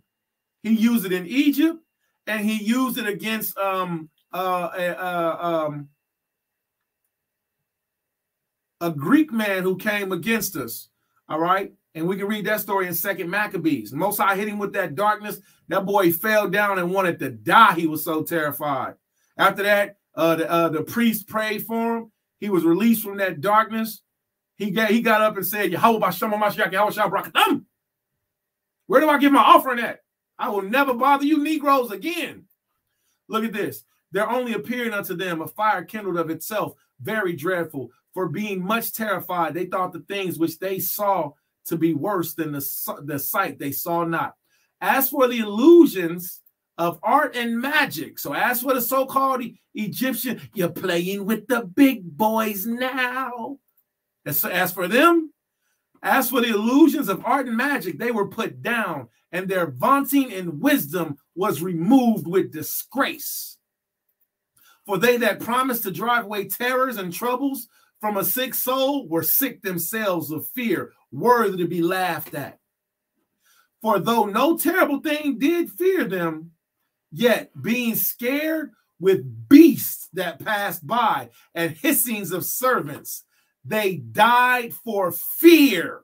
Yahweh scared them to death in Egypt, denying that they saw the air which could on no side be avoided. For wickedness condemned by their own witness is very timorous, and being pressed with the conscience always forecasteth grievous things. Watch this, it gets worse. For fear is nothing else but the betraying of the succors which reason offereth, and the expectation from within being less counted the ignorance more than the cause which bringeth forth torment. But they sleeping that same sleep that night, which was indeed intolerable, and which came forth them out of the bottoms of inevitable hell, were partly vexed. Look at this. With what? With monstrous apparitions. Monstrous apparitions. So when I tell you Yahweh got monsters, Yahweh got monsters. He wrote about his own monsters. He writes about the evil angels and the wild beasts. Were partly vexed with monstrous apparitions, and partly fainted their hearts, failing them for a sudden fear, and not look for come upon them. Let's see. Let's research. Let's just do this real quick. All right, real quick. Copy. Let's do let's put in the word monstrous apparition. Just see what pop up. Let's just fun. Just for fun. All right. That's crazy. I put in monstrous apparition. Look at Wisdom of Solomon 17 popped. Wisdom of Solomon 7. If I Google image, monstrous apparitions. All right. They got a bunch of video games. That might be because of my Google search. All right. Monstrous apparition. Let's get monstrous apparition, and then let's get definition. I think that's fire though. You put in monstrous apparition and the Bible pops up. That's fire. You can't get around that. All right. Monstrous apparition definition. I'm gonna have to put that in the verse. Monstrous apparition definition. Diluting your vision. I don't know. Apparition, phantasm, phantoms, a term of supernatural appearance. Both phantom denote illusion appearance, as in a dream. The former may be pleasant, while the later usually frightening. Okay, man, I don't know. Monstrous, you know. I mean, I don't care. Anything that got the word monster, monstrous, I don't want nothing to do with it. All right, I don't want nothing to do with no damn monsters at all, whatsoever. And to know that the Most High has monsters, I'm cool. And that's another thing about it too. We don't know what the creator, we don't know what the creator of heaven and earth, we don't know what he has. All right. There's another one. I know this is IMC and Apostle Channel. There's another one called Slap Ham. I'm calling it. This is Slap Ham. This miracles, marvels, and monsters in the Middle Ages. All right. I'm gonna have to look into this. I don't know anything about this. This is okay. I'm gonna have to get this book. All right, I'm gonna have to get this book right here. That's why I opened it up. All right. So again, I've never seen a psychonelophy, dog-headed people. I've never seen them. Not quite sure mentally I would be ready to, not quite sure I would be ready to, but what's his name? Marco Polo. Marco Polo talked about him also. Marco Polo talked about him. Okay. Historical accounts of the dog-headed people. All right, I'm gonna have to look into that. Why is there so much ancient art about this subject? Why isn't it talked about? Why did I have to get a book that's back from whatever century that talks about this? All right, the Travels of Marco Polo mentions the dog-headed barbarians on the island of Agmanian, I don't know where that is, or the Adman Islands. For Polo thought these people grow spices. They are nonetheless cruel and all just like big mastiff dogs. I think that's interesting. I have no idea where this island is. Let's see. All right, let's see. Y'all bear with me. I'm just having fun studying. I like learning. My mama, she used to sit me down. I used to read them zoo books. I used to have to sit down and read a book. I had to read a book till I fell asleep. It was over once I got into comic books, though. Once I got into comics, it was over. All right. I was like, oh man, wow. All right. I loved reading in. All right. It's a very large island. The people are without a king, idolaters, no better than wild beasts. This is in the book of Marco Polo. Okay. Yeah, I don't know anything about this, man. Wow, that's crazy. Good. When you pull that name up, you know, I took out the word Cyrus-Penelope. I took out dog-headed people. I took all that out, and this is what popped up. So where? Okay, and this is what what's his name? What's his name? Hey, this one right here, this image right here, kind of funny. It kind of look like he like doing like this, like I'm gonna eat you later. All right, I'm gonna eat you when you go to sleep. That's funny. But this is interesting. I got a lot to learn. Isidore of Seville, he said that these people come from these islands that are in India. That's really interesting. Which I wouldn't be against. I'm really going to look into this a little more. Now I'm just getting more information for myself. You know, that's really interesting. I would like to go there. You know, I know that the elders was talking about going to India and doing ministry there more. I'm going to go ahead and shut this information down. You know, if anybody want to check it out, let me copy paste it. You can look for yourselves. Again, very interesting, something that you can look at for yourselves. That didn't even take all that information. Sorry about that. All right, let's get back to the scriptures because now I'm just having fun studying. All right. I'm going to leave this one up for myself for later. That's pretty cool. That's pretty cool. Okay, so let's get back to it. So Exodus chapter 7, verse 16. Y'all ready? All right, let's read. And thou shalt say unto him, Yahweh the Elohai of the Hebrews have sent me unto thee, saying, let my people go, that they may serve me in the wilderness. And behold, hitherto thou wouldest not hear. Thus saith Yahweh, in this thou shalt know that I am Yahweh. Behold, I will smite with the rod that is in mine hand upon the waters which are in the river, and they shall be turned into blood.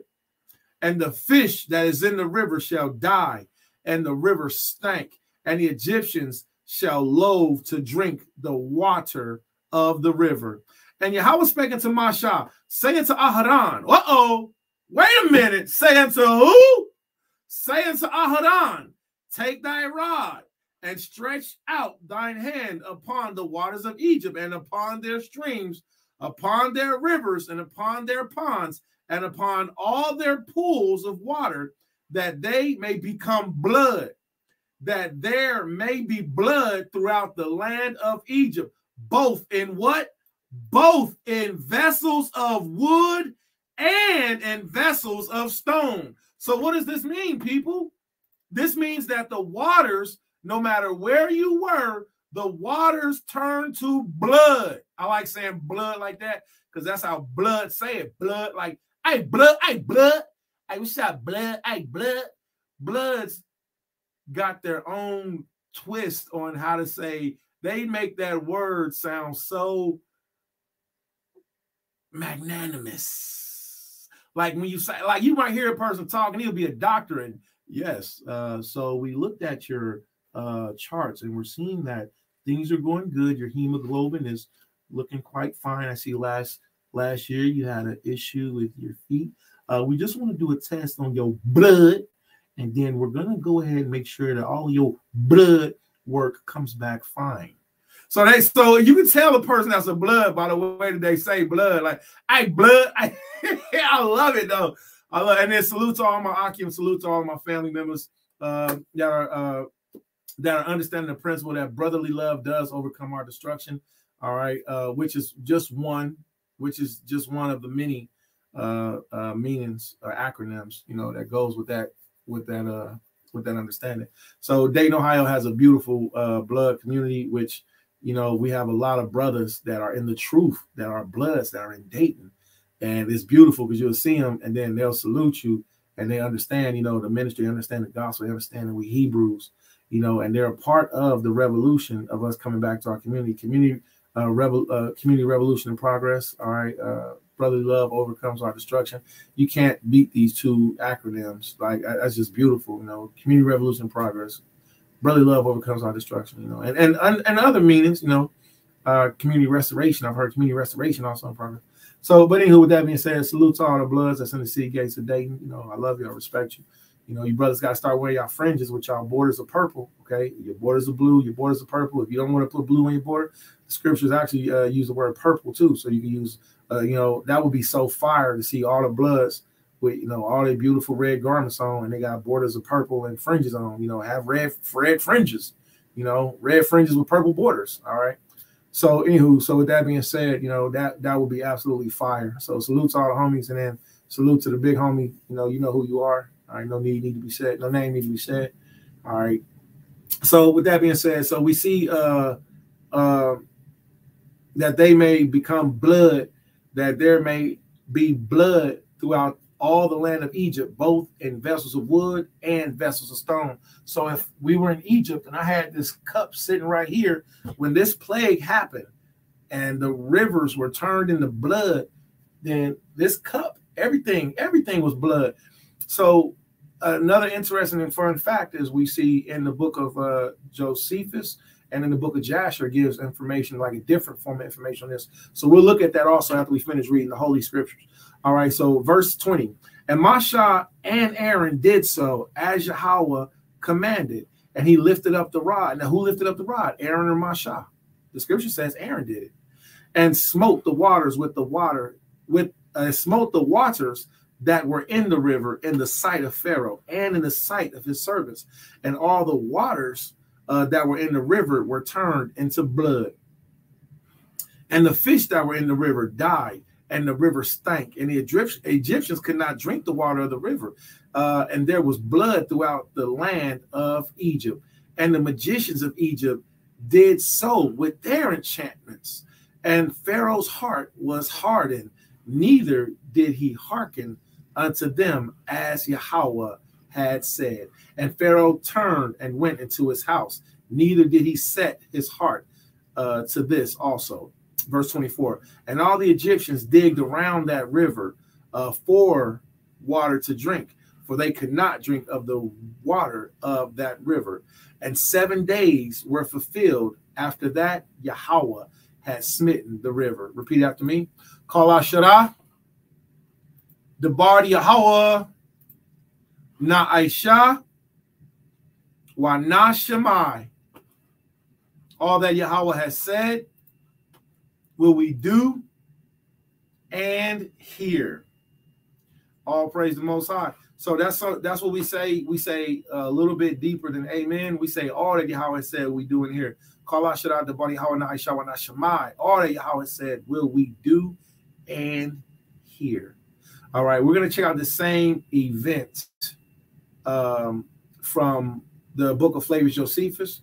Okay, I'm going to copy the link. We're going to share the link, and we're going to give it to everybody who would like to study with us. All right. Right. All right. Okay. So let's go to Flavius Josephus, and it reads, this is Flavius Josephus, Antiquities of the Jews, book number 2. This is line 293.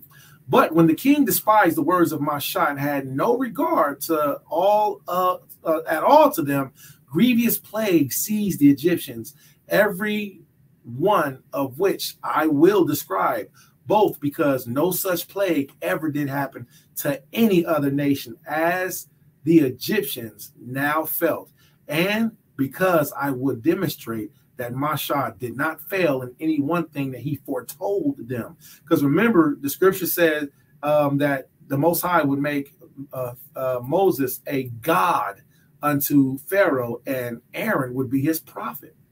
So everything the Most High said, Moshe stood there and said it. And then Aharon, he was like, boom. So it was Yahweh working through Moshe and Aharon. So Yahweh said, look, say this. Moshe say it. Then Aaron, he, boom, made it happen. All right. So, and because it is good, it is for the good of mankind that they may learn this caution, not to do anything that may displease the Most High, lest he be provoked to wrath and avenge their iniquities upon them. For the Egyptian river ran with blood water at the command of Allahiah inasmuch that it could not be drunk. And they had no other spring of water, neither for the water that was not only the color of blood, but it brought upon those that ventured to drink it great pains and bitter torment, such as the river to the Egyptians. But watch this, y'all. This is beastie. Such was the river to the Egyptians, but it was sweet and fit for drink to the Hebrews, and no way different from what it had naturally used to be. Ain't that beautiful to hear? I know some of y'all are like, what? Like, I didn't know that. What? This is why I like reading the antiquitous text, because you'll see something different and you'll be like, that makes sense. Because the water was okay for us to drink, but the Egyptians couldn't drink it. We could drink it. And the Most High commanded that we don't drink blood. But the water was regular water to us, but to them it was blood, and they couldn't drink it. Did you know that? Have you ever read that? Isn't that interesting? All right. Let's get it.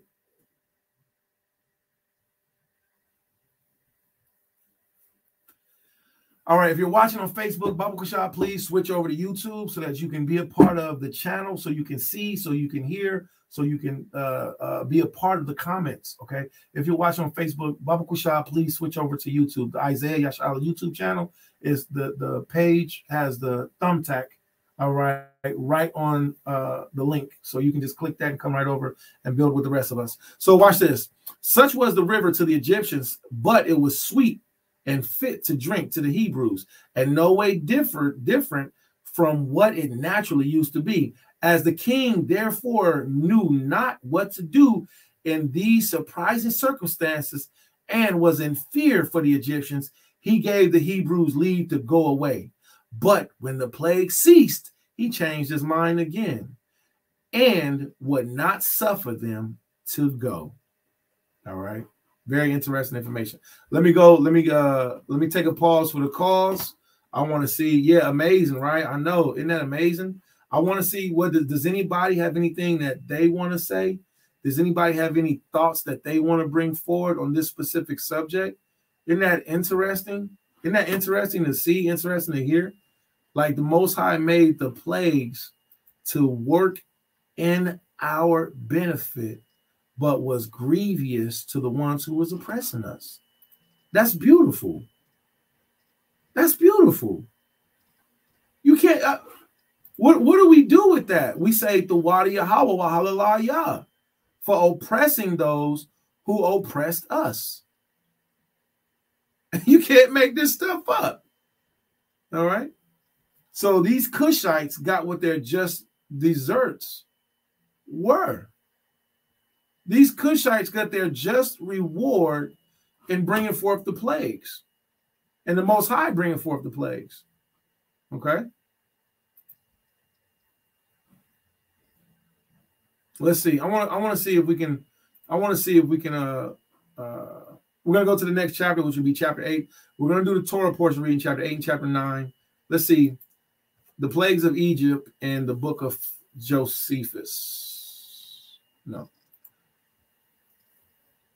The plagues of Egypt and the book of Jasher. All right. So let's see where can we find that specific chapter at. It's through chapter 79 through chapter 81. So I'm going to start. I'm going to go to this website called Sacred Text.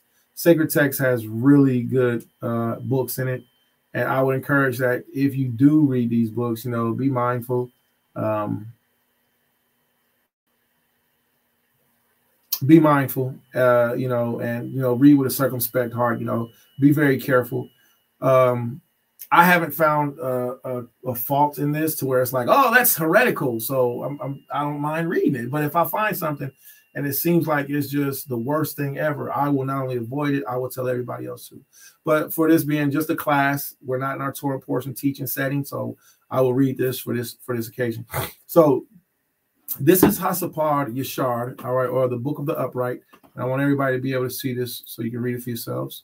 All right, let's see.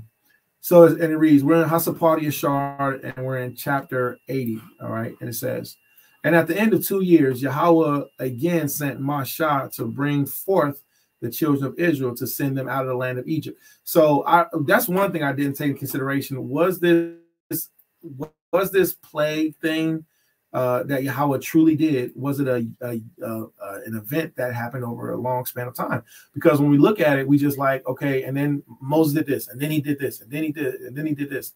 But what was it? Was it stretched out over a long time? I don't know. I don't know. But it's worth it to think about it, because it could cause you to want to go back and research these things, and that's what I like to do. I like to look stuff up. So I'm actually going to go to chapter 79. I'm going to go to chapter 79. If anybody would like, I could share the link to this book. Okay. Let's see. And I'm going to go to the end of this chapter and see. And Mashah and Aharon, when the kings present, drove them and ordered the labors of Israel. And the king's anger was kindled in their words. And Mashah, behold, stretch out the hand, heavy plagues, Pharaoh was sent. Okay, so let's start right here. All right, so we're in the book of Yashar, the book of the upright, chapter 79, verse 54. And Mashah returned to Yahweh and said, why hast thou ill-treated thy people? For since I came to speak to Pharaoh, what thou didst send me for, he has exceedingly ill used the children of Israel. And Yahweh said unto Mashah, behold, wilt thou see that, behold, thou wilt see with an outstretched hand and heavy plagues, Pharaoh will send the children of Israel from his land. And Mashah and Aharon dwelt amongst their brethren, the children of Israel in Egypt. That's some interesting information. All right. And as for the children of Israel, the Egyptians embittered their lives with heavy work, which they imposed upon them. And at the end of 2 years, Yahweh again sent Mashah to Pharaoh to bring forth the children of Israel and to send them out of the land of Egypt. And Mashah went and came to the house of Pharaoh and spoke to him the words of Yahweh who had sent him. But Pharaoh would not hearken to the voice of Yahweh, and Alahiah aroused his might in Egypt upon Pharaoh and his subjects, and Alahiah smote Pharaoh and his people with very great and sore plagues. And Yahweh sent by the hand of Aaron and turned the waters of Egypt into blood. So that correlates with the Bible. It doesn't say Moses, so that's a good thing.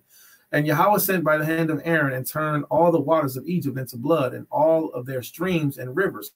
Now, what we want to look at right here is find out, are there going to be any extra details that's given to us, like as some might say filler or more information that talks about the blood and the rivers and the waters. Let's see what it says. And when the Egyptians came to drink and draw water, he looked into his pitcher, and behold, the water was turned into blood. And when he came to drink from his cup, the water in the cup became blood. And the women kneaded their dough to cook their victuals. Their appearance was turned into blood. So that's something to take into consideration too. You need water to cook your food. So you get your water from the river, and then when you use it to knead your dough, when you pour it out, instead of it being water, it's blood. It's like, all the water is turning into blood. And Yahweh sent again and caused the waters to bring forth frogs. And all the frogs came into the house of the Egyptians, and the Egyptians drank, and their bellies were filled with frogs, and they danced in their bellies as they dance when they are in the river. And all the water and all the drinking water and cooking water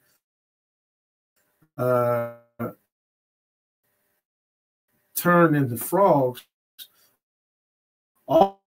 Also, when they lay in their beds, their perspiration bred frogs.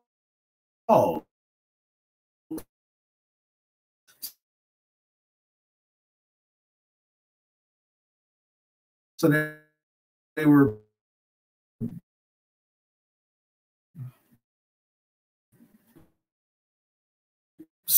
sweating out tadpoles, notwithstanding, right? which is not named after a person. All right, so it's not named Jasher as a person, like a person named Jasher wrote this.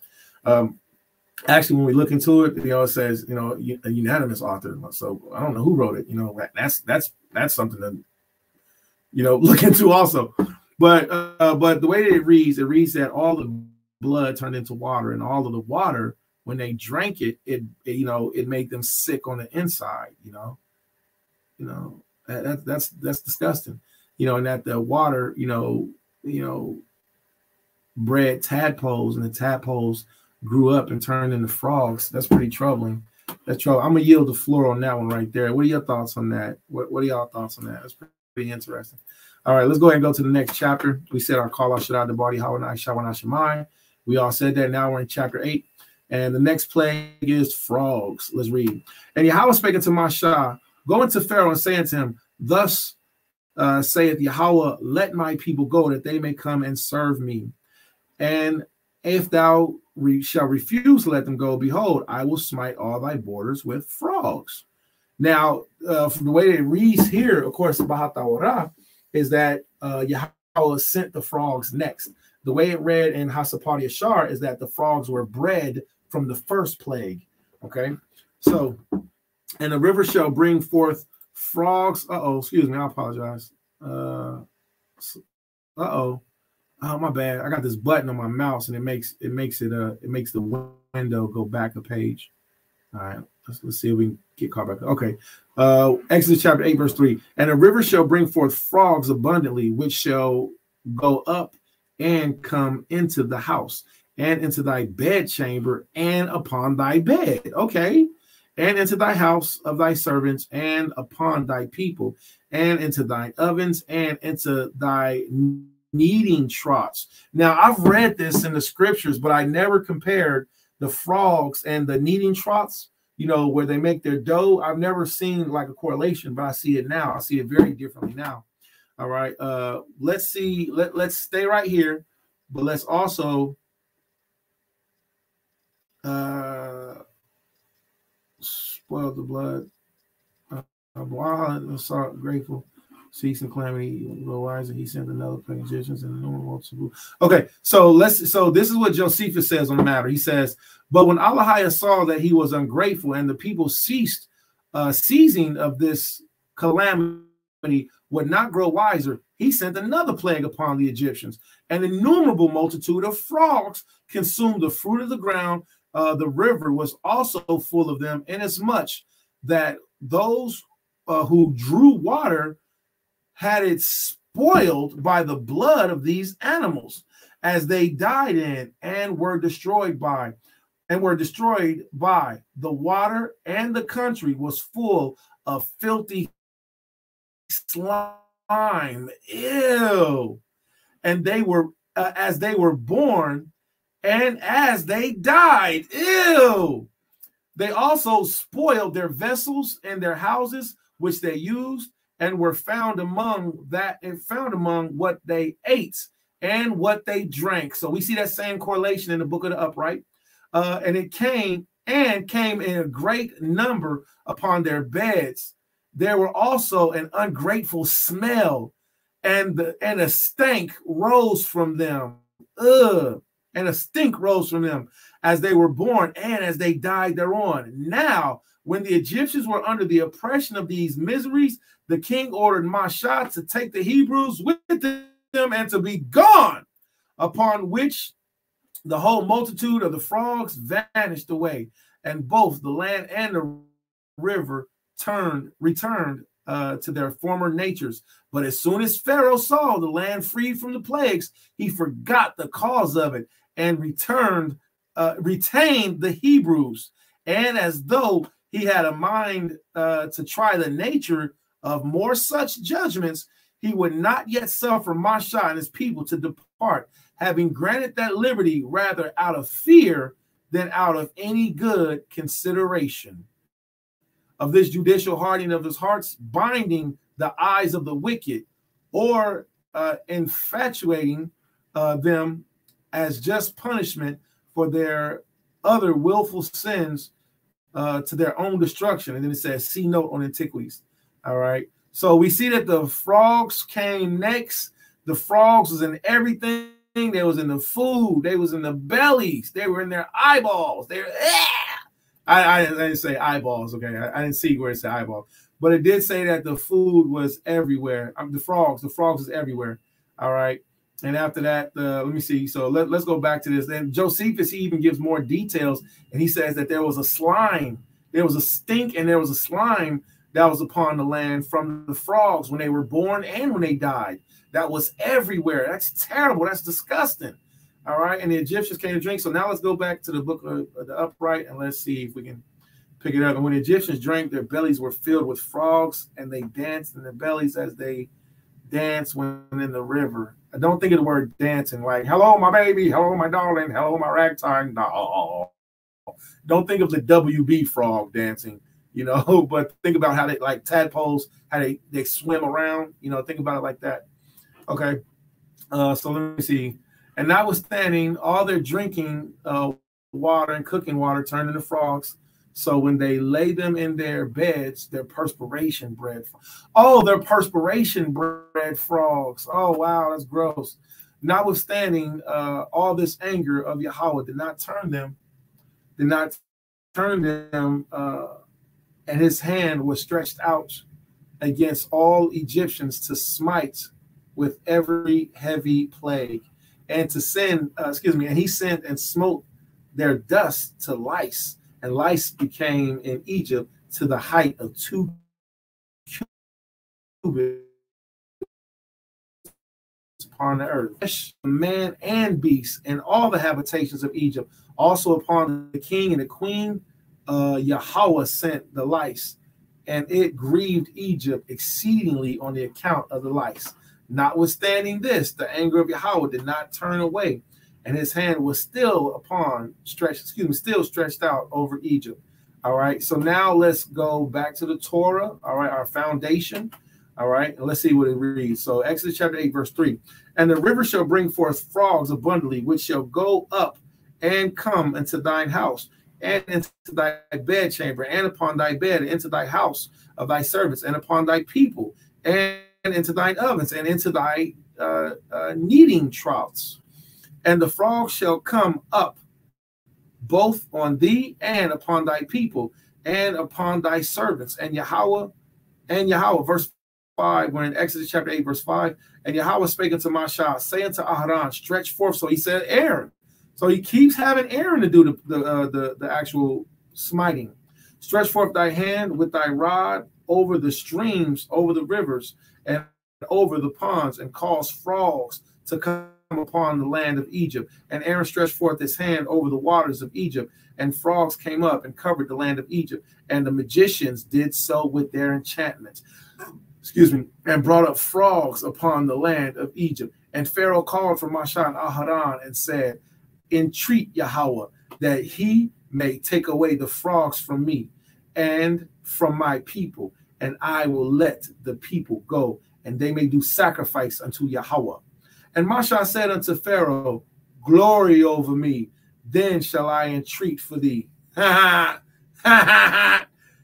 for thy servants, and for thy people, to destroy the frogs from before, from thee and thy house, that they may remain in thy river only. So he was saying in form of a question. Let me read that again. And Mashah said unto Aharon, glory over me. Wait, I gotta really break it down in Hebrew. When shall I entreat for thee and for thy servants and for thy people to destroy the frogs from thee and thy house, that they may remain in the river only? And he said, tomorrow. And he said, be it according to thy word, that thou mayest know that there is none like unto Yahweh our Elohim. And the frogs shall depart from me, from thee, and from thy house, and from thy servants, and from the people. They shall remain in the rivers only. And Mashah and Aharon went out from Pharaoh, and Mashah cried unto Yahweh because of the frogs which he had brought against Pharaoh. And Yahweh did according to the word of Mashah, and the frogs died out of the houses out of the villages and out of the fields. And they gathered them together upon heaps, and the land stank. And when Pharaoh saw that there was respite, he hardened his heart and hearkened not unto them, as Yahweh had said. And Yahweh said unto Mashah, say unto Aharon, stretch out thy hand and smite the dust of the land, that it might become lice throughout all the land of Matazari, throughout all the land of Egypt. And they did so, and Aharon stretched out his hand with his rod and smote the dust of the earth, and it became lice in men and in beasts. This is very important. This means the lice were inside the people. They had frogs inside their bellies. They had lice in their skin. That's disgusting. That's probably why Hamites is all dry and ashy today. All right. And all the dust of the land became lice throughout all the land of Egypt. And the Egyptians did so with their enchantments to bring forth lice, but they could not. So there were lice upon man and upon beasts. Then the Egyptians said unto Pharaoh, this is the finger of God. This is the finger of God. Now these Negroes want to say God is doing this. Hey, you know what? We can't make these lights pop up out of the dust like Aaron and Moses doing. I think this is God, Pharaoh. And Pharaoh's heart was hardened, and he hearkened not unto them, as Yahweh has said.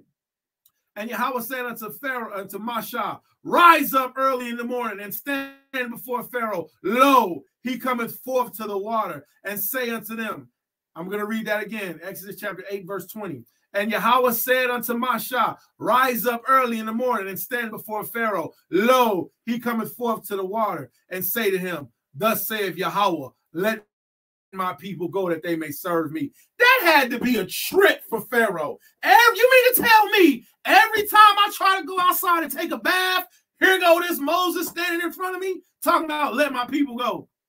Every time. How you know I'm taking a bath? Who told you I was out here? I didn't tell nobody I was out here. Why is Mashah and Aaron standing in front of me? Negro, I just want to take a bath. I got lice all on my skin.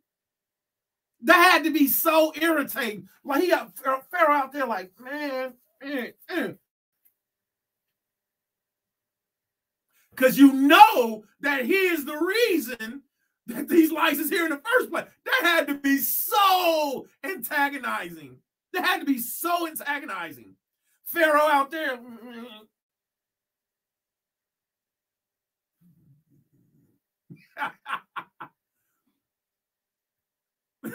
Exodus chapter 8, verse 20. Just think about that, though. Think about the psychology of that. Like Pharaoh, every time Pharaoh go out to take a bath, there go Moses standing right there. Who told you? Who told you I was going to be out here? Verse 20. And Yahweh said unto Mashah, rise up early in the morning and stand before Pharaoh. Lo, he cometh forth to the water, and say unto him, thus saith Yahweh, let my people go that they may serve me. Else, if thou wilt not obey my people, if thou wilt not let my people go, behold, I will send swarms of flies upon thee, and upon thy servants, and upon thy people, and into thy houses. And the houses of the Egyptians shall be full of swarms of flies, and also the ground whereon they are. And I will sever in that day the land of Goshen, in which my people dwell, that no swarms of flies shall be there, to the end that thou mayest know that I am Yahweh in the midst of the earth. So he says, I'm the power and I'm in the earth. Ain't no flies gonna be in, it's gonna be cool over there in the projects. Ain't gonna be no tornadoes in the projects. Ain't gonna be no hurricanes in the projects. But y'all gonna get hit with all of these. Watch these trailer parks get blew away though. All right. Verse 23. And I will put a division between my people and thy people. Tomorrow shall be and there came a grievous swarm of flies into the house of Pharaoh and into his servants' houses, and into a swarm of flies Now let's go to our antiquities. All right. Let's go to our antiquities. Let's see what Josephus says on the subject. All right. So we're in Flavius Josephus, Antiquities of the Jews, book number 3, book number 2, and we're in paragraph, line 300. And it reads, accordingly, Alahiah punished his falseness with another plague and added to the former. So the flies was along with the lice. For there arose out of the bodies of the Egyptians an innumerable quantity of lice, by which, wicked as they were, they miserably perished, as not to be destroyed. As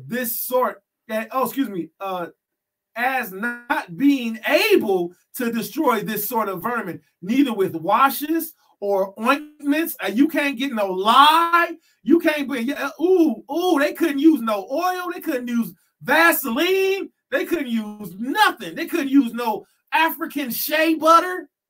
Them lice was popping out of them like little beads of popcorn coming out their skin. That's nasty. At which terrible judgment the king of Egypt was in disorder upon the fear unto which he should reason himself, lest his people should be destroyed. And that the manner of this death was also reproachful. They was dying from bugs coming out of their bodies. And you Negroes want to still rock with these Hamites?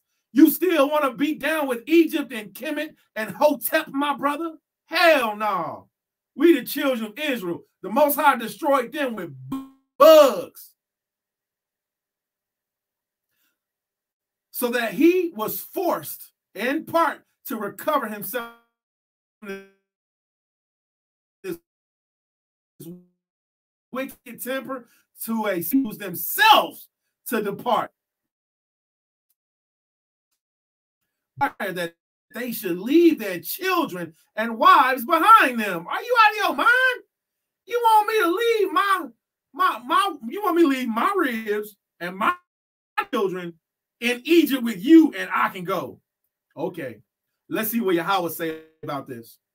As pledges of their return, whereby he provoked Alahiah to be more vehemently angry with him, and as if he thought to impose on his providence, and as if it were only Mashah and not Alahiah who punished the Egyptians for the sake of the Hebrews, for he filled that country full of various sorts of pestilential creatures with their various properties, such as indeed had never come into the sight of men before. Don't tell me the Most High don't got monsters. Don't tell me Yahweh don't got hidden insects. The Most High got bugs. He got beasts. He got creatures. He got stuff that go bump in the night we don't know about. Man, y'all better stop playing and be afraid to sin. Be very afraid to sin. If you're watching on Facebook, please switch over to YouTube. You'll get so much more out of this, okay? From that perspective, you just see a big shaped head yelling at people, okay? So if you're watching on Facebook, switch over to YouTube. The YouTube link is right there. Click that YouTube link and come on over here. Make sure you subscribe when you get there too, all right? As the plagues, listen what he says. As the plagues of their return, whereby he provoked Alahiah to be more vehemently angry with him. Look at this. For he filled that country full of various sorts of pestilential creatures. It don't just say flies. Now, when we read in Hebrew, remember in the King James, it's broken down to a simpler form. And there's nothing wrong with that. Flies is just fine to say by itself. Then you start to Google different types of flies, and you be like, what the hell is that? You mean that fly actually likes to gather around my eyeball? You mean to tell me that fly likes eyeball juice? And the Most High just sent an innumerable amount of them. Wait a minute. What about the flies that like to eat earwax? Wait a minute. What about the flies that like to drink saliva?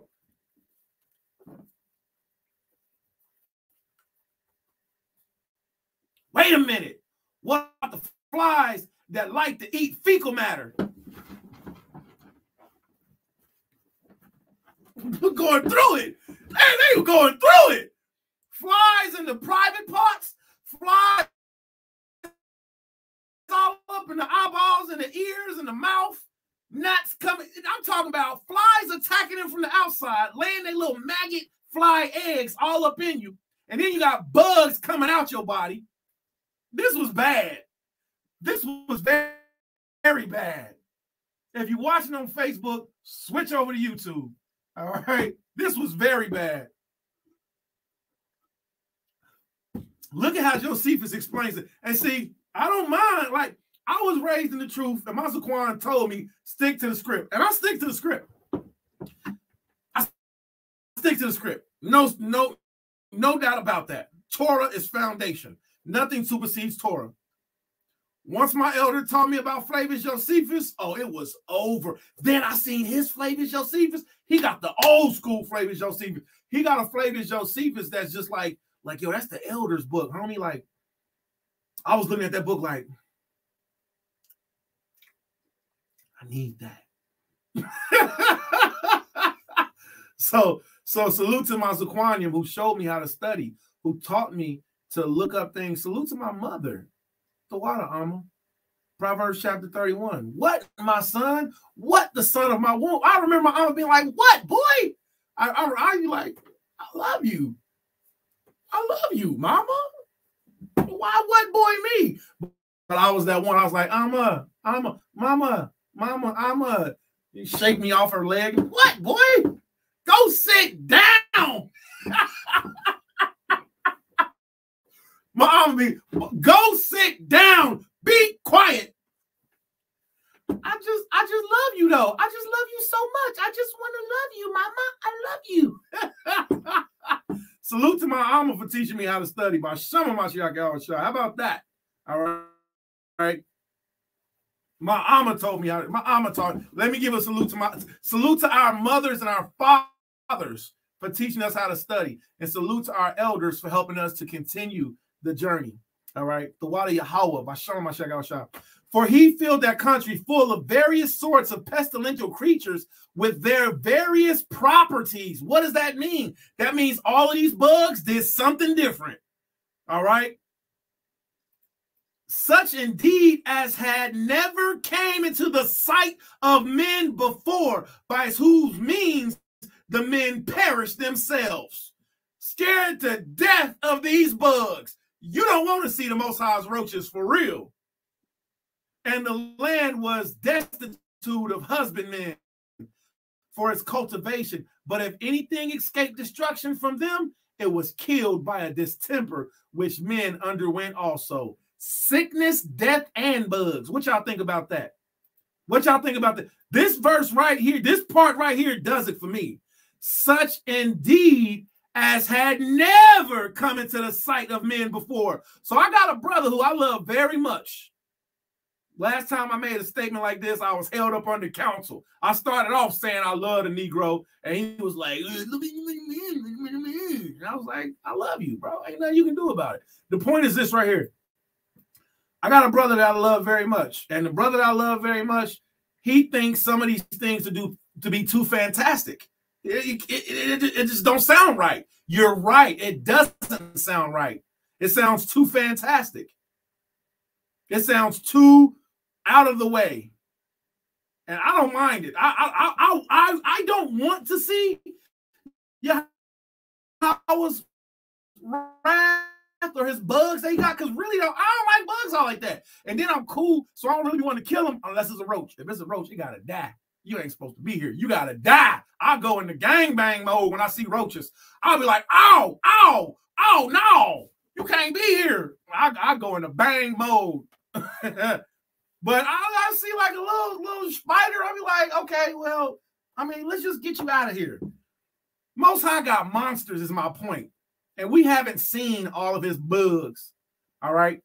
We need somebody that has a study in bugology to show us some of these creatures that Yahweh have that's terrifying. Some of these terrifying bugs. Okay. All right, let's read on. We're still in Josephus. But when Pharaoh did not then not even then yield to the will of Allahiyah, but while he gave leave to the husbands to take their wives with them, yet insisted that their children should be left behind. Allahiyah presently resolved to punish his wickedness with several sorts of calamities, and those worse than the foregoing, which yet had so generally afflicted them, for their bodies had terrible boils. We're going to stop right there. We're going to come back on them boils. All right. We're going to come back on them boils. All right. So let's read down. Let's go back to this. Now this is where it's about to get fantasticer. All right. That's put that in my books. Put that in my word. This is about to get even more fantasticer. Okay. You thought the first stuff was fantastic. This is about to get fantasticer. All right. Put that in the book. Now, remember, I told y'all that if you read the plague account in Jasher, you're going to see some crazy stuff. I don't know who decided to do this, okay? But in the book of Jasher, it talk about some crazy stuff that happens during the plagues. So we're going to read some of this crazy stuff, and I'm not afraid to read it to you. Apparently, other people are afraid that if you read it, they're going to call you some type of, oh, he off or something like that. Call me. Call 614-999-2677. Talk to me about me being off. All right?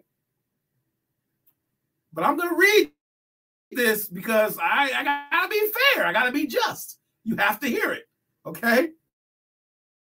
All right, but the Torah is our foundation. So we're going to stop at the plague of the boils. That's what we're going to stop at with our antiquities. We're going to go back to the Torah. All right. Let's see. Vehemently angry with them, provoked Moses did, the second Hebrews, country filled with various sorts. Okay, so this is our main point. For he filled that country with full of various sorts of pestilential creatures with their various properties. And such indeed as had never come into the sight of men before. Now, I'm going to copy paste this, and that's from Flavius Josephus, okay? This is what Flavius Josephus said. Karatazaya didn't say that. Flavius Josephus said it, okay? Wait, hold on. Let me rock with y'all in the comments real quick, all right? All right, so in the comment section, all right, we got the laugh. That's good. I like to see the family laugh. All right. Rashwan said, amazing. Yadadaya. All right. Yadadaya Yashala. Frogs in the belly. That's a whole new level to turn. Bubble guts. That's a whole new level to the term bubble guts. They had the bubble guts. And then, and then they had the poop. I didn't even think about that. Yadadaya. Also, salute to you, Yadadaya. I didn't even think about that. They had the poop. So they had frogs in the belly because they were drinking the water that was blood water. And there was tadpoles, and they was dancing in their belly, you know, doing the daggone the WB frog. Hello, my baby. Hello, my darling. They had to poop them out. That's nasty. That's nasty. They had to pee them out, and I feel really extra dummy super sorry for the women. All right. All praise the Most High. Shalom to you. Yahweh Shema. Hallelujah. All praise the Most High. That's right. That's right. What, boy? What, boy? Yeah, man, that's a good one, man. A whole new meaning to the word, to the phrase bubble guts. Man. That's a real good one. All right. So let's see. We're gonna check out this antiquitous text. All right, and we're gonna see. Now, remember, we're gonna stop at the curse of the boils in our antiquities. But we're gonna go back to the Torah and pick it up from there. Okay, so this is Hasapati Ashar, or the Book of the Upright, or the Book of Jasher, chapter 80.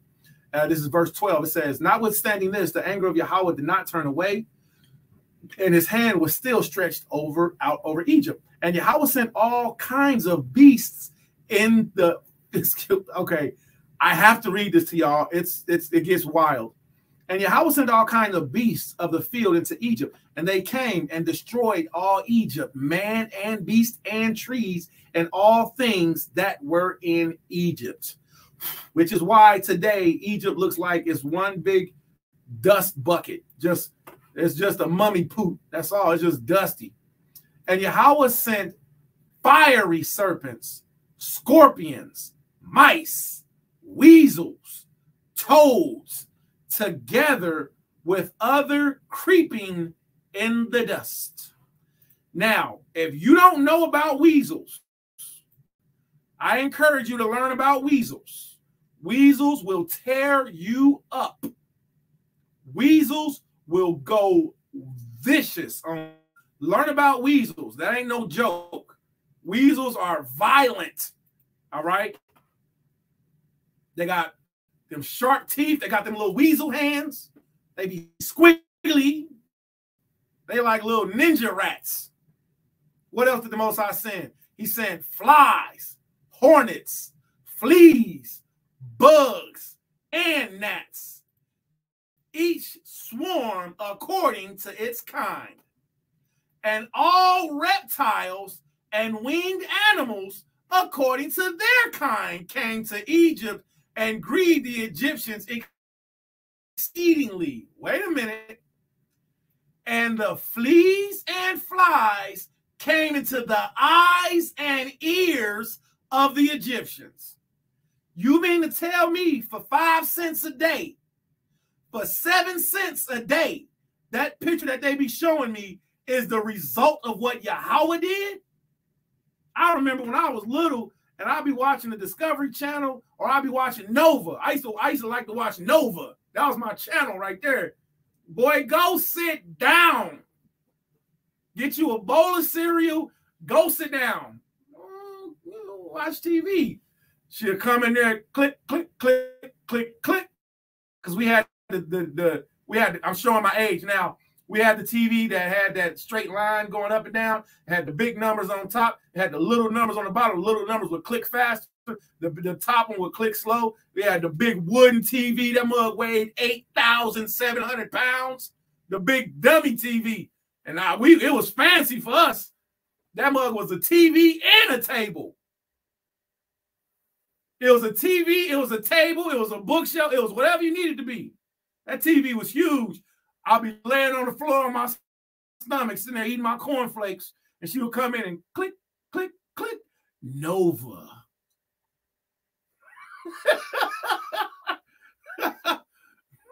And before she left, I had to say one more word. Mama, watch TV. Yes, ma'am. So as I'm sitting here watching Nova or whatever channel, you know, and they had them little Hamites on TV with the bellies be all big, and you see their ribs, and they starving. They starving for a reason. They got flies on their eyeballs for a reason. Because they murdered their foreparents, murdered our foreparents, and Yahweh sent them flies on their eyeballs as to this day. Now, I'm not saying don't be compassionate. That ain't what I'm saying at all. But the Most High put them plagues there. And you better know what they did to your people also. Also, if anybody wants any information on a product that's an amazing product called Melaleuca, if you know about Melaleuca, then you know. If you don't know about Melaleuca, get hip to it. I'm about to start helping Israelites to get Melaleuca, real spill, all right? Because we need to have products to help take care of our body. I know we do a lot of mixing and stuff. Melaleuca is the best. I stand by Melaleuca. You got an earache? Boop, put a little Melaleuca in your ear. You're like, ah! You do like this, and all that poison just come out. I had a sinus infection. All of this, I was messed up. I was like, I had a headache. I couldn't breathe. And it was gunked up. It was black. I took 2 drops of this tea tree oil by Melaleuca, and I put it in some saline, and I shook it up. And like every morning, I do the same thing. Every morning, I wash the inside of my nose. Like you know, because when you go to sleep, you be breathing, you know, and all that stuff caught up in there. I'm gonna get back to the scriptures. Don't worry. But so every morning, I snort water up my nose, and I hold it, and I blow it out. And I wash my face, and I do. I do that when I'm in the shower, so I can clean out my sinuses. So I was past that point. I took 2 drops of Melaleuca. I put it in some tea tree oil. I shook it up. I said, Yahweh, be with me. Because I knew it was going to burn. I put it up there. I said, yeah. I'm in the bathroom. I'm squeezing the sink. Am I going to die? Was this a good decision? Lord, forgive me. And after I got through the initial burn, my face, I felt it just drain. Everything just poured out. And I was spitting up, and the sinus infection broke just like that. And the reason why I say that is because we got to have products to help take care of ourselves. Melaleuca is an amazing product, okay? I think I might even bring some to the summit. I don't know. We'll talk about that later because I don't want to get into buying and selling. Make sure that everybody is aware that the summit is coming up. It's going to be in February. I'm about to do, we're waiting for the advertising and commercial to get done for it. But so anyway, so Melaleuca, know about it. All right, so back to this, because I started thinking about the eyes and going in the nose. Like, how could you can't get that out? You know, we got hair nose, you know, nose hairs. You know, me, I be talking to people, my nose hairs be curling outside my nose. I don't even care. I got silver nose hairs. I don't even care. You know, when I'm thinking about that, like if I got flies and gnats going in my ears and my nose hairs, that would be terrible. Terrible. Let's see. All right, let's get back to it. And the fleas and the flies came into the eyes and ears of the Egyptians, and the hornets came upon them and drove them away. And they removed. And when the Egyptians hid themselves on the account of the swarms of animals, they locked their doors after them. And now, this is the part where I said it's gonna get. I know y'all can rock with that. Yeah, nobody had no problem with that. This is the part that gets super weird. But this is also why we looked at Flavius Josephus, and Josephus said, such indeed as had never come into the sight of men before. For he filled that country full of various sorts of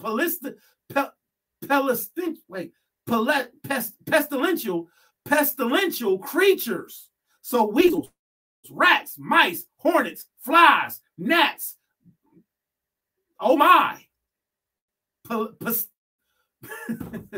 Next time somebody see me, they're gonna be like, hey brother, say pestilential. Say that word. It's pestilential. All right, I'll be like, pestilential, brother. You seen the video? You making fun of me? But the Most High has sent the land full pestilential creatures. And we just named off those. But then Josephus says, now this is a world-renowned historian. Everybody acknowledges Josephus to be on point. He said, with their various properties, and such indeed as had never come into the sight of men before. Let's read. Don't shoot the messenger. I'm only reading so that your vision can be broadened, not impaired, but you can at least judge. It says what? Okay.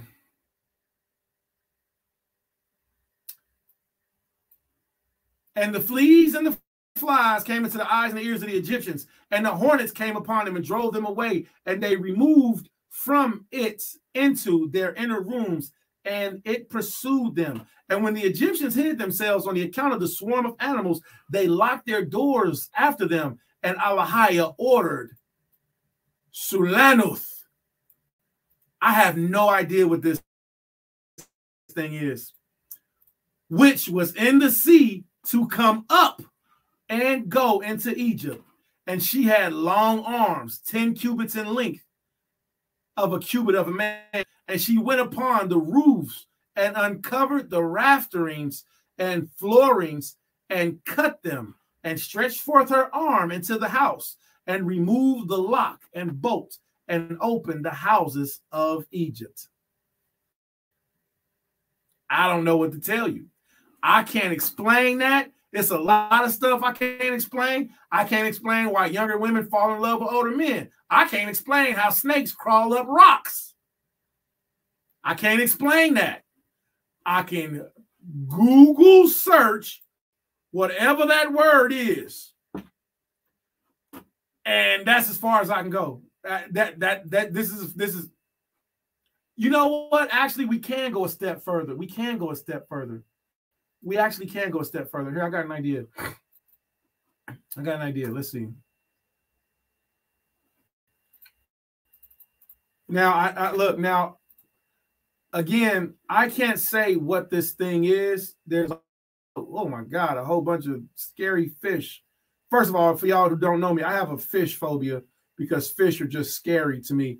But and see, that's the thing. Nobody who can say what this thing is. It definitely wasn't this. This boy coming out. Hi guys, I'm gonna open the door for all of the bugs outside. I just want to let everybody in. Okay, I'm going back in the ocean now. Bye bye. All right. I don't know. All right. Okay, so ancient type was Sulunath, the Hebrews and the Egyptians, which was mentioned in the book of Jasher.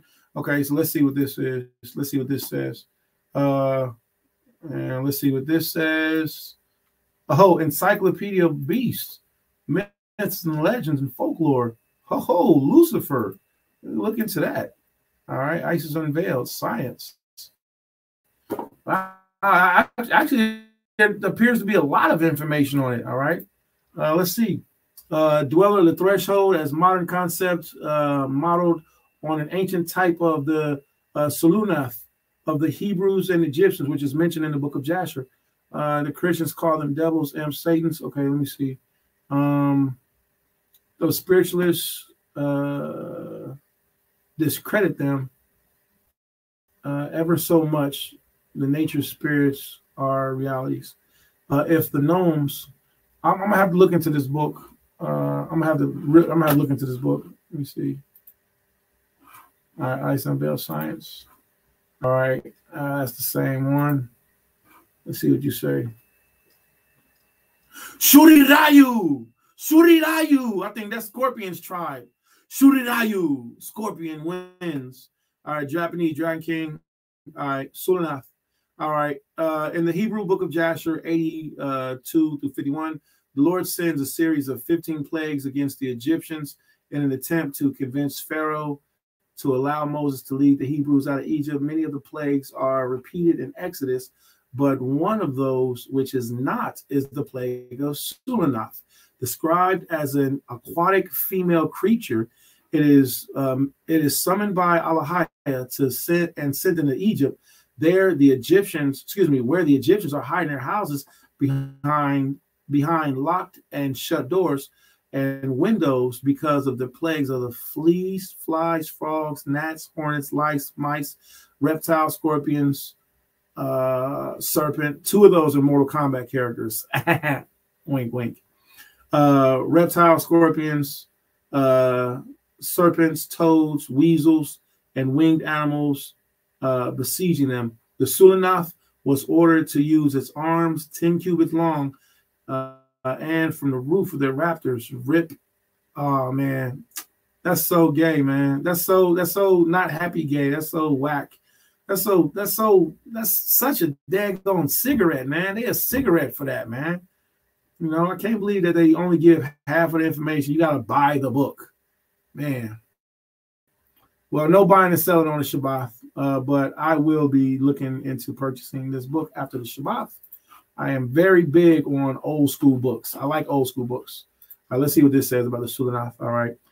This doesn't say model ancient type Sulunath or the Hebrews, Egyptians mentioned in the book of Jasher. Okay. It says or the Sulunath, a sea monster, explains the translator in the footnote. In the sea, it came to go into Egypt, and it had long arms. Okay. All right. So I don't know what it is. I'm not going to pretend like I know what it is because I just don't. I do know, and it can be noted that it's not mentioned in Bahas Sapar, in the Sapari, and Kodash Sapar. All right. So when I told y'all, like, it's going to get like weirder, that's where it gets weird. That was my whole it gets weird point. And there's one brother, and I love the brother. I ain't got nothing against him. He knows he my homie. You know, he was like, you know, I can't even do it because if I do his voice, y'all gonna know who I'm talking about. All right, but the Ak, he was like, you know, hey, this part says this in the book of Jasher. So, you know, he didn't say it can't be true. He was just like, yo, this is some bugged out stuff. And I was like, yeah, I know it's bugged out, Ak, but we also have to look at the fact that Josephus said what? He said, with various properties, such indeed as had never come into the sight of men before. So we can't deny the fact that there are aquatic monsters. All right. There are river monsters and things that we don't know about. You know, so that's, you know, I mean, what, 90% of the ocean is undiscovered. You know, there's monsters in the ocean. You better believe that.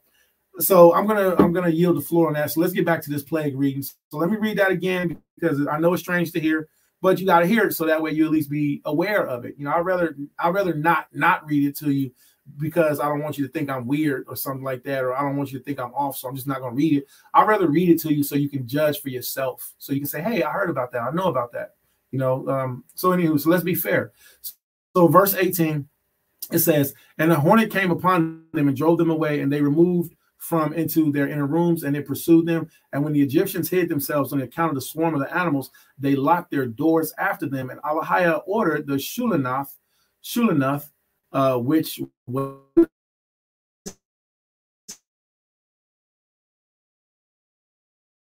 to come up and go into Egypt, and she had long and flooring and cut them and sent and stretched forth her arm into the house and removed the lock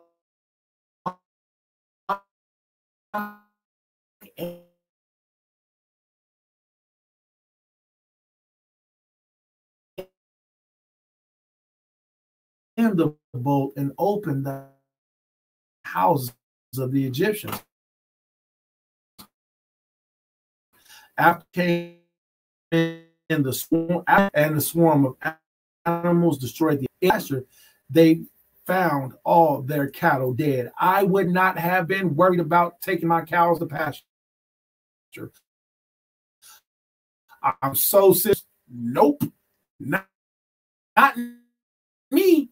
I would have been like, there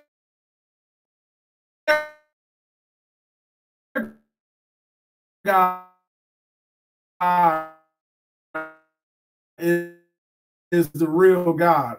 Rapper, y'all seen that video, the Hamite rapper? All right, I'm gonna have to play his video. All right, in dedication of Ham today. All right, and there remained of the cattle of the Egyptian only one.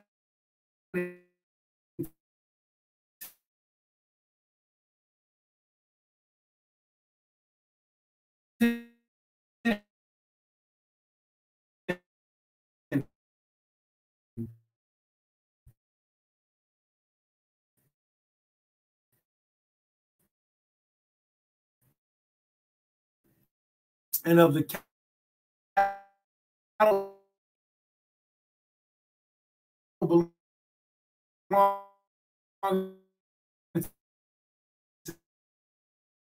to Israel and Goshen, not one died.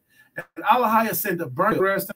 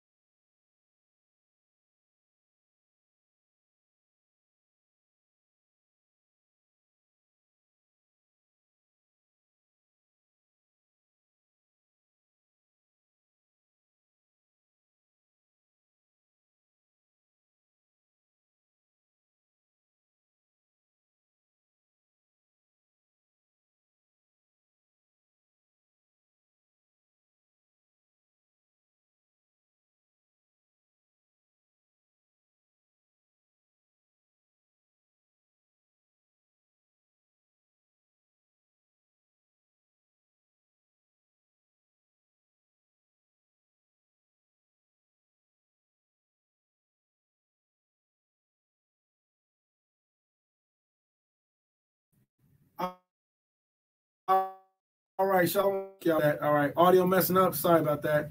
All right, so brother said, bet it's an octopus. And you know what?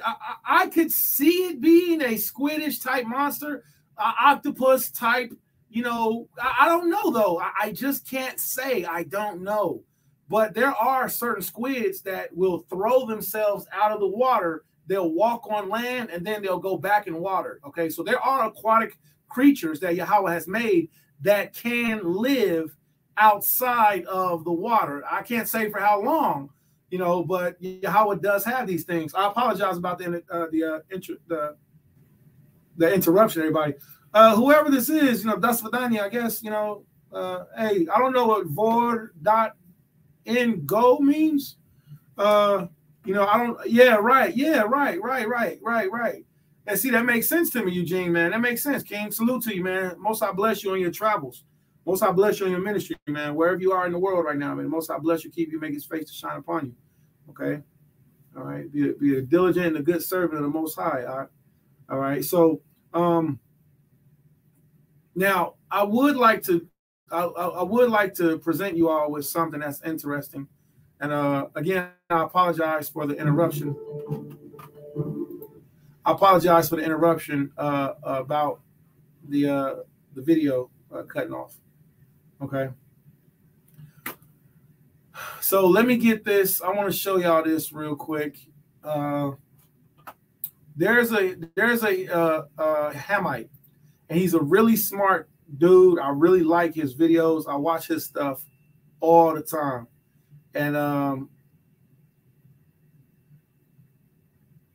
And let me see if I can find his stuff. I should be able to. All right, just bear with me. All right, y'all gonna enjoy this. How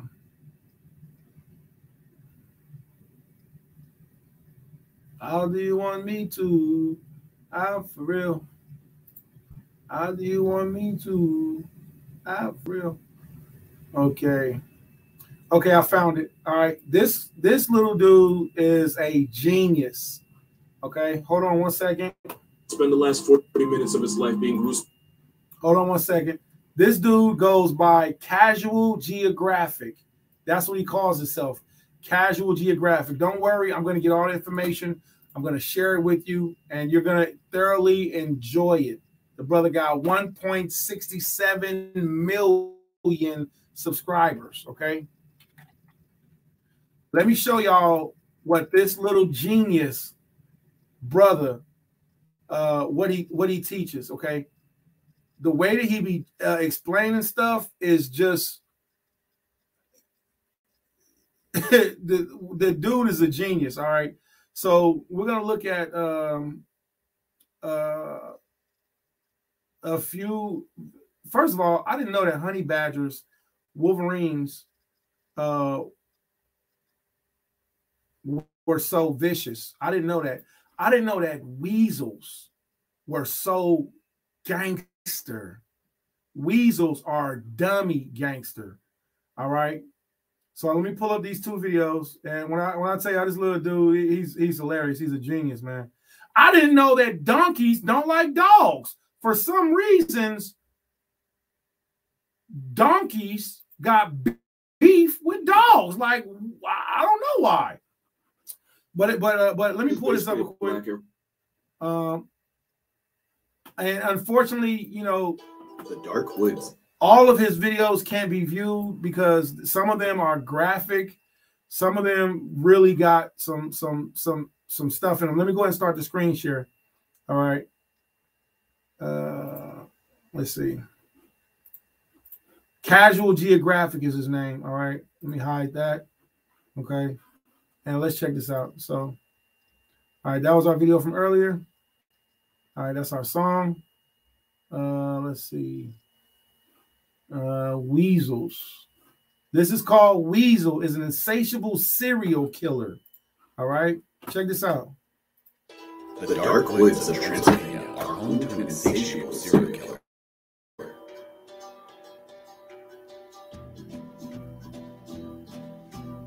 Only Only 5 inches long, the least weasel is the smallest true carnivore on Earth, but also one of the most fierce.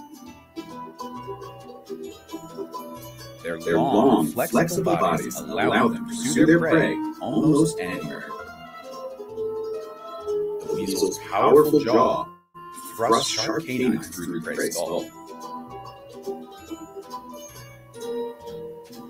Retreating to his burrow, the weasel scarfs down the victim's brains, giving him a burst of energy. Talk about brain food.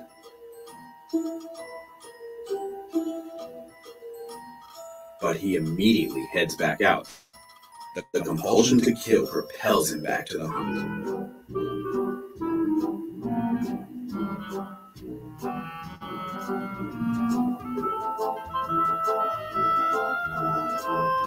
He brings back another corpse. Not only is this guy a killer, but he's a hoarder too. Boy, stacking bodies. Weasels have been found with up to 50 carcasses stuffed away. Some scientists believe this behavior has evolved to ensure the weasel has a stockpile of food, even in times of scarcity. Weasel, a daggone serial killer. Weasel crazy in the mud. Who knew that? Did y'all know that weasels was so crazy? Did y'all know that weasels was little gangsters like that? They be Jeffrey Dahmer animals. Did y'all know that? Weasels is out of their mind. Now this little dude right here is the genius that I was telling y'all about. This little dude is dummy smart. And the way that he breaks stuff down, the way that he, like, you gotta be really paying attention. His humor is hilarious. All right, he's hilarious. He be saying, look, hood nature. I didn't know that moose could run on water. I didn't know that moose can run on water. I didn't know that jaguars could swim. Y'all ever seen this creature right there? Y'all ever seen that thing? The boy be breaking them down. I didn't know that honey badgers kill lions. I had no idea.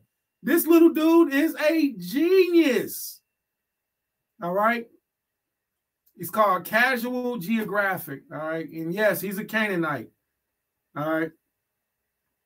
He got wicked references in his commentary sometimes. Yeah, see, and you're right. You're right. And you're right, Ak. Sometimes he has wicked references in his commentary sometimes. And that's why you can't allow, children to watch it all the time. Like he does bleep out his words, but he doesn't have to use the words all together, which will make his videos even better. Okay. So sometimes, he'll bleep out the words, but, still they be up in there throughout.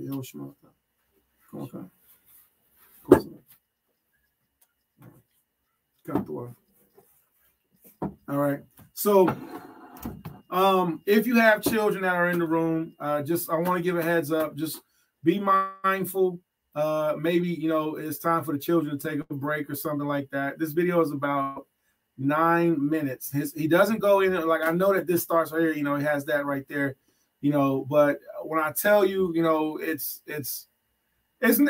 not, he's not like profane. It's just like the commentary is like, yo, you could have said that without that. All right. But so in that case, I'm actually not gonna show the video because I don't want to mess up the momentum of what we have going on.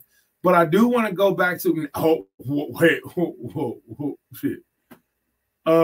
I've never seen half of the animals that this little dude be presenting, but real spill, he's got some good stuff. All right, so lastly, I'm gonna play this. This is 7 minutes and 2 seconds. This video is called 3 Historical Accounts of Dog-Headed Men: Marco Polo, Ibn Battuta, and Sir John Maddenville. You can look up these 3 people. They really lived. And they're going to give their testimony of the Syro-Senelefi, or the dog-headed people. So when I say Yahweh got monsters, don't be too surprised when you read about these creatures or you hear about these creatures like, yo, I never heard about that. I never thought about that. All right, let's check out this account real quick. I'm actually going to put it on full screen real quick so you all can see. All right. And then we'll get back to our Torah portion reading. And tell me your thoughts. What do y'all think about this? What do y'all think about this? I proceeded, therefore, and after a voyage of 50 days, came to the countries of the Bashnakar. So this guy is a Muslim Berber explorer and scholar. Okay? It gives his date of life. So you can look this dude up. All right? You can look up these people. Everybody know Marco Polo. He really existed. Let's see what they say. A people who have mouths like those of dogs. This is a vile race. They have no religion, neither that of the Hindus nor any other. They live in houses made of reeds upon the seashore. Their trees are those of the banana, the forful, and the betel nut. The men are of the same form as ourselves, except that the mouths are like those of dogs. But the women have mouths like any other folks. The men go naked, without the least covering whatsoever. Only one among them I saw who had put his virilia into a painted hollow reed which was hung to his belly. The women cover themselves with the leaves of trees. One, who had much intercourse with them, told me that they copulate like beasts, without the least concealment. The men will have 30 or more wives, but adultery is not committed. Should anyone, however, be convicted of this crime, his punishment is to be hanged until he is dead, until he brings either a friend or slave who is willing to be hanged for him. He may then go free. The sentence for the woman is that the king shall command all his servants to trample upon her one after another, till she dies. She is then thrown into the sea. The women resist the men to a degree beyond their nature, but the men, from their baseness of character and fear about the women, will not allow one of the merchants to proceed on the sea in front of their houses. They will merely consult and trade with them, carrying their fresh water on the backs of elephants. When we put into their port, their king came to us riding on an elephant, upon which there was something like a saddlecloth made of skin. The king himself was dressed in goatskin, the hairy part of which he turned outwards. Upon his head was a turban of coloured silk, and in his hand a short silver spear. With him was a number of his relations riding upon elephants and using a language which no one could understand, unless he had been some time among them. We sent him the usual present, for every ship putting into any port of India is expected to send a present to the magistrate of the place. Now, these people buy and receive as presents she-elephants, of which they put saddlecloth, but do not completely clothe them. But in a ship not giving them their present, they will so work upon them with their magic that the sea will rise upon it, and it will perish, or they will return upon and injure it.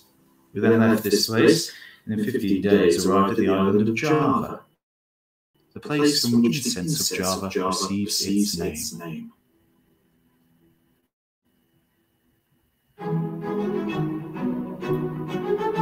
And all the men and women of that isle have hounds' heads, and they be clept Kenokophalos, and they be full reasonable and of good understanding, save that they worship an ox for their god.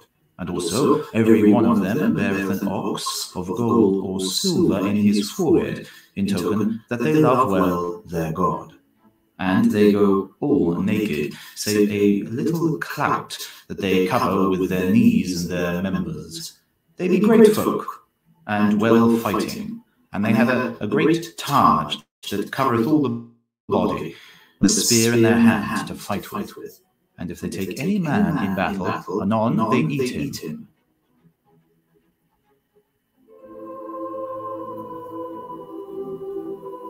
The king of that isle is full rich and full mighty, and right devout after his law. And he hath about his neck 300 pearls orient, good and great and knotted, and in manner, as we say our Ave Marias, counting the Paternosters, right so this king saith every day devoutly 300 prayers to his God before he eats. And he beareth also about his neck a ruby orient, noble and fine, that is a foot of length and 5 fingers large. And when they choose their king, they take him that ruby to bear in his hand, and so they lead him, riding all about the city. And from thence forward they all are obedient to him. And that ruby he shall bear always about his neck, for if he had not that ruby upon him, men would not hold him king.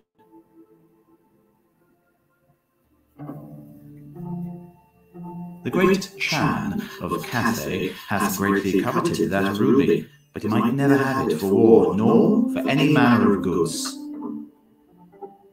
This king is so rightful and of equity in his domains, that men may go calmly throughout all his country, and bear with them what they list, in the knowledge that no man shall be hardy to rob them, and if he were, the king would be notified anon. From this land men go to another island that is cleft Silla, and it is well 800 miles about, and that land is full of much waste, for it is full of serpents, of dragons, and of cockadrills, that no man dwell there.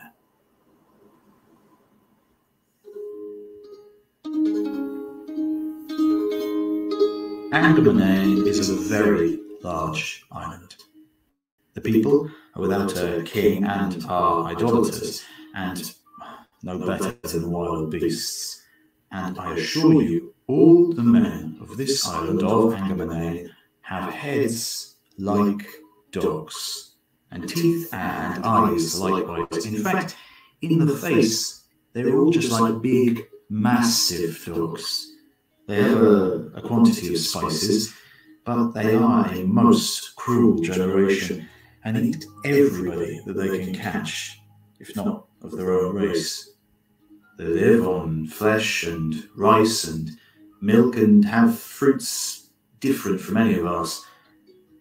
Now that I've told you about this race of people, as indeed it was highly proper to do in this book, I'll go on to tell you about an island called Ceylon, as you shall hear. Very interesting. Very interesting. So I like stuff like that because when I don't know about something, it encourages me to, like, oh, hey, I want to know. Hey, what's that? So if anybody would like the link to this video, here it is right here. I'm going to go ahead and shut that down. I'm going to put this on suppose they just send you a cool box. Pause that real quick. Okay. And let's get back to our Torah portion teaching. Very interesting information. What do y'all thought about that? Do y'all think it's real? I mean, got historians all over the world, different times of the world, saying the same thing. Is it possible? Shalom, if you're watching on Facebook, please switch over to YouTube, all right, and participate with us here. All right, make sure you hit that link and the subscribe button. Share the link out, all right? If you're watching on Facebook, you're not really getting the full experience, okay? So let's go ahead and turn the light back on. And let's go back to the Torah portion reading. All right, so what's y'all thoughts on that? Pretty different, huh? Okay, so Exodus chapter 8, verse 27. We will go 3 days journey into the wilderness and sacrifice to Yahweh Elohim, and he shall command us. And Pharaoh said, I will let you go, that ye may sacrifice to Yahweh Elohim in the wilderness. Only ye shall not go very far away. Entreat for me. And Moses said, behold, I go out from thee, and I will entreat Yahweh that the swarms of flies may depart from Pharaoh and his servants and from his people tomorrow. But let not Pharaoh deal deceitfully anymore in not letting the people go to sacrifice to Yahweh. And Mashah went out from Pharaoh and entreated Yahweh. And Yahweh did according to the word of Mashah. And he removed the swarms of flies from Pharaoh. Remember, we're going into the boils next. From Pharaoh and from his servants and from his people. There remained not one. And Pharaoh hardened his heart at this time also. Neither would he let the people go. Repeat after me. Kala Shara, Debar Yahweh, Na'isha, Wa Na Shemai. All that Yahweh has said, will we do and hear. So we see this constant pattern of not having a good, trusting relationship with this Canaanite man who continually lied to us, and refused to let us go. Yahweh sent boils next as the next plague. We're going to read that, and then we're also going to see what does the antiquities say about that plague also, okay? So let's see what it says. First, we got to go to the scripture. We got to see what the scripture says first. All right. So Exodus chapter 9, verse 1. And Yahweh said unto Moshe, go in unto Pharaoh and tell him, thus saith Yahweh Elohai of the Hebrews, let my people go, that they may serve me. And, for if thou refuse to let them go, and will hold them still, behold, the hand of Yahweh is upon thy cattle, which is in the field, upon the horses, upon the asses, upon the camels, upon the ox, and upon the sheep. There shall be a very grievous murrain. All right. I don't know what this word is, and I body out in Hebrew, so I want to check it out. So we're gonna hit our tools button, and we're gonna investigate Exodus chapter 9, and we're gonna see verse 3. All right, that's not a word that I've seen very much. So debar. All right, it says debar from Moraine. It also tells us to go to this link too. Okay, so let's go here and see what debar. All right, debar. All right, so debar, it says in the sense of destroying, a pestilence, a moraine, pestilence, a plague. Huh. So it's only used as moraine one time in plagues. Dabara. Dabar. That's different. That's very different. All right, so pestilence, plague, moraine, cattle disease, a cattle plague. Okay, well, that's a little bit different. Okay, let's scroll down and see what the teacher Jusinius, what he say. Death, it says proper destruction, death, hence any plague. All right. Any plague. Okay. All right. The bodium. All right. So plague. All right. So there's our information. We got that. All right. So we see that the Most High tells Pharaoh that there's going to be a great death that's going to happen. All right. Verse 4. And Yahweh shall sever between the cattle of Israel and the cattle of Egypt, and there shall nothing die of all that is the children of Israel's. And Yahweh appointed a set time, saying, lo, tomorrow Yahweh shall do this thing in the land. And Yahweh did that thing on the morrow, and all the cattle of Egypt died.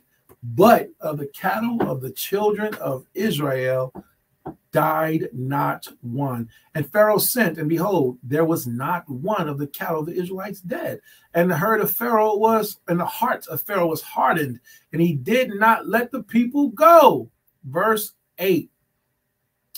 And Yahweh said unto Moshe and to Aharon, take to you handfuls of ash of the furnace, and let Moshe sprinkle it towards the heaven in the sight of Moshe. And it shall become small dust in the land of Matzazardim of Egypt, and shall be a boil breaking forth with blains upon man and upon beast throughout the land of Egypt.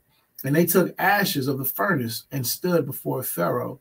And Moshe, sprinkled it up towards heaven, and it became a boil breaking forth with blains upon men and upon beasts. Let's see this word real quick. All right. I'm going to do a quick search. All right.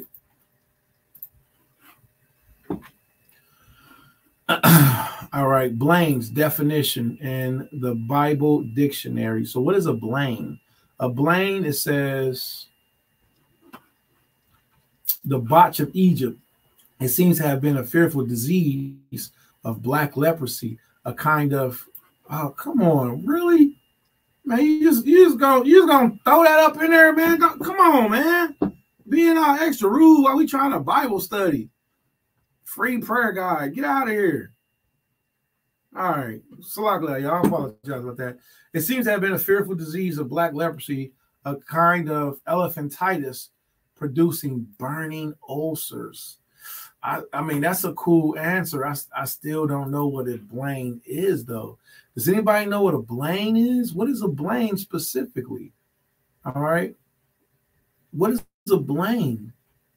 It says it has two occurrences. All right. All right. So we're on the sixth judgment. All right.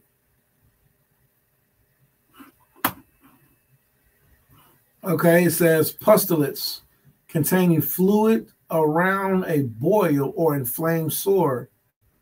All right. It is the old English word blane. Okay, well, that's a help. It's sometimes a symptom of a boil. Oh, okay. Use the expression stincted bile, blind for Job sores. Oh, okay. I think I'm starting to get it.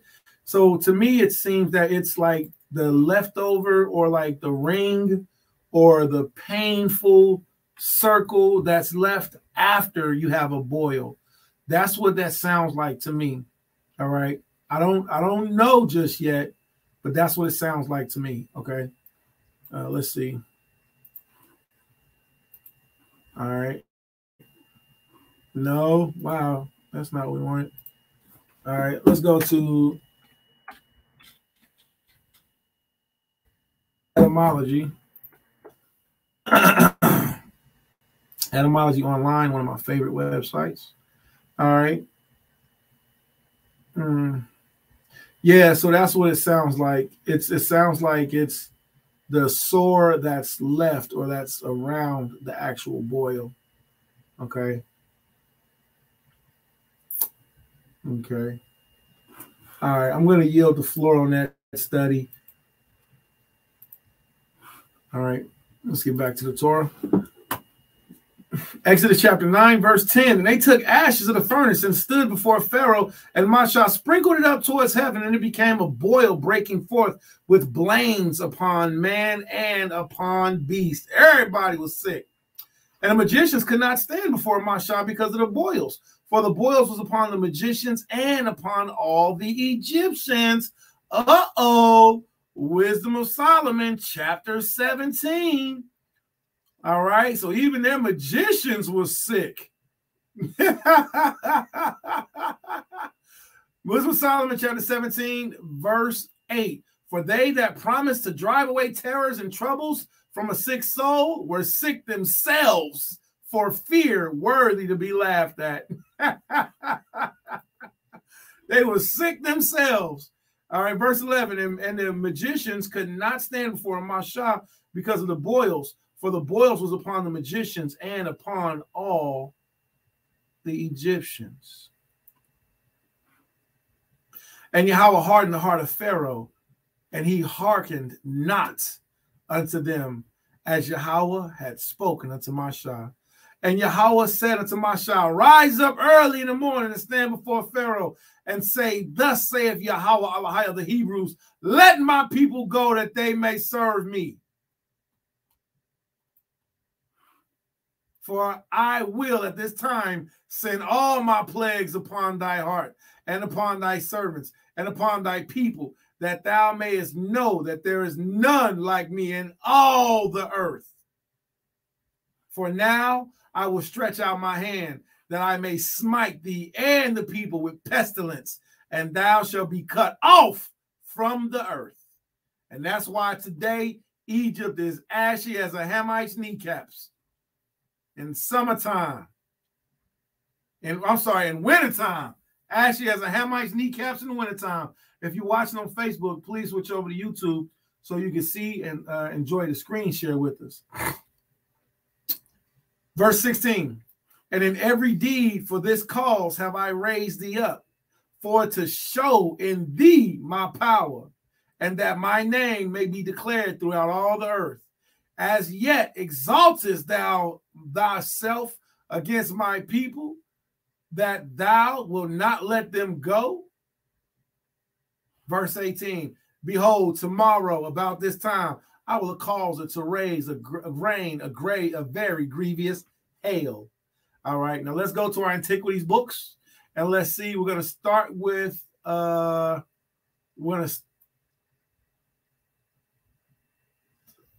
I don't see my Josephus. Where's my sign of crosses? Oh, there you go, right here. Okay, there you go. Okay, there we go. All right, we can close it down. So let's start this time with Hasapati Ashar. Let's start with Jasher this time. Let's see what the boils say in Jasher. Verse 27, Jasher chapter 80. And Allahiyah sent the burning inflammation. That's what that blame is inflammation. Burning inflammation in the flesh of the Egyptians, which bust their skins, and it became a severe itch in all the Egyptians from the soles of their feet to the crowns of their heads. And many boils were in their flesh, that their flesh wasted away until they became rotten and putrid. Ew! They were stinking. Ew! Notwithstanding this, the anger of Yahweh did not turn away, and his hand was still stretched out over all Egypt. And Yahweh sent a very heavy hail. So we're going to get to this hail next. So the Jasher says that their skin rotted. So the boils busted. It was all over. And see, this is really good because it helps to give a description. Their skin rotted and the boils busted. And when the boils busted, it caused their flesh to get sick. That's terrible. I love it. Yahweh is terrifying. It is a fearful thing to fall into the hands of the Most High. All right. But when Pharaoh did not hear, now let's read Josephus's account. But when Pharaoh did not even yield to the will of Allahiyah, but while he gave leave to the husbands to take their wives with them, yet insisted that their children should be left behind, God, Allahiyah, presently resolved to punish his wickedness with several sorts of calamities, and those worse than the foregoing, which had so generally afflicted them. For their bodies had terrible boils breaking forth with blains, while they were already inwardly consumed, and a great party of Egyptians perished on this manner. But the king was not brought to reason by this plague. The next part, hail was sent down from heaven. All right. So let's pick it up in the Torah, see what the Torah say about the hail. Exodus chapter 9, verse 18. Behold, tomorrow about this time I will cause it to rain very grievous hail, such as had not been seen in Egypt since the foundation thereof, even until now. Now keep that phrase in mind. This is very important. Such as had not been seen in Egypt since the foundation thereof, even until now. Why is that phrase important? All right. That phrase is important because whatever is about to happen, it ain't never happened in the world before. All right. Let's start our screen share. I want everybody to be able to read along and see too. Exodus chapter 18, verse 8, verse 9, verse 18. Exodus chapter 9, verse 18. Behold, tomorrow about this time I will cause it to rain a very grievous hail, such as not been seen in Egypt since the foundation. You see that? Since it had not been seen in Egypt since the foundation thereof, even until now. He said, I'm gonna cause something new to happen. Ain't nobody ever seen this. I done sent monsters. You know how daggone arrogant and proud these Hamites gotta be that the Most High sent monsters?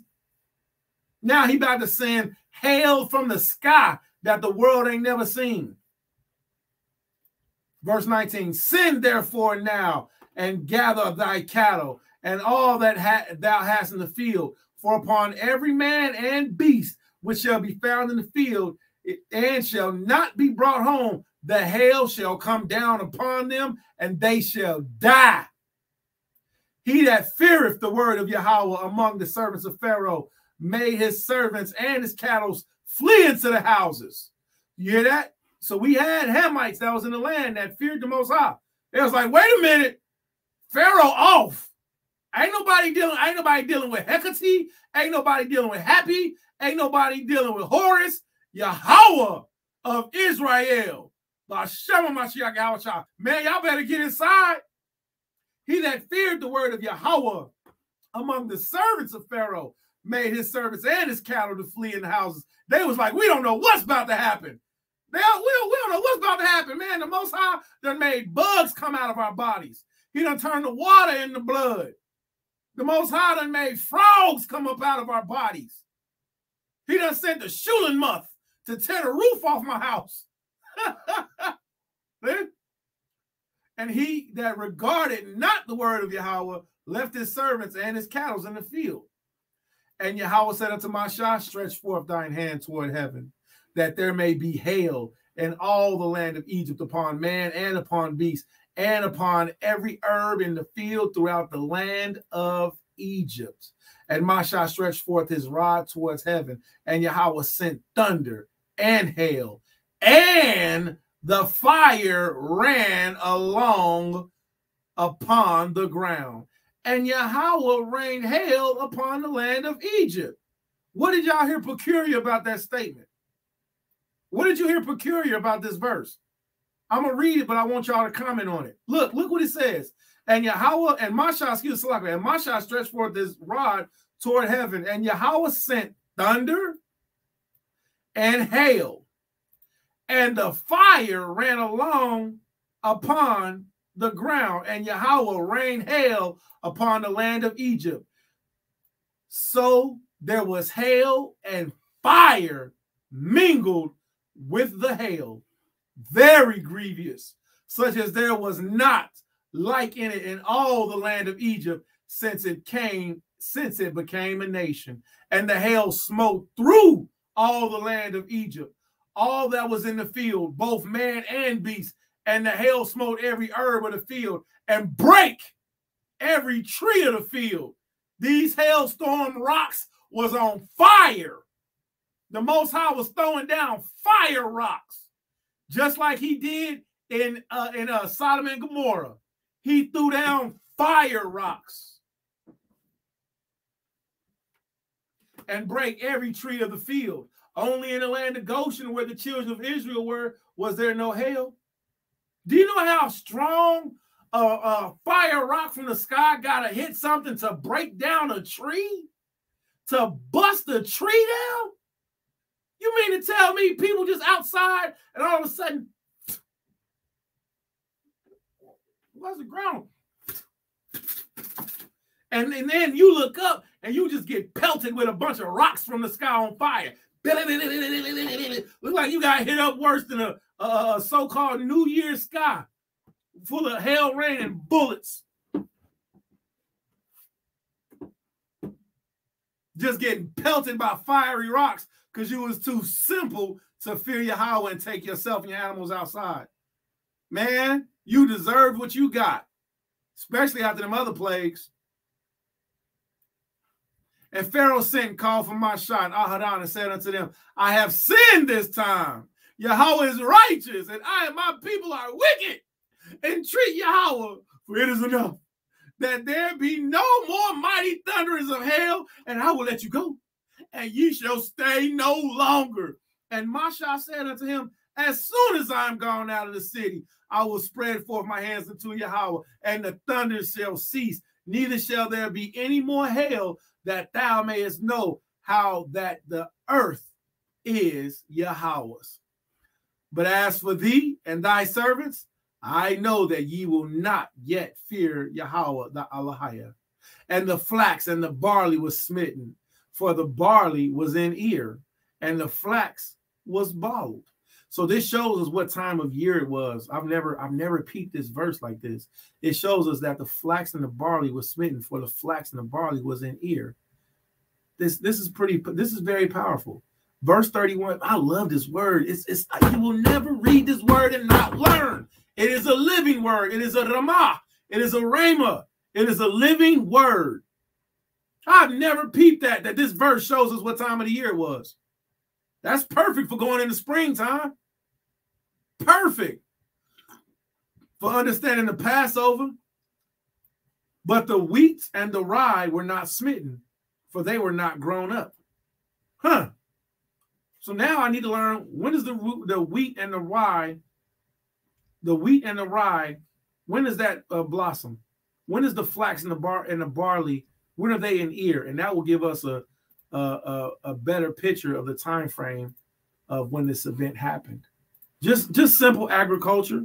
Hey, Shabbat Shalom, Army of Israel is definitely in the building. All right, by Shema Mashiach Yahushai. All right. All praise, all praise. So if anybody would like to, hey, and there goes a salute from the elder right there. There's Zaquan Maharacha by Shema Mashiach Yahushai.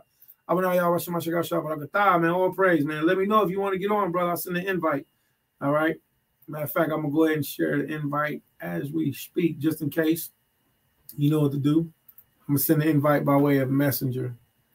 So does anybody know that time frame? I mean, I can see and believe that it's springtime. I can see and like, oh, well, that's spring. All right, that's springtime. I send it to Mahar with the yellow shirt. All right, the Mahar with the yellow. All right, so that's the one I just sent the invite to. Okay, so if you choose to come on, brother, there you go. So Exodus chapter, this is really powerful. Exodus chapter 19, chapter 9, verse 31, it says, and the flax and the barley were smitten, for the barley was in ear, and the flax was bold. All right, Khan. And then Exodus 9:32 says, but the wheat and the rye were not smitten, for they were not grown up. So that's an agricultural clue to show us what time frame this was. Man, that's powerful. All right, so let's go to our other antiquities and see what the antiquities say happened during this plague of the hail. All right, so we've read every plague from all three accounts, from the Bible, from Jasher, and from Josephus. Okay, so now let's see what Jasher says about the hail. Let's see what Josephus says about it. Then we'll go back to the Torah. All right, so this is Jasher 80 and verse 30. And Yahweh sent very heavy hail, which smote their vines and broke their fruit trees, and dried them up as they fell upon them. Also, every green herb became dry and perished, for the mingling fire descended amidst the hail. That's terrifying. I mean, hail rocks that's on fire.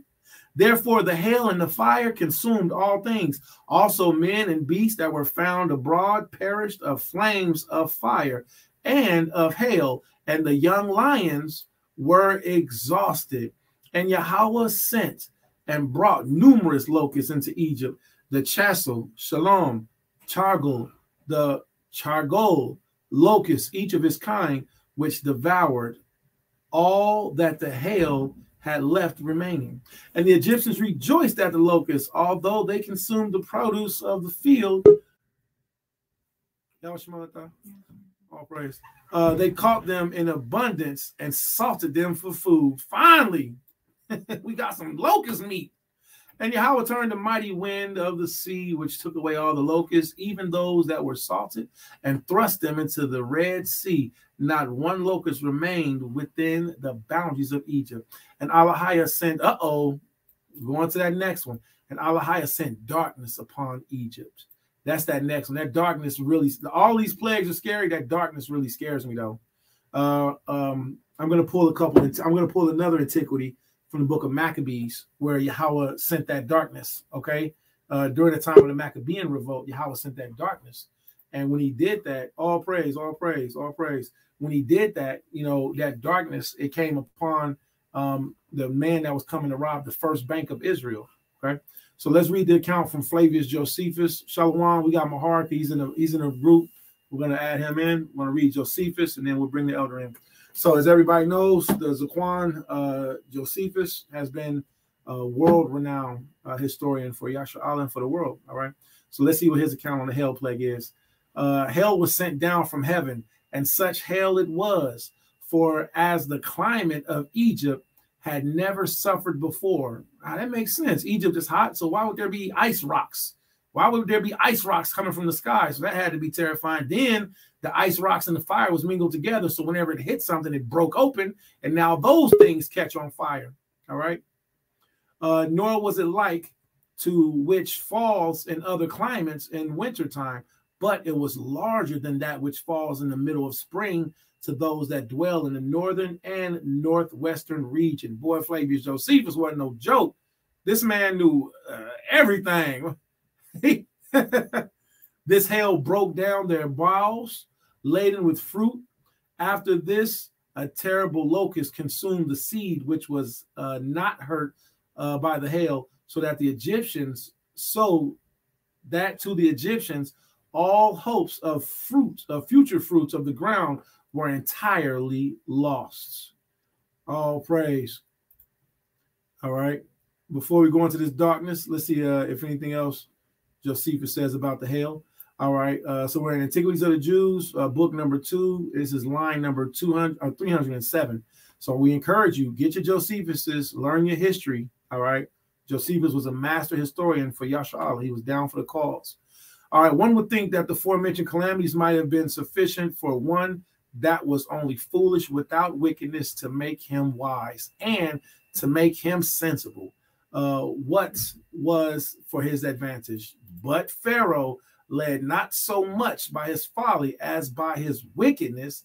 Even when he saw the cause of his miseries, he still contested with Allahiah and willfully deserted the cause of virtue. So he bid Masha to take the Hebrews away with their wives and their children, to leave their cattle behind, since their own cattle were destroyed. But when Masha said that what he desired was unjust, since they were obliged to suffer the sacrifices to Allahiah of those cattle, and that time being prolonged on his account, a thick darkness, there we go, a thick darkness without the least light spread itself over the Egyptians. So now we'll go back to, all right, I'm going to add the screen. All right.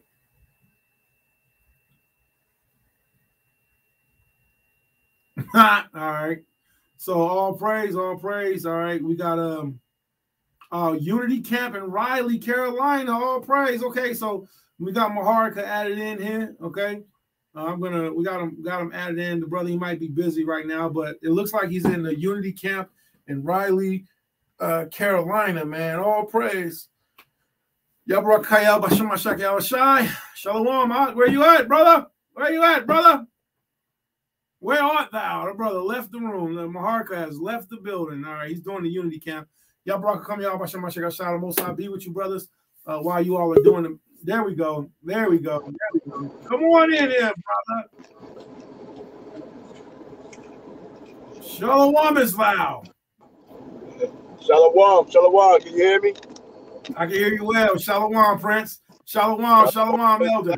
Man, my phone is jacked up. That's why you see me look like I'm in the fish worlds.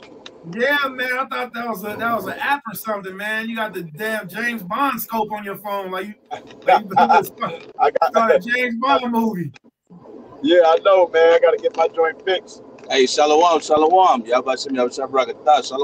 Let me go ahead and do a solo layout for you brothers, man. Bring y'all all the way up. All praise, all praise. We got the mighty ones in the building.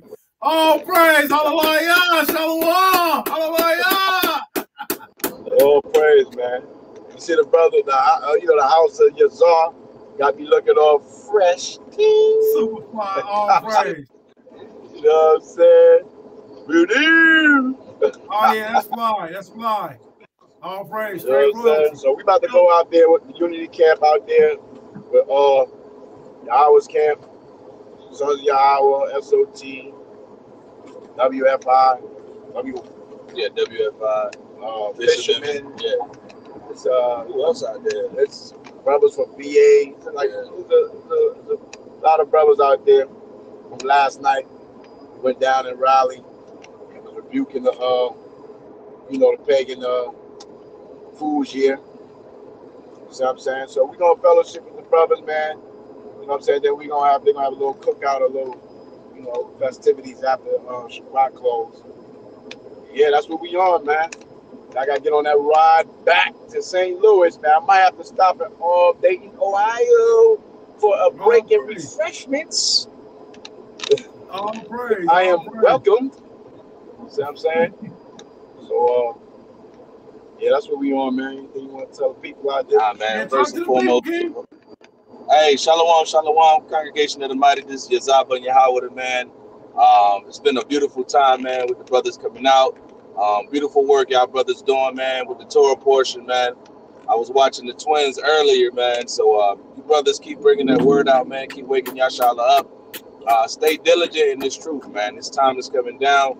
We got to be enduring. We got to stay, stuck on the scriptures, man. We got to have our mind set in the right place, man, so the Most High can get us up out of here, man. So, yeah, man, I just wanted to touch in right with my brother Maharakal came down to see me and my daughter, man, and all praises to the Most High, man. We're going to go hit these streets, man, and wake them up on that end, man, and do our best to live up Yahweh B'Shem Mashiach Yahushua, man. Shalom. B'Shem Mashiach Yahushua, hallelujah. That's a wonderful connection. We got the mighty and then we got the army together. All praise, man. Man, may the Most High be with you, family members, man, while y'all going to touch the word, touch the world, with the word. And the water, man, I'll make sure I give that salute to the brothers. We start our Torah portion actual class. Oh, dang, it started, man. It's 3:43. I got to get up out of here, man. Oh, man, I got to finish this part. It's just so good, man. I love seeing the Most High bring that destruction down on these heathens for their misbehavior on us. All right. But yeah, you brothers stay mighty in the way, man. I need to come. All right, safe travels to you, brothers. Shalom. Shout out, man. Barely can hear you. I don't know why, but you know what I'm saying? Most I bless, man. We link up sooner than later. All praise. Shalom Lakam. Safe travels. Shalom. Shabbat shalom. Shabbat shalom. All praise. So that's the Mashpachah. That's the family, man. And brothers is on a mission right now. Beautiful thing, beautiful ministry. All right, I'm gonna kind of wrap this up. I didn't know that it was 3:43. All right, so I got to get over here to the house to where we'll be hosting the Shabbat at. All right, yeah, kind of all praise. I got to get over here to the house where we'll be hosting the Shabbat at. I want to finish reading this portion, but I think I'll just pick it up when I get over to the house because I take too much longer, and then it'll be like, hey, brother, you were late, brother. But actually, I think I started like 10 a.m. or something like that. I woke up like around 5 or 6, started studying, just refreshing my brain and jumped right into it. So, but let's try to get one more play again. All right, let's try to get one more play again for the people. And we will pick it right back up. We'll pick it right back up when I get over to the house. All right. Okay, so we're in the book of Exodus, chapter. Okay, let's finish the Torah portion. Then that way, you all would have completed going through the entire Torah portion with me on this day. So let's just finish this up. So Exodus chapter 9, and let's start at verse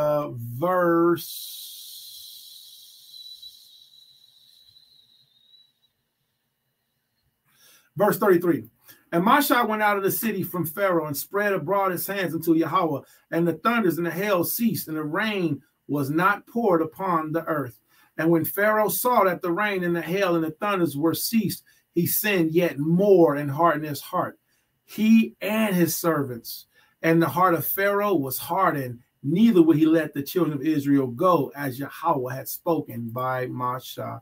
Repeat after me, family and friends. We will say, Kal Asherah, Debar Yahweh, Na'aisha, Wa Na Shemai. All that Yahweh has said will we do and hear. All praise. The Tazabah Yahweh, those of you that have been ministering with us all morning, you were blessed. You heard some of this good word. You was encouraged by something. Something positive, happened. I hope so. If not, then, maybe next time. I don't know what to say. All right, so we're going to go ahead and get it cracking. We're going to continue the Torah portion reading. I'm going to head over to the city gates. Wait, I'm tripping. I'm going to head over to Grand, where we will be hosting Keeping Shabbat at now.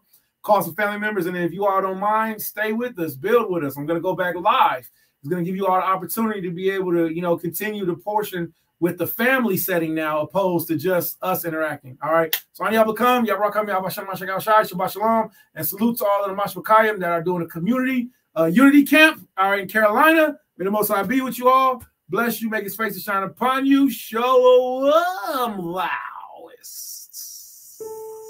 Our brigade for long. I'm gonna play a song real quick. All right, and this is in honor of all of our Hamites who the Most High brought his judgment down on. Let me see. You know what's better than a $5,000 PC? $5,000 PC that costs you. Hold on, let's see. Let me pull this song up.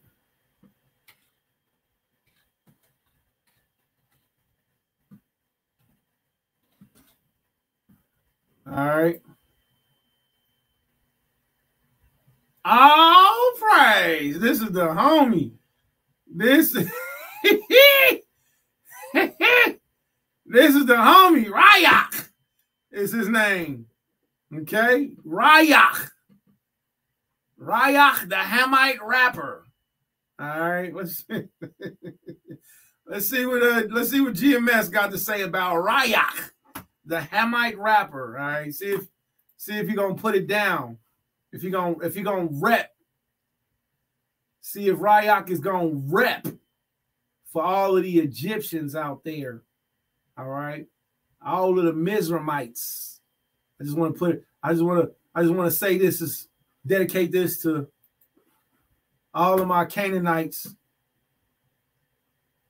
The destruction of our people that was brought upon us by the Most High for our wickedness towards the children of Israel. Y'all smart the Most High's will. I'll see you all at the Shabbat convocation in a moment. All right. Let's get this. Boom.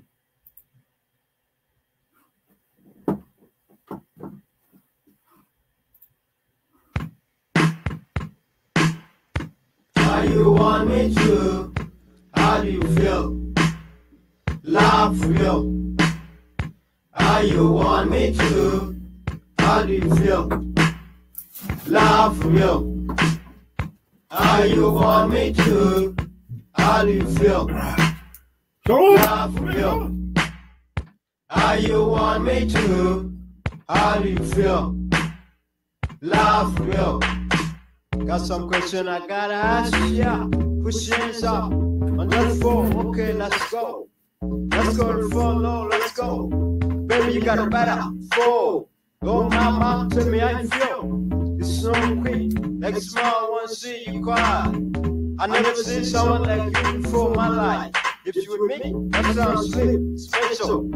Baby, I got nothing. I told you my secret, unforgettable. I feel how you feel, baby, my fire. Make me feel happy when you're around. Where were you tonight? I need you around. I feel when you're around. How you want me to? How do you feel? Did anybody understand? Only thing I heard him say is, baby, I got nothing. What the hell are you talking about? Quam Ham! Love for real. How you want me to? How do you feel? Love for real. How you want me to? How do you feel?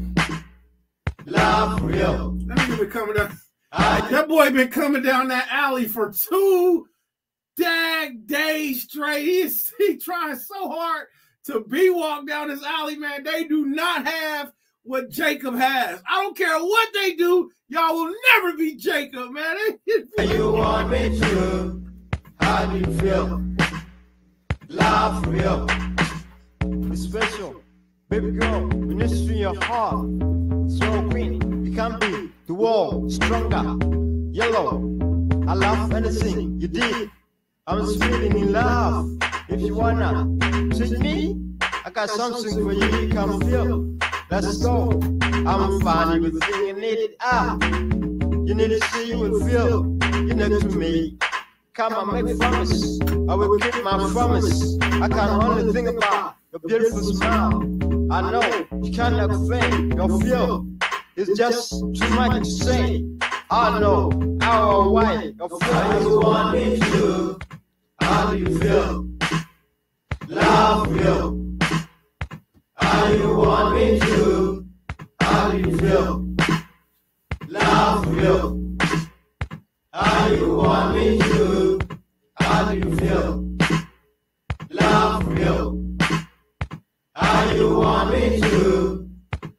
feel? Love real. I know. Oh, why? I feel I so strong. When you look me in my eyes and say, you want me to? See? Then I want you to know. I'll wait there for you. I treat you how you want to be treated. All your life. Treat me out. When you see me, tell the nigga how you want me. How you want me. I just between me and you. Everything, I give it to you. So true. No lies. Honestly, I never leave. When you need me, that's how you want me to. How do you feel? Love real. How you want me to? How do you feel? Love real. How you want me to? How do you feel? Love real. How you want me to? How do you feel? Love real. I'm so sorry. Y'all about to have that stuck in y'all head all day. You think it's Jake? You think it's Jake? Y'all think it's Jake? All right, let's see.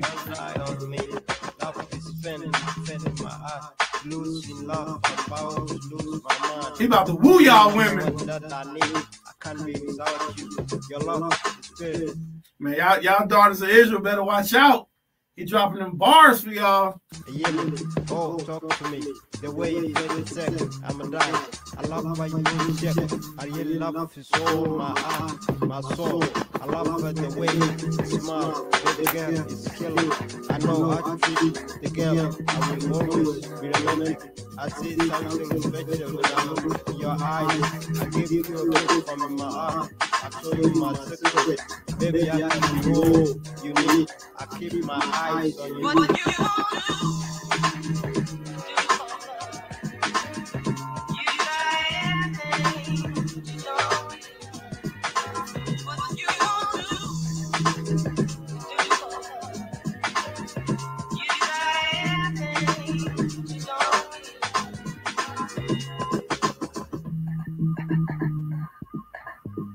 I give you a gift from my heart. I told you my secret. Baby, I can do all you need. I keep my eyes on you. I don't know what did I say to you. Beautiful girl, I feel you. I do what you like, but let me do what I do. Don't be quiet. Don't die on me. Love is all right, I'm done. I'm done. So yeah, salute to y'all. Kwame Yasharala. That's all I can do. Most of us will. I'll be seeing some of y'all at the Shabbat convocation. I ain't able to come. Kwame Yasharala. Nobody else makes me feel this way.